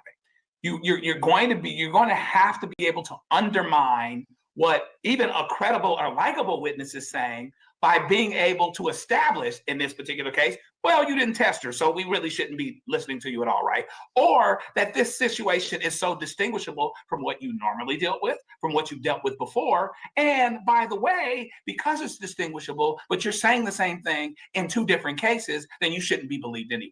So if an unlikable witness you can attack, a witness that's not likable, you can sideswipe them and say, well, regardless of what you're saying, it doesn't really apply here for this reason, that reason, either because of something you didn't do or because something wasn't done underlying, or we're talking apples and oranges. So I think it is important from a cross-examination standpoint because all of these witnesses that come in with something that has a potential to bear negatively on Sean Combs, particularly making the dots connect about why someone would stay in a relationship and this becomes potentially a criminal thing, keeps them in the game for it, you've got to undermine them somehow. The cross-examination is continuing. So Sean Combs' defense counsel asks, you don't publish data on the patients you have evaluated, do you? Dr. Hughes says it's confidential. So I can't cross-check your experience, the basis of what you're saying, right? Okay, we got a super chat question from Nate. Nate, thank you so much. I'll throw it to you, Florina. Do you think that Cassie's testimony helped them swing the case towards the prosecution? Also, has other celebrities come out? We have another update. Box says people might go to a civil lawyer to make a little money, right? Objection. Judge says, let's more on. Box says, in civil litigation, you might look for man lingering, right? Goes and what the other witnesses will say and what witnesses the defense may potentially put on to rebut what Cassie said. You have to remember that this is an ongoing, lengthy relationship over many years with these alleged violent acts and sex parties that she may or may not have consented to. It's the prosecution's position that she didn't. She testified that she didn't, but there's some evidence to suggest that maybe she was either coerced to do this, which would support the prosecution, or that she was a willing participant that wanted to be in a relationship with him. And have other celebrities come out about the case? I mean, not as many as we thought originally when the allegations came forward. Sure, you had Dawn Richard take the stand, right? You had Kerry Morgan, celebrity. I mean, Kid Cudi's about to testify, but I don't think we're going to get J-Lo on the stand, right? Right. I don't think this is going to be Jeffrey Epstein level sex allegations with a litany of celebrities suddenly coming forward. We also know from the civil lawsuits that were filed who the potential pool of witnesses may be. And like in any federal criminal case, the prosecution has to exchange their witness list ahead of time. And so if somebody's not on that list, it would be very difficult, if not impossible, to suddenly bring somebody in that has not yet been disclosed on that list. Jeremy, going to you. Question from Spencer Campbell. Aren't many of his ex-employees testifying against him? Wouldn't these people be considered conspiracy or who he's conspiring with? Yes, potentially, especially if the prosecution can prove that they were a part of these discussions and or the planning that was going into some of these freak-offs. But that being said, similar to the victim's testimony, it's really has to be able to show that they weren't coerced into doing this, they weren't held at gunpoint or felt threatened or under duress, that sort of thing. So yes, they can be considered part of it, but again, there's two sides to that coin. So Joe, this is a good question from Words 789.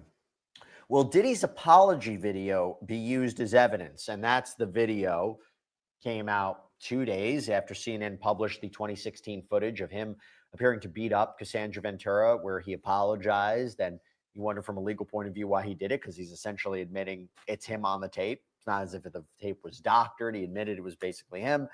I don't think it's been admitted yet, right? I could be wrong, but I don't think so. And why wasn't it admitted during Cassandra Ventura's testimony? Do you think it's going to be admitted? I don't believe it has been either. And of course, the defense would fight like heck to keep it from getting in. I would argue it's more prejudicial than probative. It doesn't accomplish anything. It reminds it knocks on the door once again for the prosecution to say, jury, hey, this guy's really a criminal. But the fact of the matter is, he's acknowledging being a domestic abuser. That's what the video is about. So it's really repetitive. Once the tape came in, we know what he did. Once the tape came in, him apologizing for the tape, he's not acknowledging that he's a sex trafficker. He's not acknowledging that he should be guilty of RICO. He's not acknowledging that there's a conspiracy. He didn't say me and a bunch of other guys did it. You know what I mean? So they'll fight like heck to keep it from coming in. I'm pretty sure it's not in yet. But I would argue that it's just more redundant than anything, because it continues to knock on the door and remind the jury. They still have to make that step, though, to making it a criminal conspiracy. And the video acknowledges that he's a domestic abuser. That's why they ran to that in opening and said, we own that he's a domestic abuser, and it's not cool. That's why he ran to that, because now this is redundant and doesn't add anything. Yeah, there's not much more they can go. I mean, they can't deny what everybody sees in that video. Although here's what's interesting. Now we go back to the cross-examination that's happening in real time of Dr. Dawn Hughes. Again, this witness called by the prosecution to explain why perhaps somebody in Cassandra Ventura's position would have stayed with her alleged abuser, Sean Diddy Combs, despite everything that she claims is happening to her. So, Jeremy, I'll go to you. Sean Combs' defense counsel asks her, people might go to a civil lawyer to make a little money, right? There's an objection from the prosecution. The judge says, let's move on. He says, in civil litigation, you might look for malingering, right? Where that's somebody who fakes their symptoms. What are we taking away from that line of questioning? I think that the defense counsel is trying to poke holes in the sort of expert testimony of the psychologist and her ability to make money in these cases, or her ability to get paid for these matters. But I think a jury, for the most part, will see past that. And again, the other side will have an opportunity to bring their own expert in to testify, and that person will also be cross-examined. I think, if anything, it's kind of what Joe was saying earlier, that ultimately the defense has to throw some things at the wall and kind of figure out what sticks. And I think poking holes in sort of this expert testimony, I think what it highlights too is the fact how important, again, this testimony is. Because Cassie stayed so long in the relationship, there has to be proof that she was under, some duress and some sort of psychological issues. And I think that's the point that's trying to be made. I want to do a round robin answer here from every one of my guests. I'll go one at a time, because we just got this super chat question from 1989, who actually paid in Swiss francs. So thank you so much for this contribution. First time we've seen that. Okay, I'll start with you, Florina. At this point, if you could put it in a percentage, will Sean Combs get convicted of something he's charged with? I think there's a very high likelihood that he'll be convicted of something, 75% or more. Of what charge?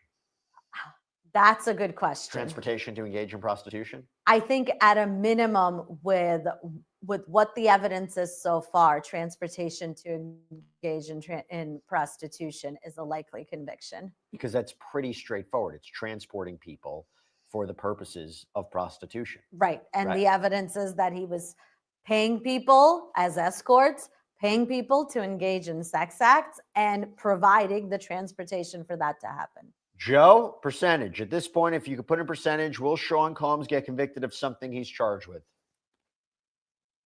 I would put it at 50-50. There's something that doesn't make sense with Sean Combs. Frankly, he should have gotten convicted years ago with the Shine case. And he threw Shine under the bus. Shine did hard time. I had a conversation with my mother, and she let me know that, Joe, I'd have real concerns about this because of the passage of time. And will the jury, be able to separate all of these crimes, right? The way that they need to. If they are, like what was just said, then maybe they get there at transportation, right? But I'd say 50-50 right now, because my sense is I think it could be an all or nothing proposition, because there's something about him and New York City that it may be that somebody might be there, particularly with 8 males on the jury, to hang that jury. You just need one. Before I go to the poll that we have up, and very interesting poll, Jeremy, your percentage. So the 3 charges, right? Sex trafficking, racketeering, and drug distribution of firearm. 100% on drug distribution and firearm offenses. I don't think there's any doubt there, particularly with the shaved off numbers on the guns. Well, Unless they can somehow he's not individually charged with those. They're part of the racketeering case. Right. And then I think the racketeering piece, I would say 75%, just based on comparing it to other cases with R. Kelly and Miss Maxwell. I'd say 75%. Okay, here's the poll, okay? How impactful do you think expert psychological testimony has on understanding the case? Who's ready for this? 80% say very impactful. 20% say not impactful. Quite the number, Florina. I'm not surprised at all, because on its face, the testimony is not very believable. Okay, so we got another update. Box says you gave a webinar about giving expert witness testimony, right? Hugh says yes, for battered women. Box says, let me show you DX. Judge says sidebar. We're in another sidebar.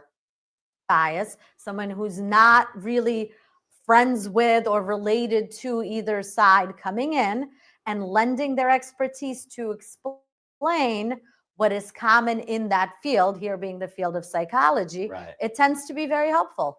Got a super chat question again from Nate. Nate, thank you so much. Jeremy, I'll throw this to you. Do you think with Cassie being pregnant, it's going to sway the jury? And do they think that he would get a life sentence or just a slap on the wrist if he's convicted? Sure. So, there may be, jurors are not without emotion. So clearly they can see people, they're seeing people in person, and you can have a reaction. I think there is definitely an opportunity for that. As far as, how much time he'll get, again, I think it's probably more like if he's convicted, 30 years to life. And with his age, he'll probably spend the rest of his time in prison. And as Florina talked about earlier, there's very little wiggle room on the federal charges, and there's generally not any parole opportunities. You can have supervised release. So my guess is around 30 years to life. Okay, we got an update from court. So Sean Combs' defense attorney says, you gave a webinar about giving expert witness testimony, right? Again, questioning Dr. Dawn Hughes. Dr. Hughes responds, yes, for battered women. Let me show you DX, and then the judge calls for a sidebar. Joe, what are you getting from the cross-examination? What is the theme of the cross-examination right now? Yeah, I think that they want to undermine his credibility, because I think that they're going to try to show that, you're doing webinars, you're coaching battered women, you're coaching people, you're letting the jury know, you're letting the lawyers that hire you know that you're going to come in and do whatever needs to be done for this person in this category, which on some level may be true for all experts, but they want to undermine the basis and the window that he comes through. So if they can say the window that this expert witness comes through is always one that's going to support this person, despite what may be some people's notions of common sense, then they can't be trusted, because fundamentally, again, they want the defense to get back to the place, the jury to get back to the place where they would say, my first inclination is this looks voluntary and it's a long, long time. How do you get past that? So hopefully they're using that witness on the cross to flip back to that and to get back to people's notions of common sense based on their own experience. Again, this is very unusual. Question from Rel for you, Florina. Why do the feds keep bringing up weapons, but they didn't charge Diddy with weapons violations? That's a great question, because they could have easily at the federal level charged him with possession of weapons regarding the serial numbers and things of that nature. They didn't. Why not? Well, it's a fact that's part of the racketeering Correct. charge. So they do need it as evidence to support the racketeering charge. Without those weapons, the racketeering charge falls. Why didn't they charge it as its own charge, like possession of the weapon, Yeah. the weapon being illegal? Oftentimes they don't charge the weapon individually. That's something we see in state cases Sure. as criminal possession of a weapon.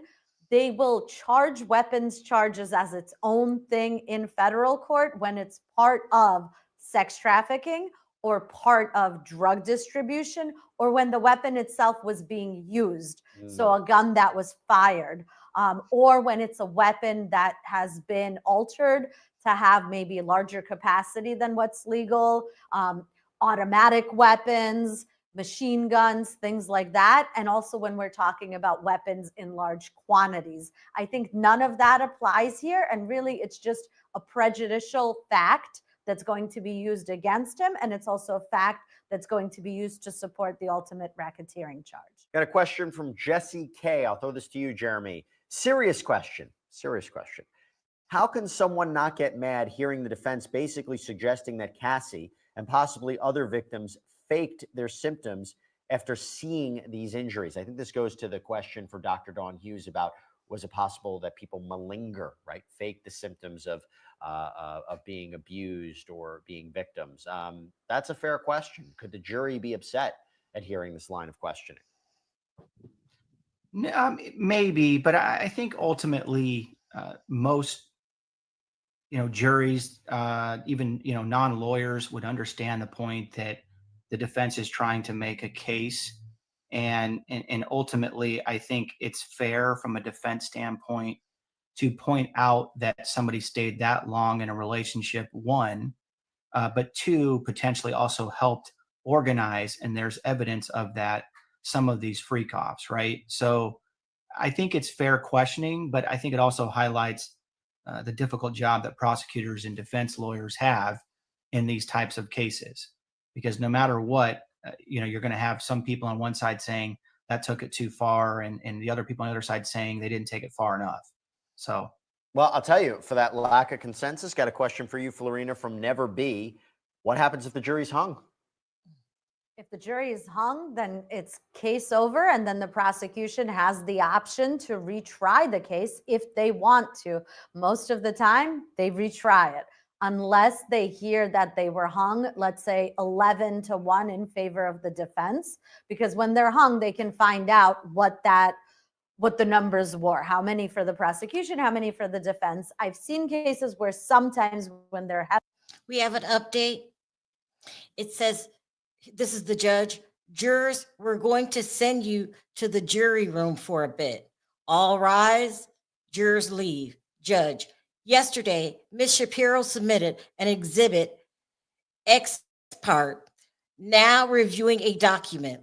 What should I focus on? The attorney said, it shouldn't show this witness as a bias. The stand, and if so, for the defense or for the prosecution? Joe. Yeah, that's a good question. And I forget how that, how she was being talked about, right? I think the same thing that can make you laugh will make you cry. If she was going to be central, what the prosecution needs that they don't have. Cassie is the quote star witness, but she was in love. And a lot of times it's almost like she kind of didn't know what was going on, right? Or at least it can be perceived that way. And if that's the case, then how do you know that this isn't voluntary? How do you know this? What they need is someone like someone in that position. And I don't know if this chief of staff would give them this information. The prosecution would do it. They would have said so probably in opening if they would. Somebody that is very clear-headed and saying, Diddy, Mr. Combs, you can't do this. I witnessed some things. I was scared to talk about him because I knew that they were wrong. He went to another place. Somebody that can really, in a clear-headed fashion, really help put the conspiracy together, put the criminal element together. If the chief of staff can do that, then yeah, I'd be looking at it. But I don't think we've heard that that's going to happen. And I would imagine that if the defense could use the chief of staff, who is somebody who is very close to things by the nature of their job, to say anything positive, I think the defense would be more likely to use that person for that very reason. Her name came up already in prior testimony where it was that she would call to try to find out where Cassandra Ventura was. Again, if we're talking about Cassandra Ventura being an alleged victim of sex trafficking, to have one of his assistants try to keep tabs on her and find out where she is, obviously that helps with the racketeering charge. We got a super chat question from Lawyer Batty. Thank you so much for this, the contribution. Really appreciate it. I'll go to you, Jeremy, with this one. What would be the fundamental differences between Ghislaine and Cassie if both were willing participants who aided in the process? That's an interesting comparison to make, but you go first, Jeremy, and then I'll give you my opinion. Well, again, I think as long as there's, evidence to show that they were sort of engaging in sort of helping the relationships to move forward, organizing these sex activities. But again, Cassie is going to be shielded from that as a victim, right? And ultimately, I think the prosecution's case is going to be essential to her testimony and, or at least to her, to what she provided and what the evidence is. But I don't know so much of a comparison can be made there. Again, I think I would go back to the expert and to what Cassie has said as to proving the prosecution's case. Yeah, I don't necessarily think you can make the comparison between the two because Cassandra Ventura is not being characterized as a willing participant in further criminal activities, like she's part of kidnapping and forced labor and arson, whereas Ghislaine Maxwell was accused and ultimately convicted of being a key participant in the trafficking of people to other individuals. And, they're saying Cassandra Ventura is a victim of that. And she can't be a conspirator in her own victimhood unless you try to say she was instrumental in transporting prostitutes for purposes of prostitution. I think that's a little bit of a stretch. Okay. Update from court. The judge says, jurors, we're going to send you to the jury room for a bit. All rise. The jurors leave. The judge says, yesterday, Ms. Shapiro, who's one of the defense counsel, submitted an exhibit ex parte. Now reviewing a document, what should I focus on? Prosecutor says it shouldn't show this witness has a bias. Interesting. Again, talking about Dr. Dawn Hughes. Got a question for you, Florina, from Lotus Flower. Do you think they can call Suge Knight since Cassie spoke about the incident with him? Diddy going after him with 3 guns in his lap? Can they potentially? Maybe. If the testimony were to show something that would attack the credibility of another witness, then they could call him to impeach that credibility. The big question is whether or not that witness was disclosed on the witness list. And if the witness was not disclosed on the witness list previously, they would need a compelling reason for the late disclosure to call the person, not for the prosecution's case, but on rebuttal. This is an interesting question from Chris Buono. I'll throw it to you, Joe. How would a witness sit with the jury if they take the stand as a hostile witness and then take the fifth? Well, that's always interesting. It actually depends on who the witness is, right? And what, the questioning attorney who's put them on as a hostile witness. So going through that scenario, that means somebody was supposed to be called or was supposed to testify way X or way Y, and they didn't, or they refused to, right? And so therefore, you're going to put them on as a hostile witness. Now they're going to take the fifth. Well, that could be good news and bad news for the prosecution, because could the jury be saying, well, prosecution, why aren't you prosecuting this person as well? And if you're looking for a hostile witness to give you what you need, that must mean that your case, as it pertains to people that are not either being called hostilely, even if they're not, excited, exuberant witnesses, that means your case isn't tight enough. You need a hostile witness, somebody that's not saying what it is that they need to, and so therefore you want to wring it out of them in order for you to get your conviction. So I think it would be a bit distracting if someone is coming on and they're not cooperating, because it might say that you took this chance because there are weaknesses in your case. Jeremy, got a question from Soul Shadow. A name that keeps coming up over and over is D-Rock. So this is one of his members of the security team. Do you think he's going to be called to testify too? You know, again, as Florina mentioned, unless it was on the witness list, no, unless there's a compelling reason to do that. But again, I think if it's similar to, We have an update. The judge says she could be shown the document about training domestic violence advocates and asked if she remembers, but I won't admit it as evidence until she denied it and it becomes prior inconsistent statement. He was offered a proffer agreement. right. So some level of protection to get him up there, but again, unless he's on the witness list, unlikely unless there's a compelling reason. And if he does, he would, ultimately any lawyer would tell him, don't take the stand unless you've clearly gotten some level of protection there. Yeah, because again, I think he could be instrumental in the racketeering charge, and especially if he witnessed or was furthering any of the alleged abuse of Cassandra Ventura.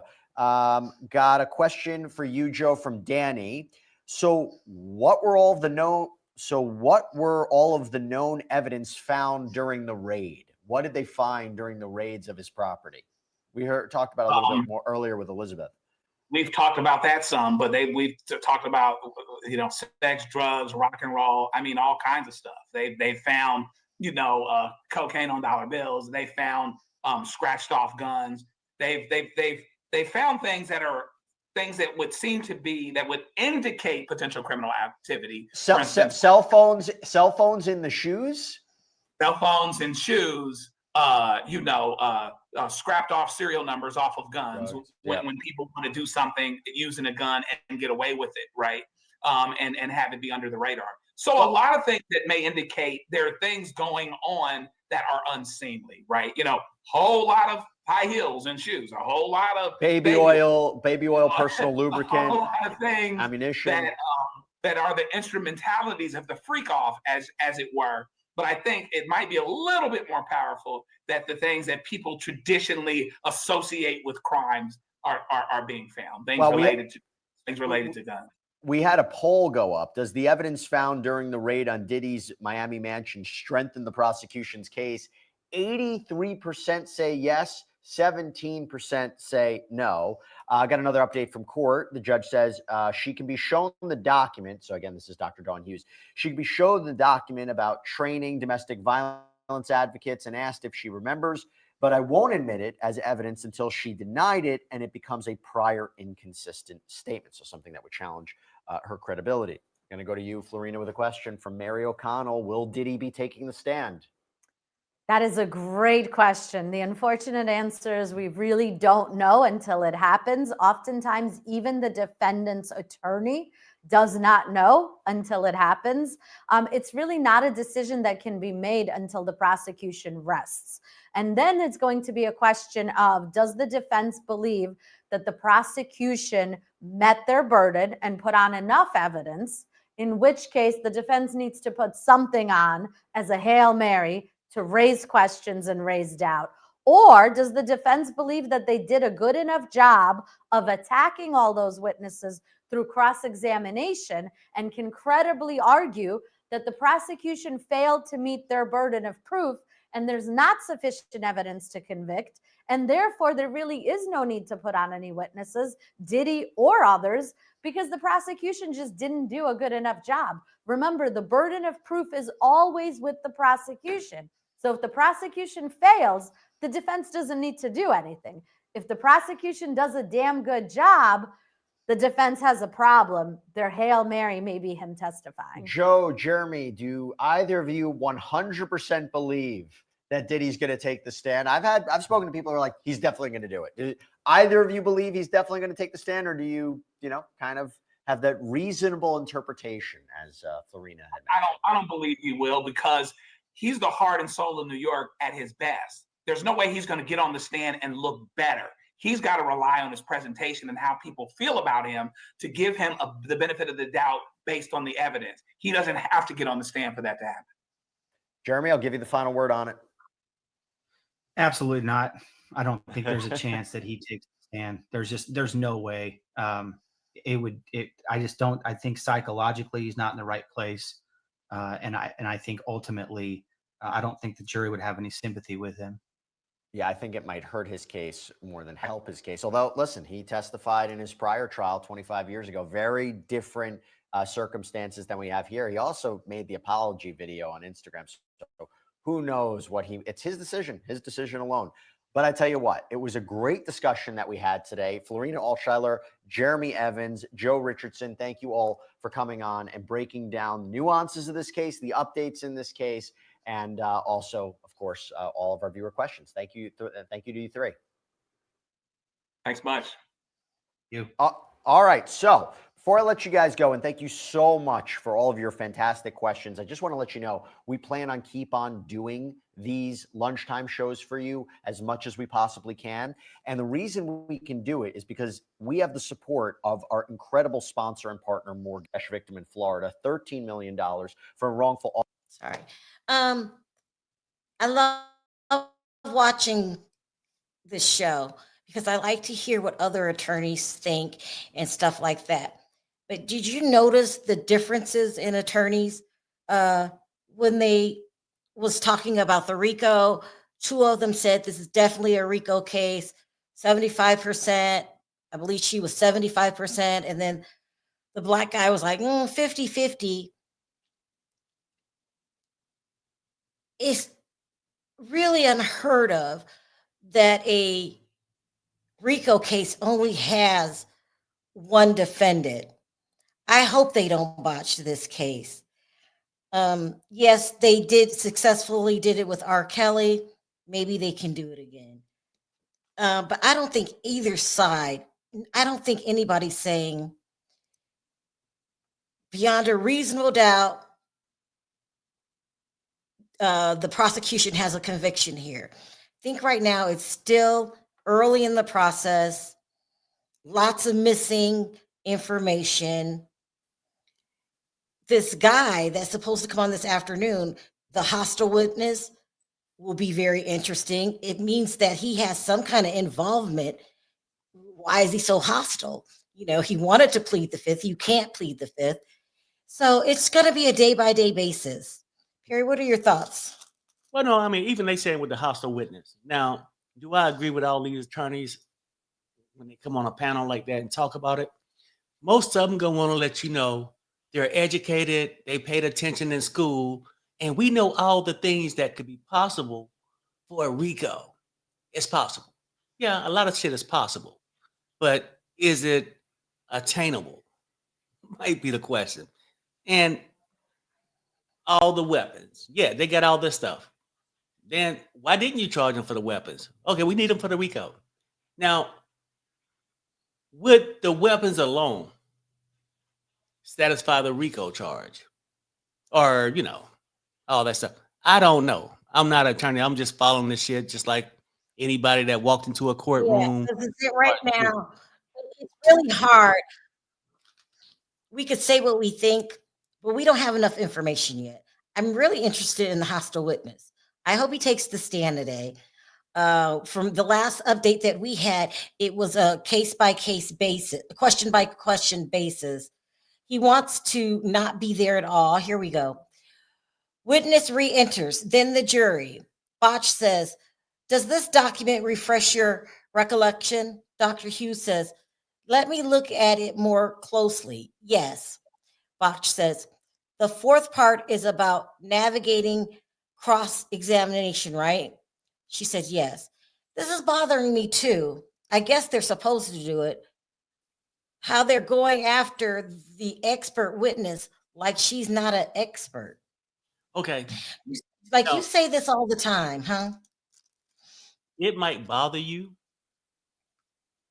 if you feel like, I mean, typically, I'm just gonna say this, because you're gonna lean one way or the other. If you sort of want her to be able to be the smoking gun for Cassie, you'll say it. And then people on the other side that want to discredit her because of Diddy. The whole thing is this with her. When you get an expert person, yes, the thing she said was right to me. I understood it, the fears and all that. But the question you do get to bring up, I can't be on trial for bank robbery and you a specialist on a car lot. What did that shit have to do with the case? Like, okay, the thing she's saying, Sharrell, does it apply to Cassie? Cassie. Does it apply in this case? Just because you read a book and you finished college and you did all this shit and you sort of know how a person feel. I know how a person could feel, but does it apply to Cassie? She ain't gave her no written diagnosis or examined her to say, yeah, this is what I think that's going on with her. She's taking something general, some shit that she don't specialize in, giving seminars on and all this shit, right? I believe her though, so I'm not saying that it's not true, but we can say that, but does it apply to Cassie? A lot of people feel like it do, and you're possibly right, it could. Perry could be wrong, right? But Perry going off his feelings, his instincts, what Perry's experience in life. And I feel like people who saying that Cassie was treated this way and they believe it, they going off their experience. So I'm not saying they're wrong. And that's why I think we argue back and forth. I just got my opinion, you got yours, based off your life experience. I wish there was a smoking gun. I wish there was somebody who come in and make it all fit. But it's early in the process. I have to remember that. It's early in the process. I cut you off again. Oh, no, you're fine. I'm sort of used to that. Because I know when I don't agree with you, cut off. Sorry. If I was talking about buying you, my mind is going a mile a minute. If I was talking about buying you some makeup, some nails or something, you'd be all attentive. Yeah, Perry, we should go now. You should drive, right? What I'm saying is, look, these attorneys that come out there and say this stuff, but racketeering and all that stuff, yeah, you can use all these big RICOs and extortion, and a lot of things may seem to apply. These things are still often hard to prove. Not saying you can't prove it, but you got to prove it. So when people come on and say, Perry, yeah, no, according to what I'm reading here, only takes 2 things on a RICO. This should apply. If you read it, they said that if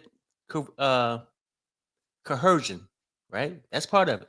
Yeah, I mean, to a certain degree, it's how you look at it and how somebody gonna measure it out. The jurors might not measure it out the way this fine print was printed up. That's all I'm saying. And I only take one person to. Well, I'll say this, at best, both sides are doing their job. It's like a ping pong. It's like this one will say something and discredit this, and then this person will discredit. And so they're both trying their hardest. Even with all these objections and sidebars, it's driving me insane. I can't take it. But that's their job. That's what they're supposed to do. So I mean, the prosecutors, I always hated court. Huh? When the prosecutors do it, they do it to save their case, or vice versa. Go ahead. We got an update. Box says, most of your income comes from court-related work, right?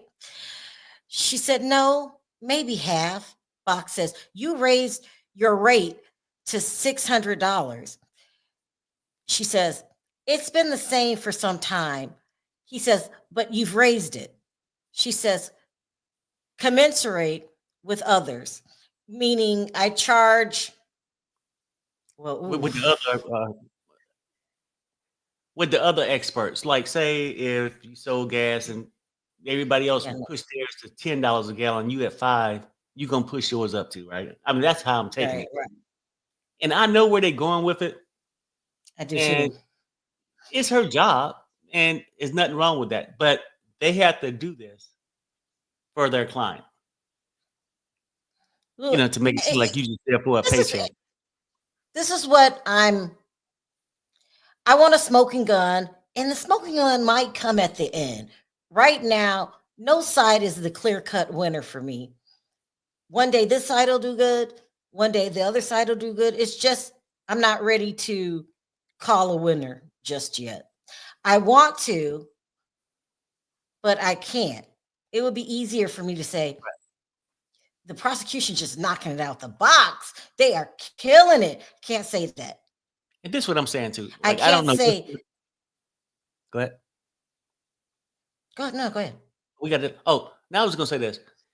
I don't know what's gonna happen either. Like, I'm just talking about up to this point. This is how I feel. But I do think no, we can't relax and say P Diddy gonna get off. We do have 4 or 5 weeks left, possibly longer. When you get deep into all this RICO and enterprise shit, I think KK possibly could be person that That would be great. turn this whole thing upside down. You know, That would be I said great. possibly, because Cassie, really, to come think about it, for a person to be with him 10 years in his bed, out of his bed, in his life, I would have thought that she would bring more to the table, not just the bedroom activities. Yeah, you know, What more do you want? no, I'm saying like typically you sort of know what goes on in your household. If you land with a person every night or, you know, every other night, You mean like more to like more of maybe like the extortions, business like aspect? I overheard Right, him right. telling so and so, we're gonna rob this person, we're gonna do Right. this, or well, we got a drug shipment coming in. You know what I'm saying? Like something Mhm. that she didn't have anything on his personal side, but just his freakness and how she, you know, I guess that's her testimony. But for a person in the house, shouldn't she have known more information about Well, you this can't really say. about the You can't really. racketeering? I mean, Listen, I'm just I saying, will I would think she would have known. That's all I'm saying. So remember KK, Bernie. Do you remember Bernie Madoff and everybody said that Ruth had to know what was going on? I really believe Ruth had no idea that he was running that Ponzi scheme. So you can't really say all the time, Cassie, and the way that he treated Cassie, why would he tell her anything? Here we go. Mr. Box says, you've been retained hundreds of times, but you've never come into court and testified in defense of a man accused of X crime. She says, that's correct. Oh boy. I don't evaluate offenders. He's trying to say that she's been to court a lot, but she never took on a man accused of X crimes. Mhm. Oh boy. Okay, basically, with Say- you know, say- with that, are you finished? yeah, go ahead. Oh yeah, and basically, like, I mean, what I get from that question thing, yeah, I mean, you always do this for the plaintiff that's going after somebody. But have you ever been an expert to break down Right. this theory Right. for the defense? No, Right. not at all. Mm-mm. You know, and Mhm. which can make a difference. Like, she seemed to be smart. I'm not, you know, and what she said, I believe that's the tendencies. But you can't put that Mhm. and say that's Cassie's situation, right? And I'm sure she's smart enough to know it's people who would stay in these situations for their own gain too. But she ain't being paid to go on the stand to say that. But there's nothing wrong with being paid. Also, I didn't say you said this. I'm just saying that Okay, they always try to act like, oh, how much did you make off of this? Oh, this is half of your income. That's what experts do. Okay, so right. they need to cut it out. Like, Nobody's doing it stop. for free. I get it. Nobody's doing it for Mhm. free. But they Yeah. just do it to you know, just for one juror. That's all they need to make them feel like, oh, these people only saying Right. this for money, Mhm. you know? So, but I think she nailed it to a T. What I was trying to say the days before. Remember, you guys made me get a chart. I think she explained it to a T. And we had Jarita on here, and she was saying, "Yeah, she's the actual victim too. That's it. That's how you feel. That's how you feel." So, and we can't not say if we didn't have that hotel tape, we wouldn't have had a case. He would have denied everything, but he can't. Right. So we can't forget that. Like the video spoke volumes, and you paid $50,000 for it. So you knew you were clowning and you know you did something wrong, dead ass wrong, and you just got recorded that time. How many times has he treated Cassie like that? Probably the whole damn relationship. So I think the testimony today can put to rest, well, she must have liked it, or because I was listening to a Boozy last night. If it was that bad, she would have left. Now I think it clearly established they might go back a couple times before it's final. Yeah. Okay, Perry. So I mean, every time I talk, he got a rebuttal. Shut up. No, I'm just saying, like, I get it. Like, I mean, you responding like how this testimony affected you. So I think it's my time to let you know how it affected me. Not at all. Because look, explain to me of why she kept going back. I mean, she was texting more than this person that's always tweeting. But anyway, yeah, we gonna meet up tonight because I don't want to be stuck with that Tootsie Roll. Is the Punisher coming in? Is the Punisher coming in town? Update. Hold on, update. Box said, you met with the prosecutors 6 times to prepare your testimony, right? She says, correct. He says, can we have a sidebar? The judge said you may. I cannot. Go ahead. What were you saying before you forget? 6 times, this is sort of a lot. When you think about it, it's a lot to meet with somebody when... No, you were talking about, the rumor is, no, somebody actually put this in a lawsuit, that Diddy had a little... Tootsie Roll. Organ. A little penis. A TikTok. A mini-me. They're saying he had a small organ, right? And the way that they're saying it on social media, that's why I put a little bit of that in my tape yesterday, was that she was enjoying these free loves. This is so ridiculous. Because the Punisher...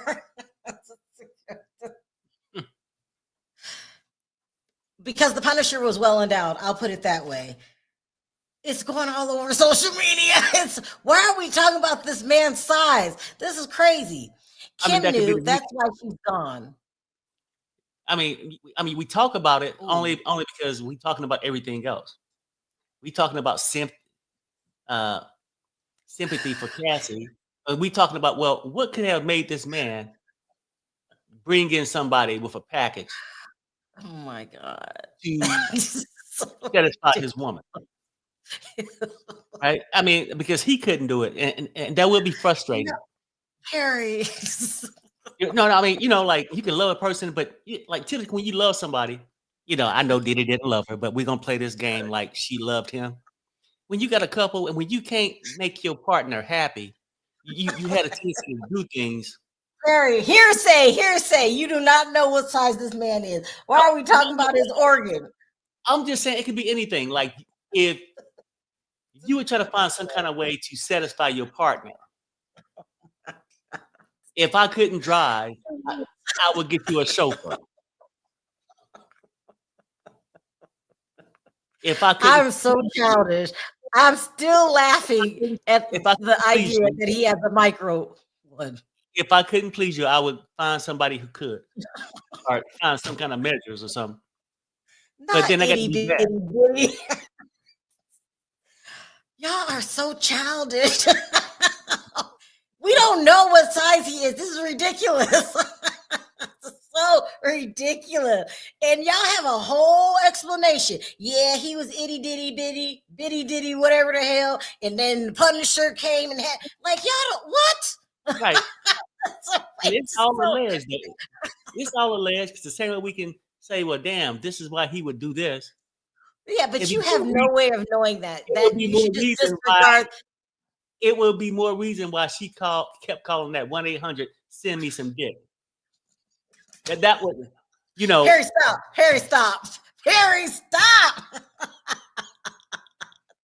We are so childish. Who put that? Somebody put that in their lawsuit. Y'all stop. Oh my God. This is a long day. What time is it? It's 11 here. Because because some people, when they get hard or say that they was assaulted, And then oftentimes to help prove their point, they would find some kind of birthmark to identify so you wouldn't know they was lying. If the person said Tootsie Roll and they happened to take some photos and realize that's what it was, Y'all stop calling Diddy Tootsie Roll. It's just so ridiculous. Oh, I can't even. Quantum physics. Child, y'all need to stop. Y'all have given this man. Stop. Everybody stop. This is headed in the wrong direction. That is so insane. I got to stop thinking about that. Oh would my that be a God. reason though? Okay, Harry, now, okay, stop. we speculating, okay? Harry. But if that was the true issue, You don't do know. we- So stop. okay, no. But do we need an expert to come in and say reasons why a person that's not satisfied would look for satisfaction? Do we need an expert to come in and say that? Because she was hotting on that phone, getting them Harry, escorts in and Harry, booking them Harry. real fast. Are you done? Are you Yeah, done? I'm Like, done. please. You are attacking this man. We don't know.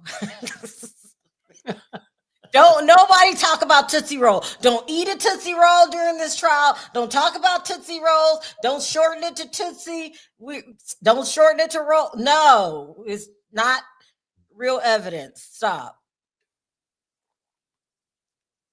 And Diddy don't go might, buy a bag of Tootsie Rolls, Perry. I'm not joking with you. Because you know, Diddy you might said write a that. book. Huh? I said Diddy might write a book after all. Oh my God. I mean, the escort wrote one about his AD, and then ED, erectile dysfunction. yeah, his is ED, and He then did he really have ED? Or is he that he's gay and he can't get up for a woman? right, I'm not sure, but then Diddy book, I guess he'll write his about LD. Here we go. We got another update. It says they're back. Botch says, did you discuss the topics with the prosecutors? Hughes says, with all due respect, it was mostly them educating me. No, I'm sorry. With all due respect, it was mostly me educating them. Fox says, but you know nothing about the case. Were you advising them on how to present evidence in domestic violence cases? Oh, They got a that's point. what they're gonna, huh? They got a point. That she didn't know about the. Do you really need to know about the specific case to tell people how the cycle of DV goes? Do you have to really? Okay. If she wasn't just strictly there for the money and really Oh wanting to my keep God, Perry, like, it's too early. Oh my God. I can't tell you how much it costs to paint your room without ever seeing it. So if I truly wanted to help you, I would go and look at it and give you an estimate. What I'm saying is, with her being there, just talking to him, what you talking for? And how can you give them true advice if their goal is the best way to defend what their client went through? They would have to know something about the client, I would think. Do a poll. Does the doctor need to know the case, the exact case, to make a decision, a professional decision on what she's seeing? You don't. You just know how it works. No, Just well, like- I mean, look, I've never been a DV victim, but I can tell you what the cycle is and how it works. I don't have to know about a certain case to understand. Her job is to know professionally what this involves. It has nothing to do with knowing the case, reading the case, because you could just dismiss her testimony if you feel that she's not being very helpful in this case. Do you see what I mean?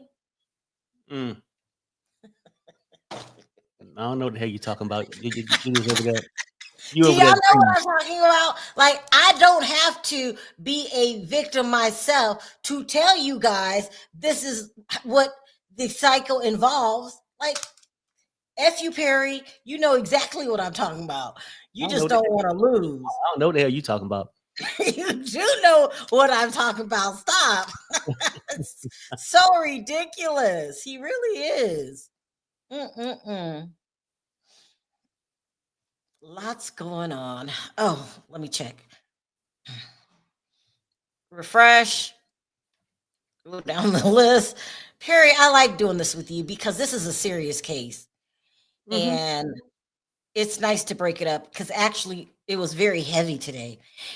Even just hearing Jarita tell her story, you know, it's dark, it's heavy, it's not a joke. That's why he needs to pay for what he did. And why didn't they just charge him with DV? I know that's a state charge, but I wonder if they could have added it in. It would have been such a open and shut case if DV was allowed to be one of the charges. It would be an open and shut case. We would be out of here in 10 minutes.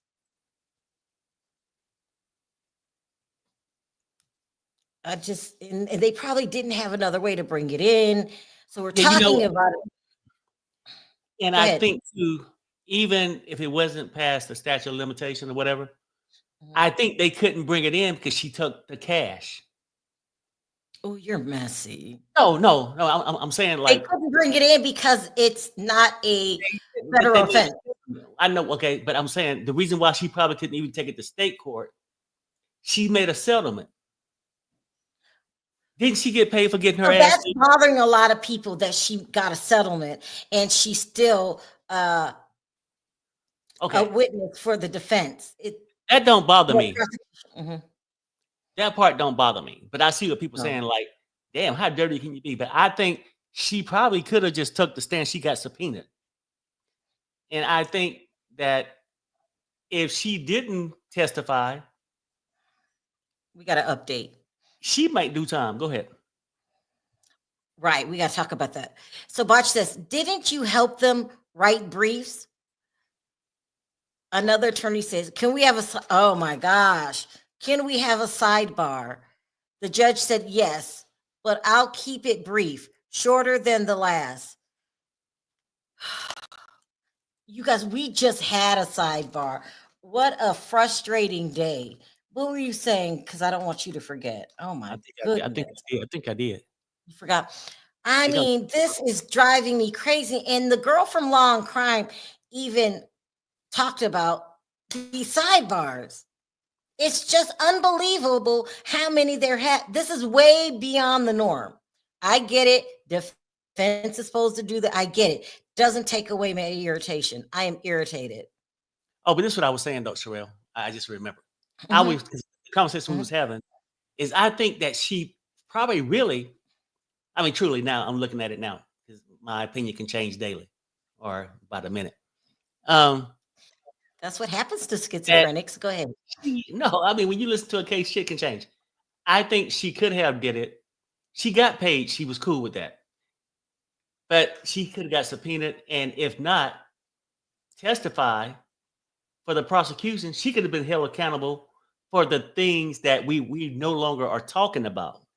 Do you think it was presented that way to Cassie? It could. It's a good possibility that that's very true. I'm sure. Because I think that's what happened with the other assistant, David James. Yeah. So you're saying that the prosecutor has all of these hostile witnesses that really don't want to testify, but they have to because if they don't testify, they're going to be charged. They could be charged right along with them. Yeah. You might be right. And if you think about it, whether he forced her to do it, her handprint is all over making the appointments, paying the escorts. Ooh, you guys do a poll. Is Perry right? Do you think Cassie was forced to testify? Okay. It pretty much, I think so. Because the stuff that she saying, you took money for. Okay, so with that last poll I had, Sharrell, I said, do you think the doctor needed to know more about Cassie's case to give us advice about her? 52% says yes, 40. Oh, 8 said, so it's about even, like, yeah. you know. So I'm gonna end that poll.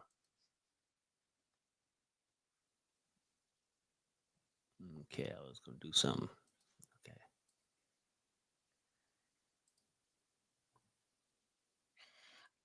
I don't know when I missed this, guys. It must have been through the break. So I have to read it now. It's just somebody talking. Okay. The guy that's doing the tweeting, he said that George Kaplan, they want him to testify today. They want to push Kid Cudi back till tomorrow. And I think Renee just told me that, or she told me that at lunch.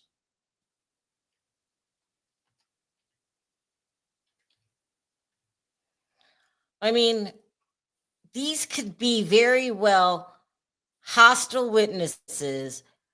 And if you're a hostile witness, you irritated because you're there to talk. You're very aware of what you're saying, and you give as limited information as you can because you don't want to look bad, and you would have went to jail also.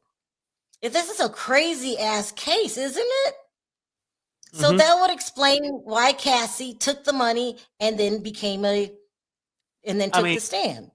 and I'll say this too about that too, right? Because like she had that little case, the civil case that I guess people can, when you read it, you can get an idea of what things happened to her.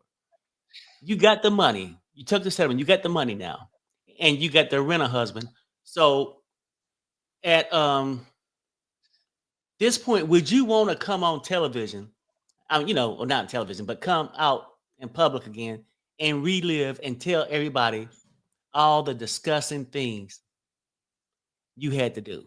I think most people want to just stay quiet. But Also, too, if you're right and these are hostile witnesses, that explains because the audience is some of us, not everybody, but people that think like you are kind of hostile towards Cassie. Like, you already took the money. Now what are you doing? But I think she was forced to testify. Can you really win a case with all hostile witnesses? yeah, I mean, because I wouldn't consider Cassie hostile. Hostile. They probably told Cassie, this is what me and Perry think, that if you don't testify, we could charge you. You're the one taking all the phone calls. You're the one making all the arrangements. You're going picking up the oil and all that stuff. And now that makes sense. Mm-hmm. That makes sense. Because I'm thinking people are looking at her very bad. Like, girl, you're money hungry. That's why you're probably judging her. But she took the money, and then they came back and said, we need you as a witness, because if you don't testify, you could be charged. Yeah, I mean, could you imagine how that conversation? Huh?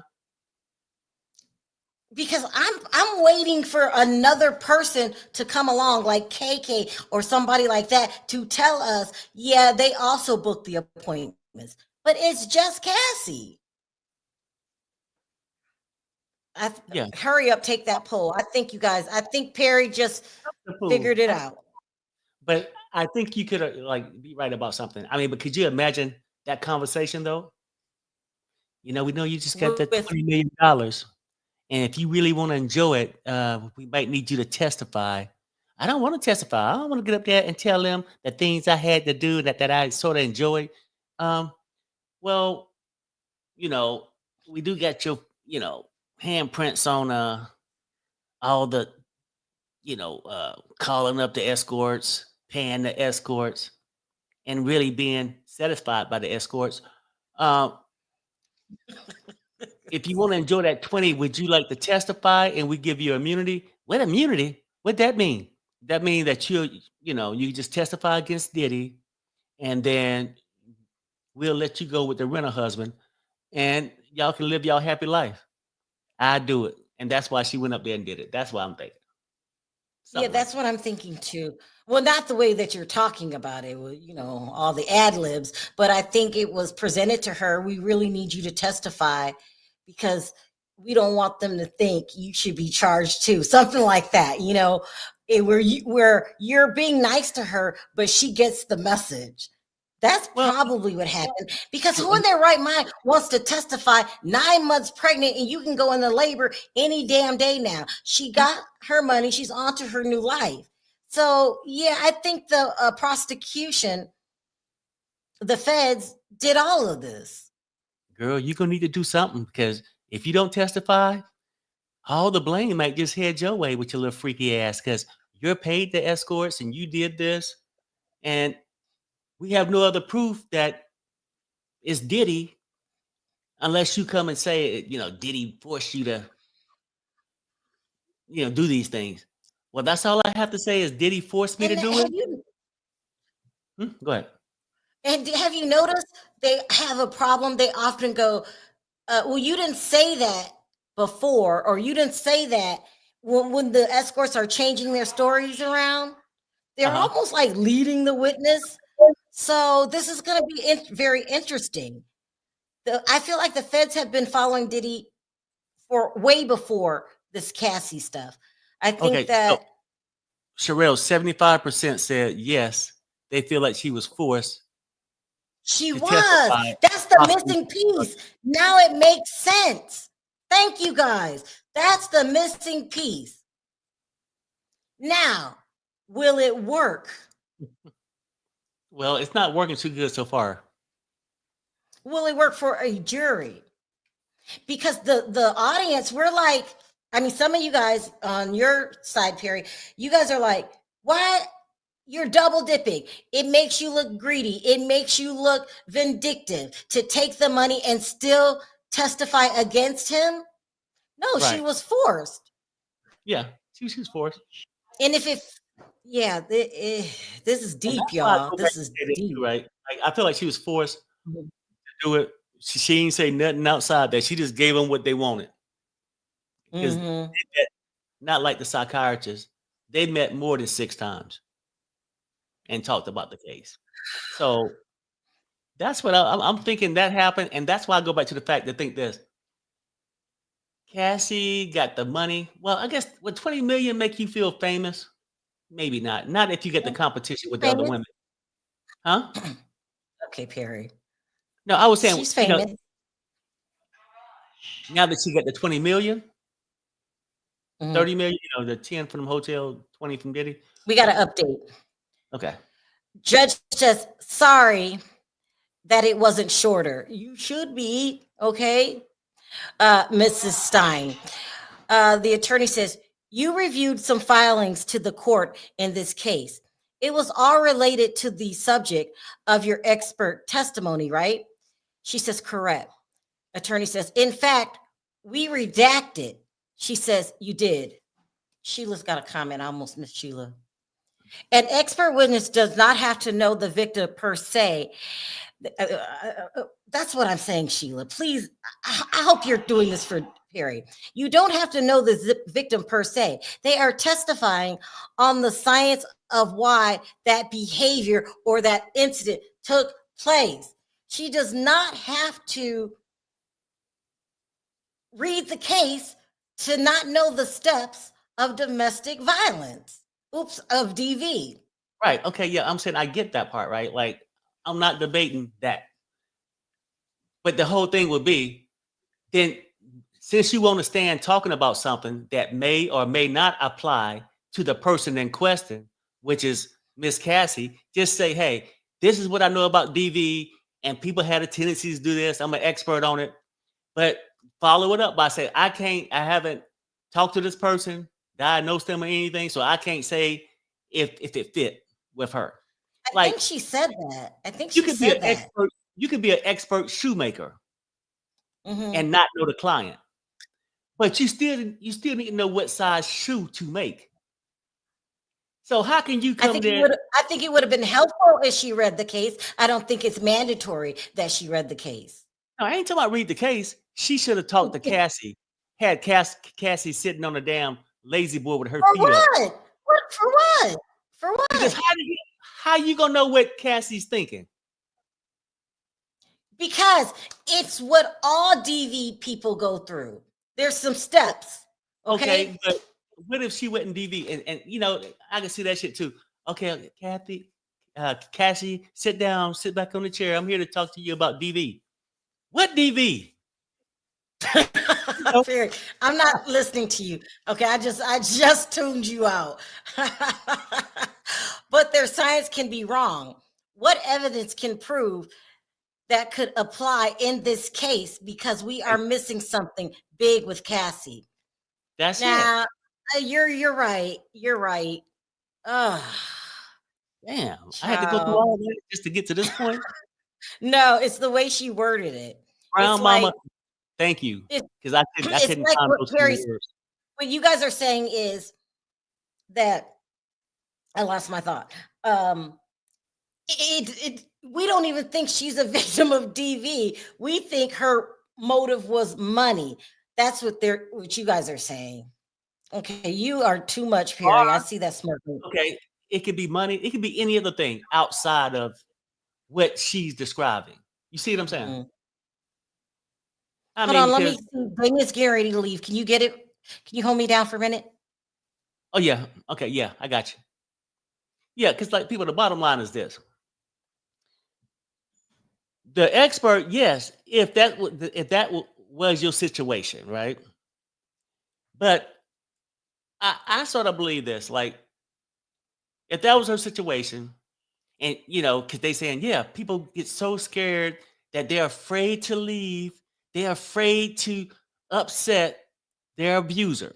I get it. They are upset to but that with Cassie, if I'm not in the mood tonight, but I about to do it, I don't want him upset. That's you still giving in. So a person like that would constantly give in because they're afraid to make somebody upset. But the shit that don't make sense with Cassie, if you so afraid to go outside for 2 minutes or be on the phone in private that he might get upset, what would encourage your ass to sneak out the house and cheat? Wouldn't that really piss him off? So it shows me your fear level, what is not what you're trying to play it off to be. Would you agree, Sharrell? Oh, you on mute? This is going to be interesting. Hopefully, Oh, go ahead. Uh-oh. Can you hear me? Yeah, I can. Can you hear me? My Yes. screen went blank. Did yours? No. Okay. What was I gonna say? Hold on. You said this is gonna be crazy. You was talking about something. I don't know. Hold on 1 second. Damien's getting ready to leave. Okay. But anyway, people, do you guys see what I'm saying? Yes, I can believe people are so fearful that they stay in a relationship. They are so afraid to do anything to upset the abuser. Telling him no, I'm too tired to cook dinner, that might upset him. If that simple thing like you too tired to, make him a sandwich, gonna upset him. What if you going around the corner meeting another guy, spreading your legs and having sex with him? What the hell that's gonna do to him? I was only gone 10 seconds. Perry, stop. All of these sidebars are really distracting. I wish the case was running more smoothly. I know it's a strategy, but Yeah, we can't even get to the meat okay, and Perry. bones of what's going on. That's what I'm saying too. Yeah. Perry, you're just picking. Perry, you are just picking questions you, to support your sick agenda. She had no loyalty at all. Look how she did Ryan, someone who really helped her career. People overlook that. And I want to say, is that guy named Ryan Leslie? 10 years older than her? A person she met before she met Diddy? And we don't even get no questions about, Ryan groomed her. What if she had an old man fetish? Seems like it to me. Could that be? Sharrell, She had a thing for Perry, don't. Perry, don't. We're on a 10-minute timeout. She want us to believe after going through this and her sneaking, I think, to Miami or someplace Diddy was doing, to having a rendezvous or affair with him and lied to Ryan. So let me ask you this, Perry. Yeah. If Cassie was pushed to testify, Mhm. do you think if Diddy could have prevented all this if he would have just gave her the money on day one, or the feds were going to go after him no matter what happened? I think at that point, I'm gonna say, that's a good question. If he would have paid her and she would have stayed quiet, but see, knowing Cassie, she Yeah, probably would so have wrote. chat, this is what I'm asking, chat. It feels like the feds were watching Diddy before Cassie. They approached her in 2023. Okay. Do you think that if Diddy would have paid Cassie off the first time she submitted them chapters to him, do you think the feds were going to go after Diddy no matter what, with or without Cassie? Do you know what I mean? That doesn't make sense. Do you think the feds would have pursued Diddy if Cassie hadn't? The lawsuit. I got you. File that lawsuit. Remember? That Yeah, what got yeah, crazy. yeah. I'm saying that people paid her off. I'm saying that's a good question. Probably not, because I think seems like Probably because they were after. No, Perry. They were after him anyway. no. You see what I'm saying? They had an open investigation before Cassie even left him. They've been following him. They approached Cassie in 2023. So if Diddy would have gave her, oh, my battery's going. Hold on, guys. Okay, so Quentin, let me answer this. Okay. She also dated Kid Cudi and her current husband, both her age. So stop it. Right? I understand that. Did she date Kid Cudi when she was 19? I'll wait. Did she date her current husband when she was 19? I'll wait. Did she, well, no, date him when she was 21? She didn't. And let me tell you my opinion on that. She dated the Ryan Leslie guy because he was older and she was trying to advance her career. You know, looking for stability, right? Let me get the help because 19, where was she working at? Foot Locker? I can go and live this life and be with this man. All thing I do is give him a little bit every now and then. Give him a little bit, right? So she did that. And yeah, you're a producer, but you ain't really taking me nowhere. Oh, look at Diddy over there. Let me go All and right. have an affair with Diddy. So she go and have this affair with Diddy. I have a question. So I love documentaries and biographies and stuff like that. So I know a lot about Hugh Hefner. The feds were following Hugh Hefner in the 70s just because of the lifestyle, right? And sometimes when you get too influential, think back, you guys, to J. Edgar Hoover. There was an open case on Michael Jackson. They start to investigate you, right? I think they did this to Diddy before Cassie. When they went after Hugh Hefner, they really couldn't find anything, but they tried to suspend his license in the 70s. Do you guys remember? And his assistant, Bobby something, unalived herself because they were trying to close down all the Playboy mansions and the casino. And he had a mansion in Chicago and one in California on next door to Diddy, that one. I'm thinking, and the reason that they didn't go after Hugh Hefner is because they tried. They really, really tried. And they tried to get him on drug charges. Do you guys remember this? They really tried to go after Hugh Hefner. I think they were going after Diddy. I think they found a way when Cassie left. And I think they have been following him for a while. They just found an opening when they found out that there was a lawsuit and all of that stuff. Does anybody agree with me? You remember this, Sheila? So no matter what happened, they were going after Diddy anyway. I think they gave Cassie a soft push and she caved.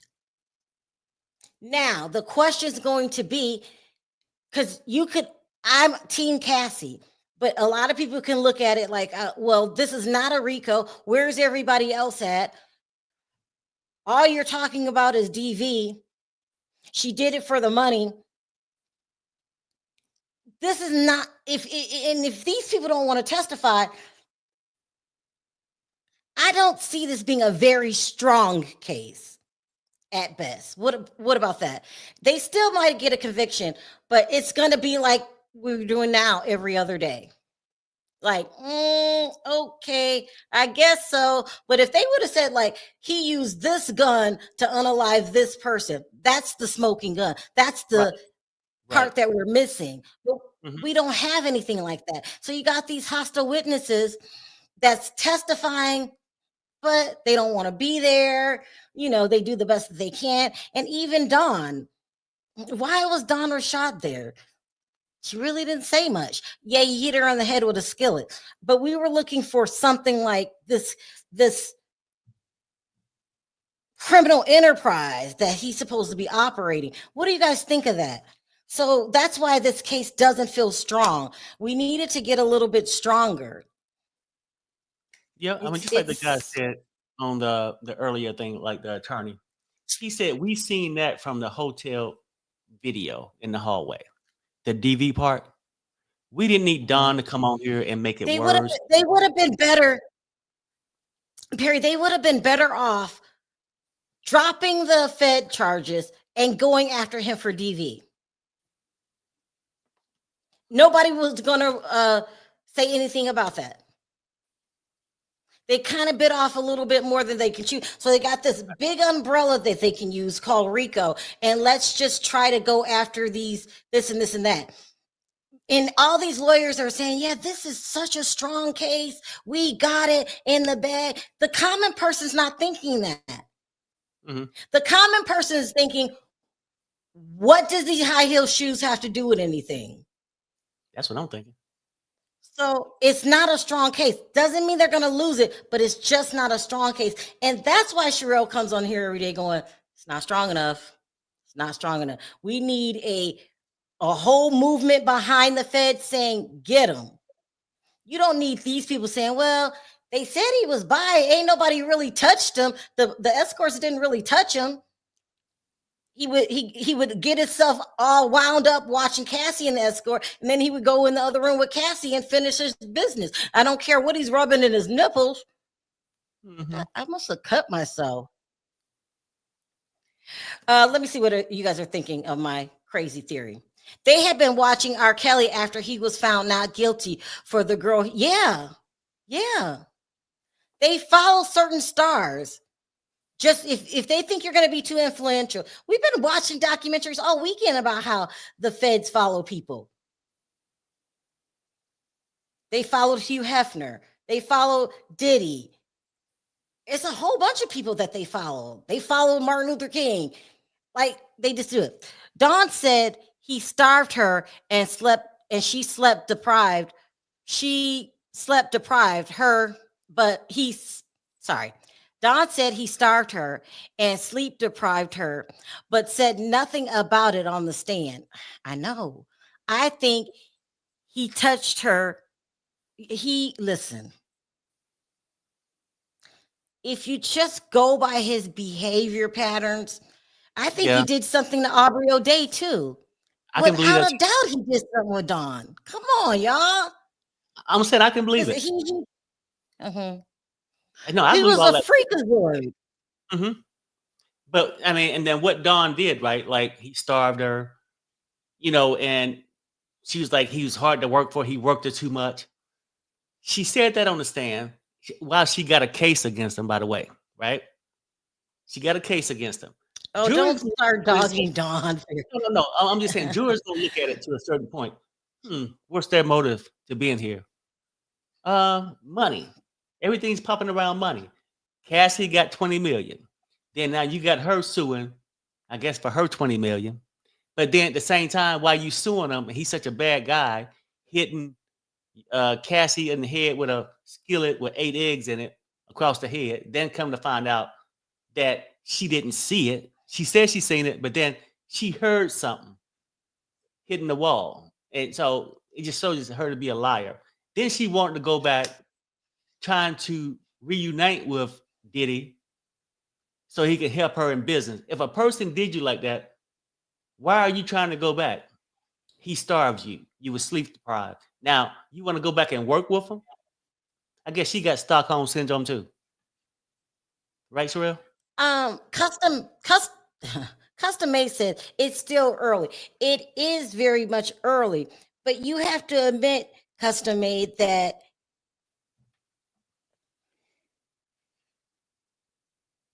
we don't have everybody's support. Like some people say, this doesn't make sense. Why did she take the money? So it makes her look really bad. Why did you take the money and then still come out against him? That's what I'm thinking. I don't know. You're right. We've got too much time on our hands. It was an update. It was a recross or something like that. Okay. Yeah, no, I'm just saying, I mean, too much timeline. This is what a sidebar does to a person. Which one was it, Perry? It's like 2 minutes ago. Okay, here we go. Yeah. Recross. Okay, here we go. Botch says, your defense work is almost entirely for victims of DV, right? She says, I'm not sure that's true. He said, you worked with Brian Steele, who was defending a woman charged with reacting to domestic violence, right? She says, yes.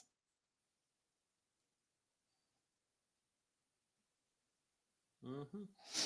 Now, even if that's true, though, let's just say the feds gave Cassie a soft push to come out against him. Still doesn't take away from the fact that she's a victim of DV. And you've got to see that now, Perry. No, I mean, After look, that's the thing. I have to see it now. I seen it on the hotel video way before the trial. I'm not doubting that. I know Diddy is a woman beater.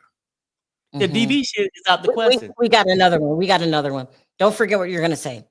Botch says, Mr. Seal decided not to use you after meeting with you.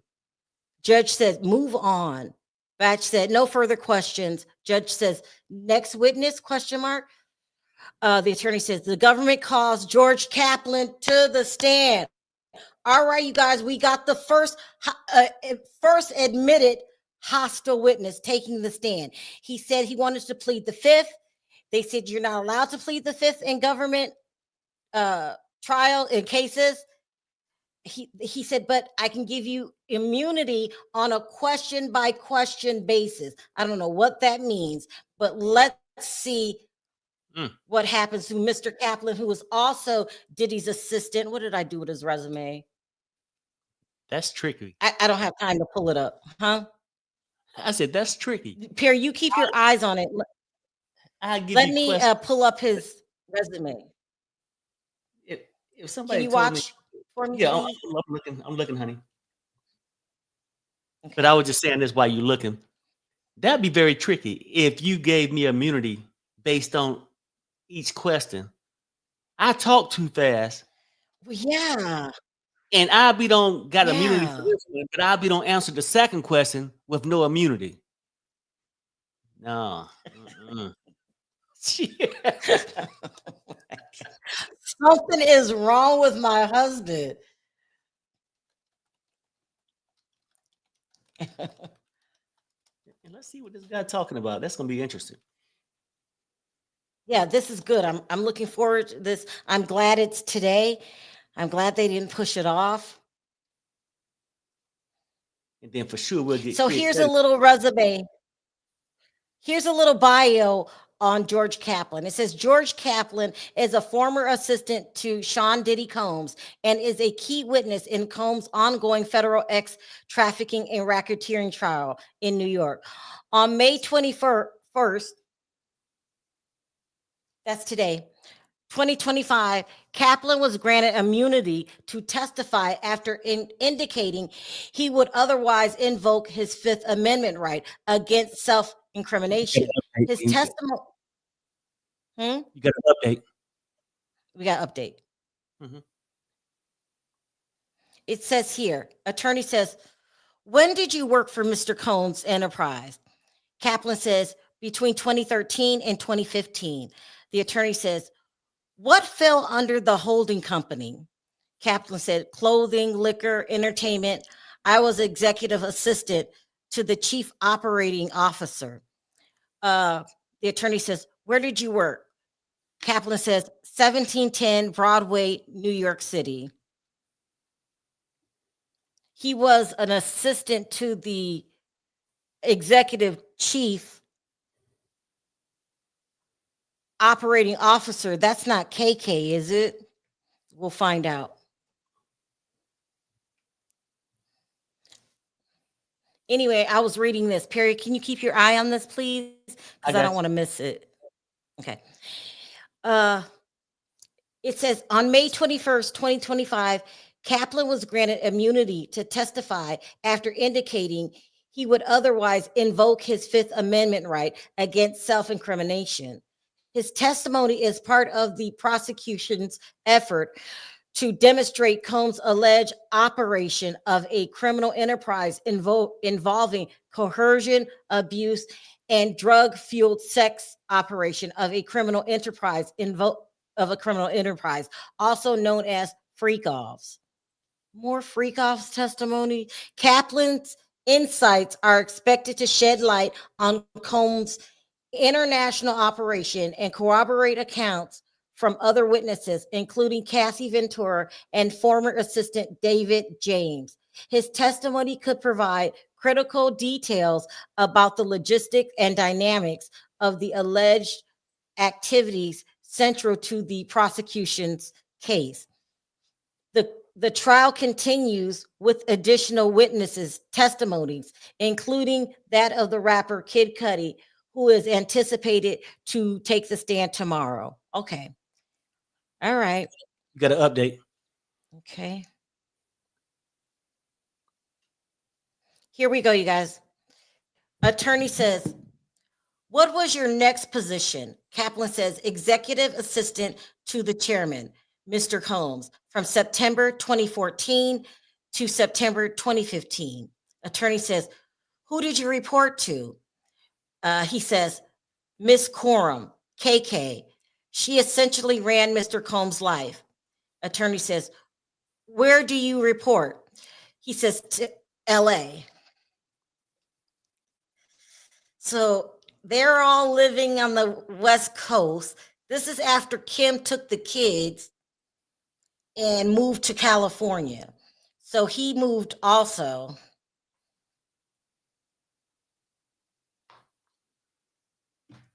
Interesting.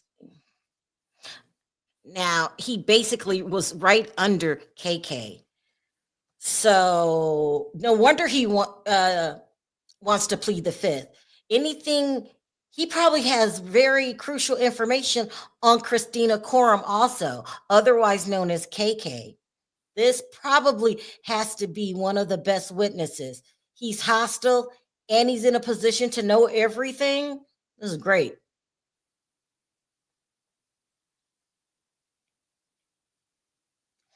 And they've given him immunity on a question by question basis. So expect lots of objections and lots of sidebars. We'll be here until, my granddaughter goes to high school. Here we go.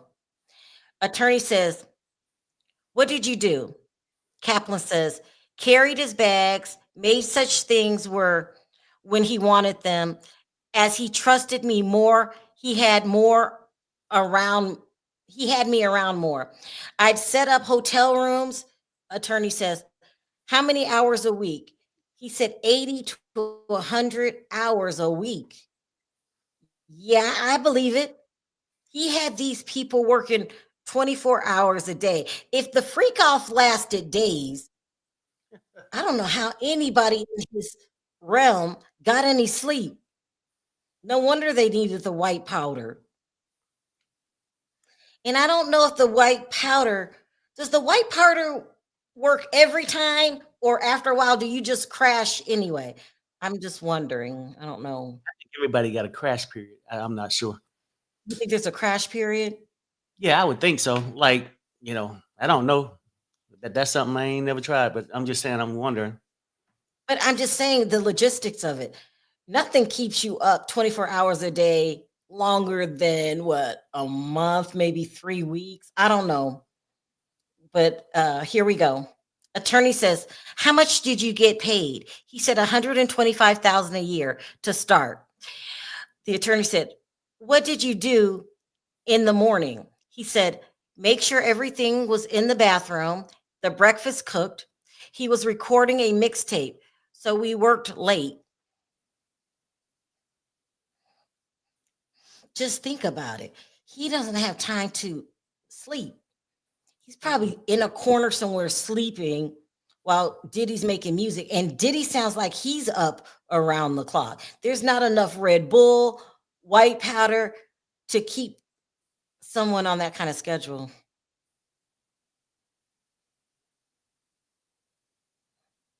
It's really a miracle that nobody OD'd that we know of, because the way that they make it sound, these people were high 24/7.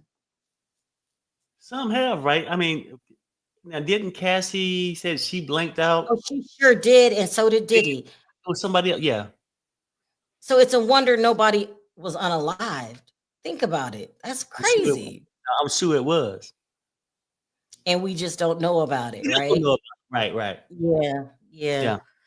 I mean, that's mean, a lot of partying. yeah, you hear about these famous people living a life of drugs, X, and rock and roll, but damn. That's why I said, remember, people think I was lying. I was like, I don't ever want to be famous because they pay the price. And sometimes, this is one of them. You got to work really, really hard. And my work pattern is I could work hard and then I got to rest hard. So let's say I get up every day, 5 a.m., working this case. We're working on your other channels. When this case is over, you're going to be like, where's Sharrell? I'm going to be gone like a week and a half, because I just can't do that year round.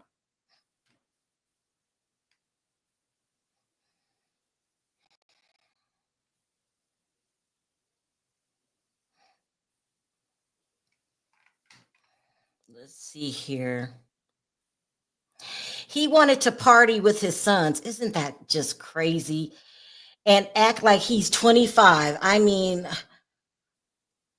who parties with their sons? Let's see, here's the all caps. If I was Diddy, I would get on the stand and say, Cassie introduced me to the F-offs because none of his other former girlfriends seems to be a part of the FOs. Maybe Carisha. She was accused of that from Little Rod, but I don't know if I believe it. Kim Porter, they said that not freak offs, but they would have partners. That's what I heard from that book. I don't know if I should trust that book or not. I forgot the name of the book, but y'all know what book I'm talking about. Yes, Queen. Right. That's right. That's right. Look, because the bottom line is this. He probably could have played that role too. Be like, hey, it was just my love for her. I just had to endure watching her freak off with some other man at her request. She got me, out here swinging. Come on. Yeah. I mean, it's a possibility. No. Could he flip the script? I don't know. Shit, before I go to jail for life, look. But Y'all I'm got the glad story. Cassie's out that. I'm glad Hmm? Cassie's out that lifestyle where she was on a train to nowhere. That kind of lifestyle takes you in, chews you up, and spits you out. I mean, before I I go to don't life, know what it is. Hmm? Hmm. Yeah, I mean, because basically he could like that's for instance, like everybody got the story wrong. You know, this young girl came in and whipped me up, had me hypnotized. She had me watch her have X with other men and stuff like that. You know, he could, but you know, Diddy got a history, but then he couldn't explain the beating. Oh I was God, was he's so awful. frustrated. She forced That's me. what I'm saying. They should have did a state charge on him about that DV. Now there's no way of getting out of that. Right, None. but then could he come back and say her We forcing got me to to update. watch her have? Okay, The attorney said, who was security? Kaplan says, Uncle Paulie, D-Rock, and Ruben later. Licensed security in the second half of 2015. Attorney says, how frequently did you communicate with Mr. Combs? Kaplan says, multiple times a day. Things could be found in the back. An iPad, drugs, whatever. So he was like 24-hour, can you get me guy? Like, Mhm. you know what I mean? Like, where's my dinner? He said he was a Can assistant, you right? get, yeah. Yeah, that's what they do, assist. So it's really weird. So he right here he's talking about things he could get in trouble for. If your boss asks you to break the law and go get me some drugs, you still have to follow the law. So right Right. here is one thing he can get in trouble for. Hmm. You just admitted to getting this man drugs. Uh, did I read this? No, I didn't. He says, did he treat you? Did he treat you? He said, he threatened my job. Did he threaten you? It's a typo. Did he threaten you? Kaplan says, he threatened my job. Lawyer says, how often? Kaplan said, maybe monthly. He say he was only to be surrounded by the best people and that he wasn't. For example, he went for me. He went me for a 1 liter water. It's some kind of typo there. And I brought back 2.5 liters. He said no. He sent me. Well, we Sent see me. I think he sent that you. meant sent. Yeah, that makes sense. So it went, he sent me for Yeah. 1 liter water, and I brought back 2.5 liters. He said no. And remember how I thought he was just joking around about the cheesecake on Right. making the band? Me too. Yeah, but that seems real. And he has a go get it boy named George Kaplan. And so he just admitted to breaking the law by giving this man drugs. And what is his name? David James said that they were getting prescriptions drugs in his name. So, y'all got to use some common sense. I don't care who you're working for. If they ask you to do something illegal, don't do it. You just got to go get you another job because it's going to bite you in the end. Now look at him, scared to testify, scared he's going to get a drug charge. You have to use your common sense.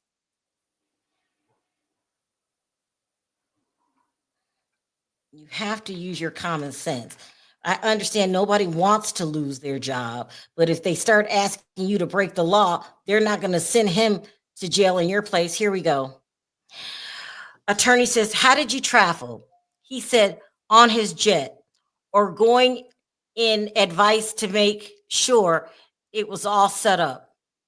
There's a lot of typos. I think he's typing really fast. How did you set up the hotel rooms? There was a bag. I unpacked it. Clothes, candles, Estroglide, baby oil. Attorney says, who brought this? He said, often me. Here we go again. With the Esther, we're going back into the bedroom. I hope not, but so here is a second person finally besides Cassie that are buying things for these freak offs. Now, Cassie went a step further and actually booked the escorts, but this guy also had to prepare the rooms and then buy the supplies. And, they're saying that there's just insane amounts of astroglides. Well, how fast are we going through astroglides? Every damn freak off? You send somebody go get a new box? Now, everybody's sexual preference is just what it is, but Diddy's obsessed with baby oil. Here we go. Attorney says, in what cities did you set up hotel rooms? He says, LA, New York, Miami. In LA, Mr. C, Bel Air, Mr. Combs, Bel Air, the Intercontinental. The attorney says, in New York, ? He says, our leader's place. By the courthouse circle in Miami, the SLS. The attorney says, how was it booked? Kaplan says, Frank Black, based on Biggie's Frank White. I don't know what that means, but we know Frank Black was his alias. All of this drugs, all of the freak offs. We heard Cassie say that they gave her some urinary tract infections, sores in her mouth. They admitted to sleeping with Jonathan Odie. So I'm going to assume they have herpes too. Because she admitted that they used Jonathan Odie or Audie, whatever. That's and they don't use condoms. Oof. And then you get all that astroglide and baby oil. Maybe that could have caused some kind of infection. I don't know. Astroglide could have caused an infection. I'm just saying that it seems like a lot of chemicals. Yeah, and they're using insane amounts. The hotel bill, cleaning bill has to be insane. Baby oil is oily and it leaves stains. Go ahead, rub yourself up with this, please. This is ridiculous. Here we go. Attorney says, would you clean up rooms? He said, yes. Bottles of baby oil, Gatorade, once brown crystallized powder on the counter of the sink in the bathroom. Attorney says, why did you clean up, not the hotel staff? Kaplan says, it was implied, protect his public image. I was keen on doing that. Listen, baby oil is really, really hard to get up. Because it leaves a circle. It leaves a stain. If I put baby oil on my hand and did like that to the couch, an imprint on my hand would be on the couch. And I don't know how you clean that because oil and water don't mix. Child, this was a mess. Maybe they had a steamer. Or he probably had to go out and get new sheets. I don't know. I'm not kidding. He probably did. Yeah, that's a lot. That's a lot. He got paid $125,000 to do that. Be the go get it boy. I mean, I guess if you really need money, but I don't know if he has a family. I'm gonna need a scheduled time where I get off because you're freaking off any day of the week, anytime. You had to go get the red light bulbs. Don't forget that. He probably got some perks too, though. He always changes people around him. So first they start out squeaky clean, and then he just KKs their ass up. You can't work with Diddy without turning into a mini Diddy. You just can't do it. Here we go. Attorney says, explain. This is Agnifilo. He says, objection. Judge says overrule. Kaplan. I found hotels would sell photos to newspapers to shame guests. Ooh. Attorney says, did he reach out to you from the room? Kaplan says, for food, clothes, sometimes drugs. I did it. Attorney said, what drugs? He says, dope kit. DOPP kit. DOPP kit. Huh. It's not, I said dope because I'm thinking there's not supposed to be two P's. It's an E. Yeah. He said dope kit. When you start talking about dope kit, that's a whole different scenario than drugs. Dope kit for me is those little things that they carry around with the needles and the thing that goes around your arm. Is he talking about that? Oh shit! No, I don't know. You know what I'm talking about, you guys? Yeah, I know you're talking about syringe and all that, and then the did anybody see Lady Sings the Blues when Diana Ross sticks that thing around her like a rubber band around her arm, then pulls out? It's a little kit. And you can put the white powder in there sometimes too. Don't ask me how I know. I just don't. But I've seen this. You watch Intervention? I see you watch Intervention and all those crazy I've shows. I've seen this kit over and over in real life. Just leave it there. And you know what the kit looks like when you start to know what the kit looks like. You're like, damn. Get an update.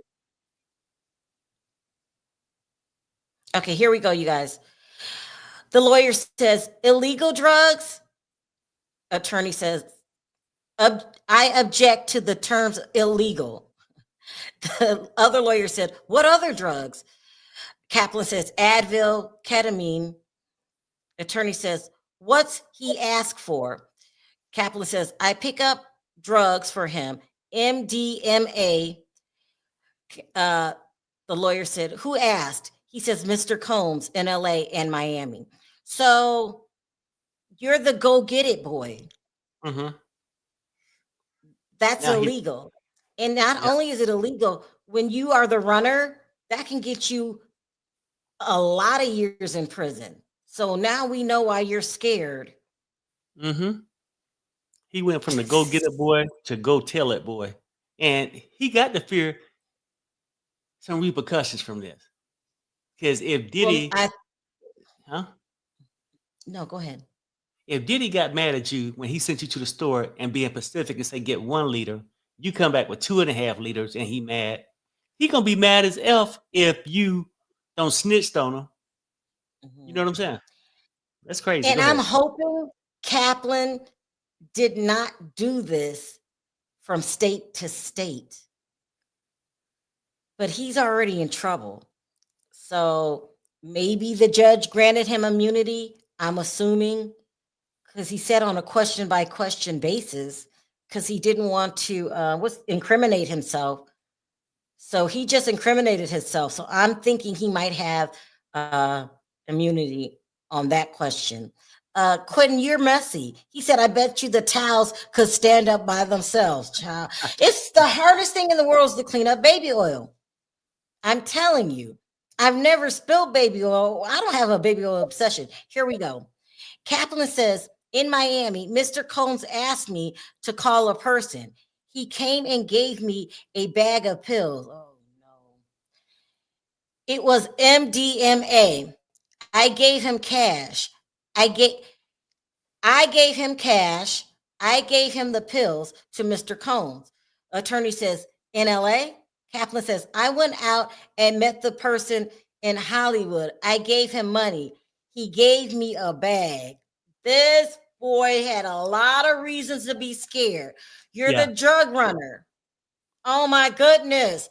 Are you that dumb that your boss tells you to go get some illegal drugs and you could have been getting them from an undercover officer? Kaplan, I know I don't know you, but you got to have more sense than that. I mean, my goodness, you're the runner. You're the runner. And this, I don't know if this will fall under RICO, but it's definitely some kind of drug charge.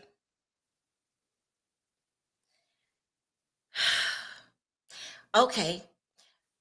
We've Oh got man, Kaplan. Huh? it's an update. Okay, here we no, that can't be it. It's not another break. Read it. It can't be another break. A break for the day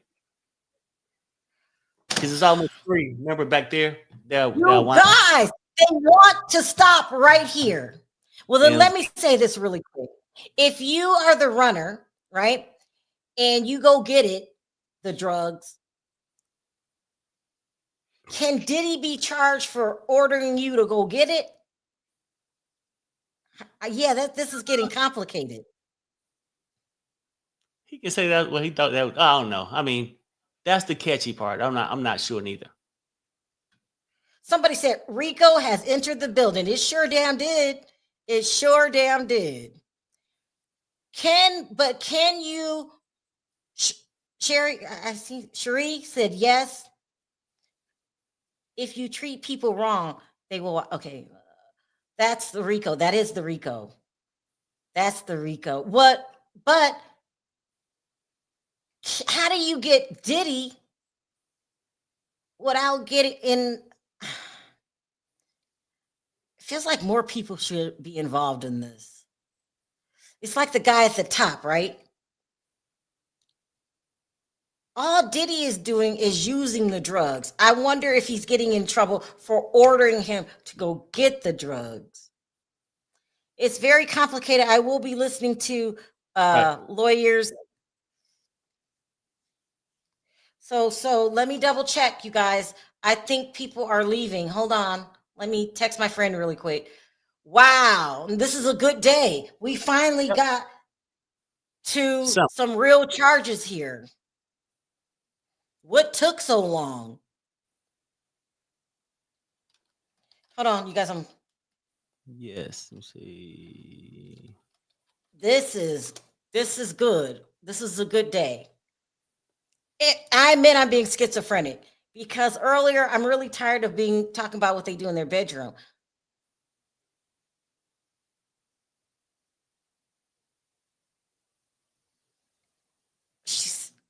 She said they're still talking. Okay, so let me see. Of course they're talking because that's the defense's strategy. Every day you're going to bug the judge about something else.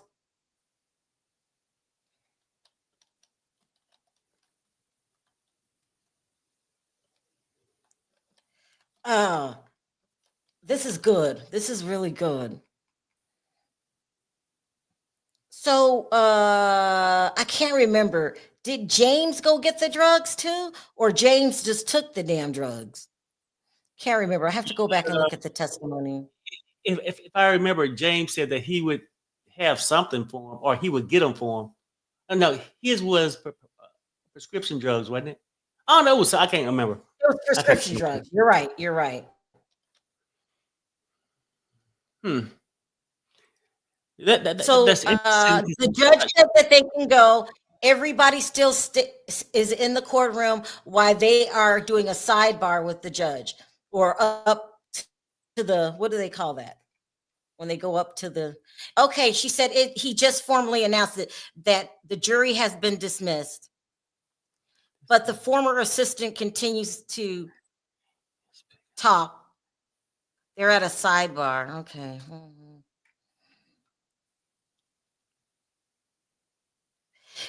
Maureen Comey asked the judge, can she continue? She has only 30 minutes left of questioning, but the jury just was dismissed. So what are you talking about? Well, I guess he's asking, just begging for more time, but the jury's dismissed. Okay, what is this?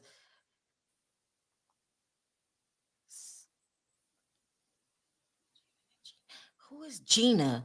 Gina, I don't know who Gina is. Who is Gina? Well, let me ask. All right. So the jury's dismissed. Everybody's still there. You've got the attorneys up at the podium. I don't know. It's called something. And they're talking to the judge.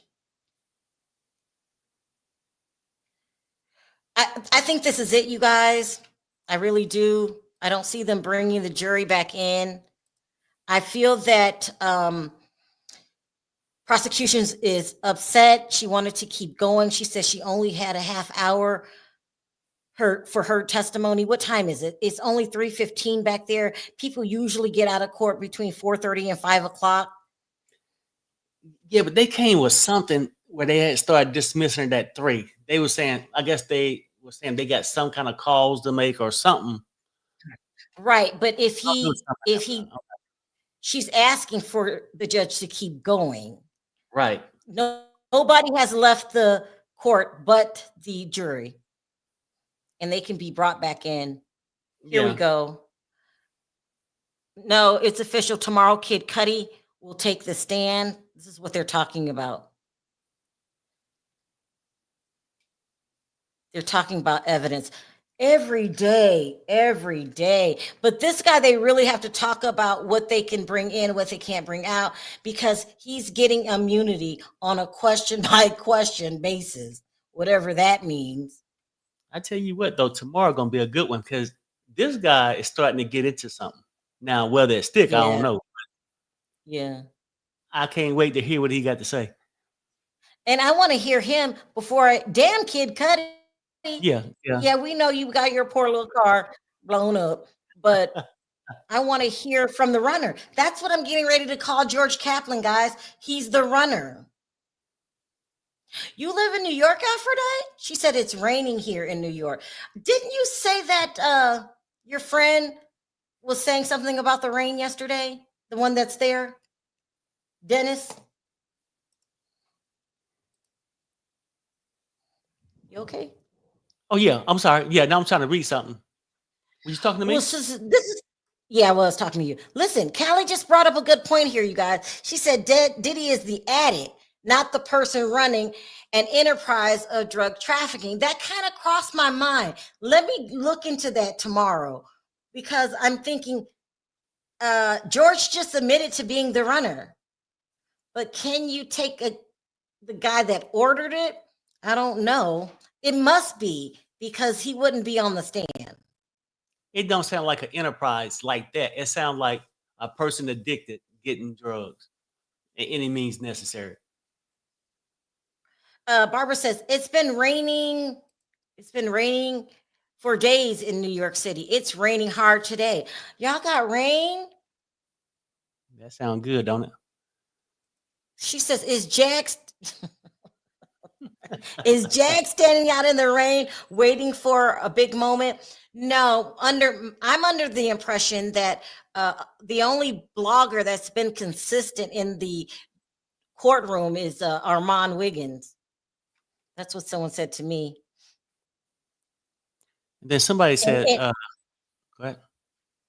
Did your friend get in the courtroom? I ain't checked yet. I don't know. Do not know. All right. But, it's been dismissed. Okay. All right. Good. You want to wrap it up real quick, Perry? Did you have to say something? No, that's good. No, I mean, because when you asked about Gina, somebody in the chat says that they're talking about Diddy's ex, Gina. Remember you bring up Gina? Oh, Gina. I forgot all about Gina. Anyway. All right, y'all. This is getting good. Day by day. We will see you tomorrow, bright and early. Can Diddy, the question I'm going to find out tonight, can Diddy get in trouble? He's the addict, not the runner. We'll see. All right. Thank you, guys. We'll see you tomorrow. Right, Perry? You got any last words? Oh, no. Tomorrow's going to be great. I'll see you guys in the morning. Bye. Bye, everybody.